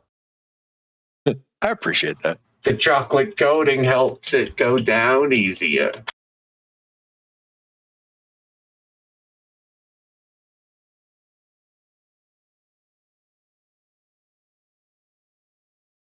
We're the bougie adventurers. All right. All right.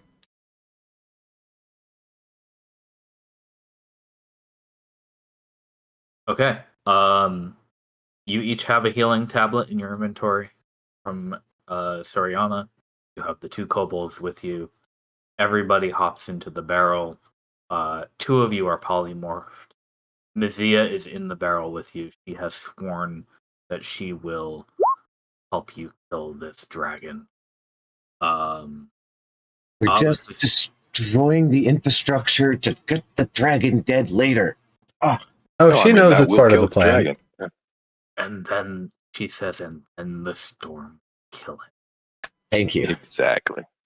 Albus Taver, Naya, you use a wild shape, right? Yes. Albus Taver will disguise self and resemble a kobold. And notice I'm not wearing my my luxury clothes either. Fair enough. I mean the clothes are disguised by the disguised self, so if you want to still wear your clothes, you can. They are? Yeah. Disguise. Go like get one that has the actual description of the spell in it. Okay. Just like polymorph. Polymorph blends all your shit into your skin. Disguise self, yeah, it's still only illusory for disguise self, but your clothing, armor, weapons, and other belongings on your person look different until the spell ends. Cool. So yeah, you can still have all your shit. It'll just like if you're wearing a sword and somebody taps your hip, they'll feel the sword. Yeah. Okay, I hear that. All right, then we're all good. Okay. You turn to resemble a kobold. And as you are all, well, Albus, you're the only one who actually sees it as you go through the gate, the 3 of you pushing this barrel along. You may have rigged a small cart to make this for you so that you could all collectively push it together, because the 3 of you are pretty small, but with those 3 you can push a human-sized barrel, I think, just fine. It is the day after the Redshift ended. The Redshift frayed apart around 1 a.m. last night. You woke up a little bit before. You were woken up a little bit before dawn by your alerts, alarms, and people who were keeping watch to make sure you were up at the correct hour if the Redshift broke. You were ready by dawn for your plan. I snuck off and did my thing. Good. And you are in the Dragon King's lair.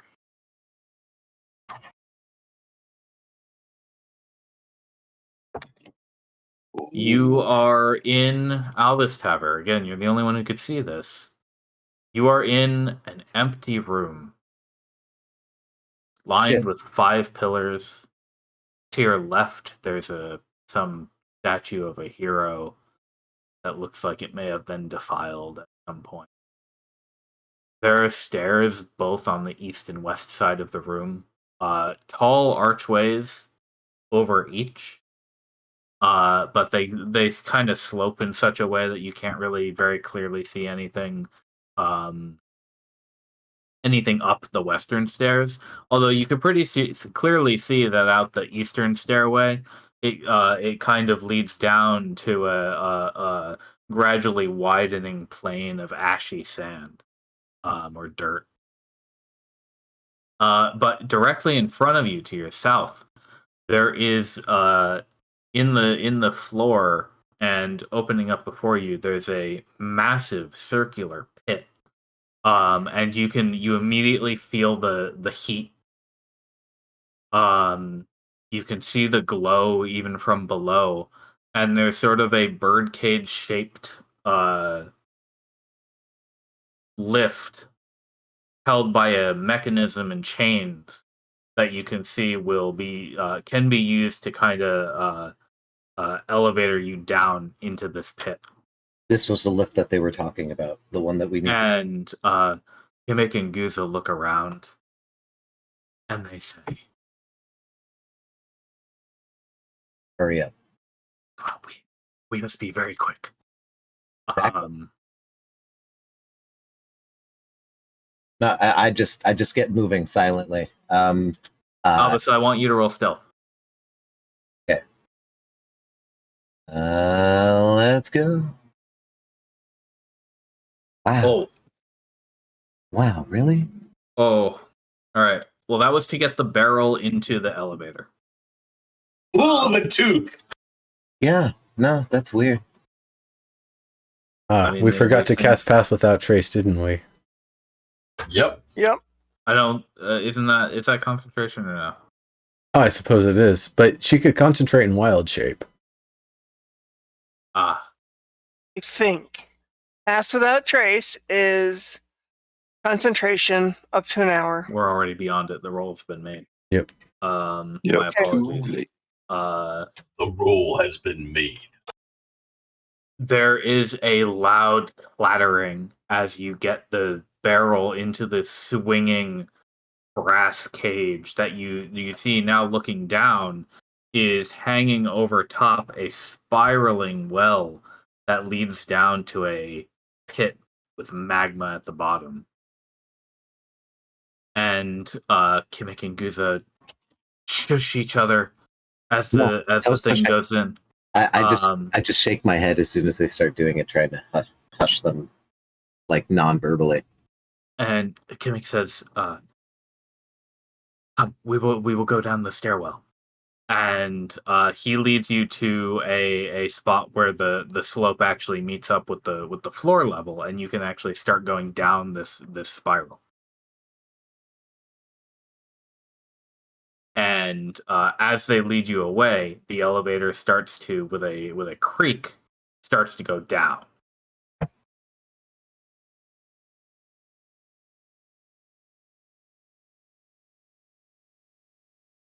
This map is all kind of fuckety for me. I can't see a lot. You shouldn't be able to see a lot because it's dark. I have super light. dark vision. Is it on your token? Let me see. Let me find out. You have vision? I ought to. I don't have any vision here. This is super like night vision. There we go. What is it? 120 for you? Yeah, it's 120. And I'm like, there's literally like a wall of darkness, and I'm like, there you go. That's a weird kind of. No, you got it now. You were right. It was off. Let me put dark vision on everybody else. Night vision was turned off because I guess they updated it or something. Yeah. Let me. So Monty has dark vision and Amber Green has dark vision. Indeed. There you go. All right. Now all three of you should be able to see, right?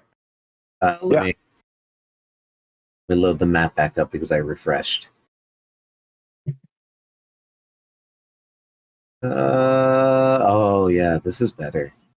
Great. See, I can see like the statue that you were talking about and everything. Awesome. Okay. I'm gonna remove you. I can see. What the fuck is that? What the fuck is what? I can indeed see. I hit Control X, and it did not cut at all. Look at the statue dude with his little sword. Is there not? Can I not cut token groups? Okay, wait. Stop moving, please. Yes. Can I actually not like cut paste anymore for tokens? That's cool. Your mom's a token group. Hey! Wow. I know. If I sat on it for a sec. A wall, will oh god. Nope. Hang on. Control Z. Okay. I'm really trying hard to make this work properly, and I think I just have to copy paste you. Because I can no longer cut tokens, which is a cool feature that is gone now. Oh no. There you go.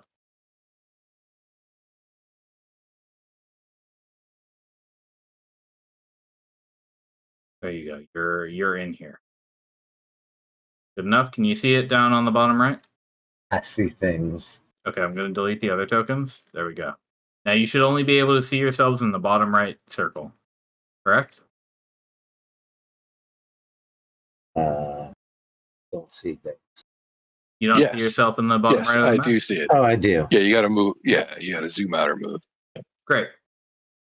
Can you control those tokens? Hang on, let me ungroup them. There you go. Can you control those tokens? It would appear so. Hooray! All right.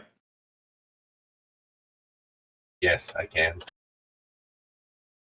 Alvis, you follow these two kobolds, and as they kind of get down, you're passing rows and rows of little hovels dug out into the walls. Like these are like 2 foot tall, 2 foot deep, maybe a little bit more than that, like little pits, sleeping pits and stuff like that. Some of which have kobolds sleeping in them or getting ready to go to sleep because it is becoming daytime.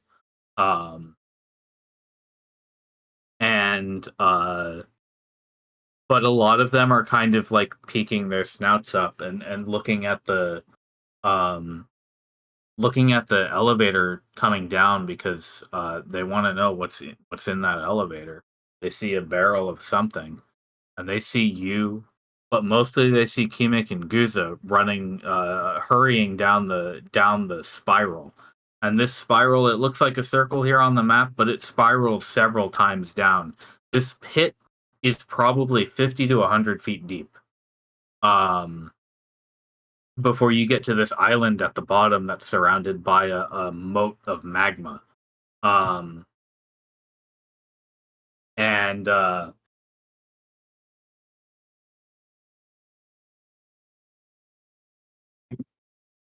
When Kimik gets to pretty close to the bottom, like at the point where he's standing near the magma and has a good line of sight on pretty much everyone, he shouts, "Everyone, I have returned and I need you to listen to me right now or we're all going to die." I just look at him incredulous. I'm like, what? I love this. All right, and next week we'll do the Dragon King Slayer. Sounds good. Thanks. Thanks, man. Awesome. Perfect.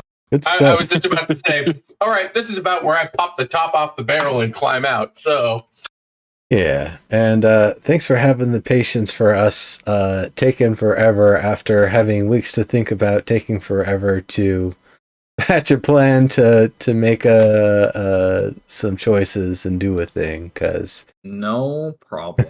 all of the above. For sure. All right, next Friday, yeah, you guys have a proper dungeon ahead of you, so please enjoy. Look forward to that. Prepare, Alice Taver. You can prepare for your death. I don't want to die. I'm gonna leave work early. Excellent. Okay, that would be awesome. I would love it if we could start exactly at 10. So if you want to get here at like 9:30, that would actually be like ideal. I almost managed that today. I got home and was like, oh shit, I got like a half an hour. I'm gonna chill for a minute and time to walk the dog, and then I'll do my best to be early as well. But I'll see you guys then. Thanks for joining. Welcome back. Sounds good. For sure. We have another few months to go before we get to the end. Thanks, man. Sleep well. I'm excited. Sleep well. Thanks. See ya. Oh, yeah. All right. Good night, everyone. Good night, folks. Yep. Night, everybody.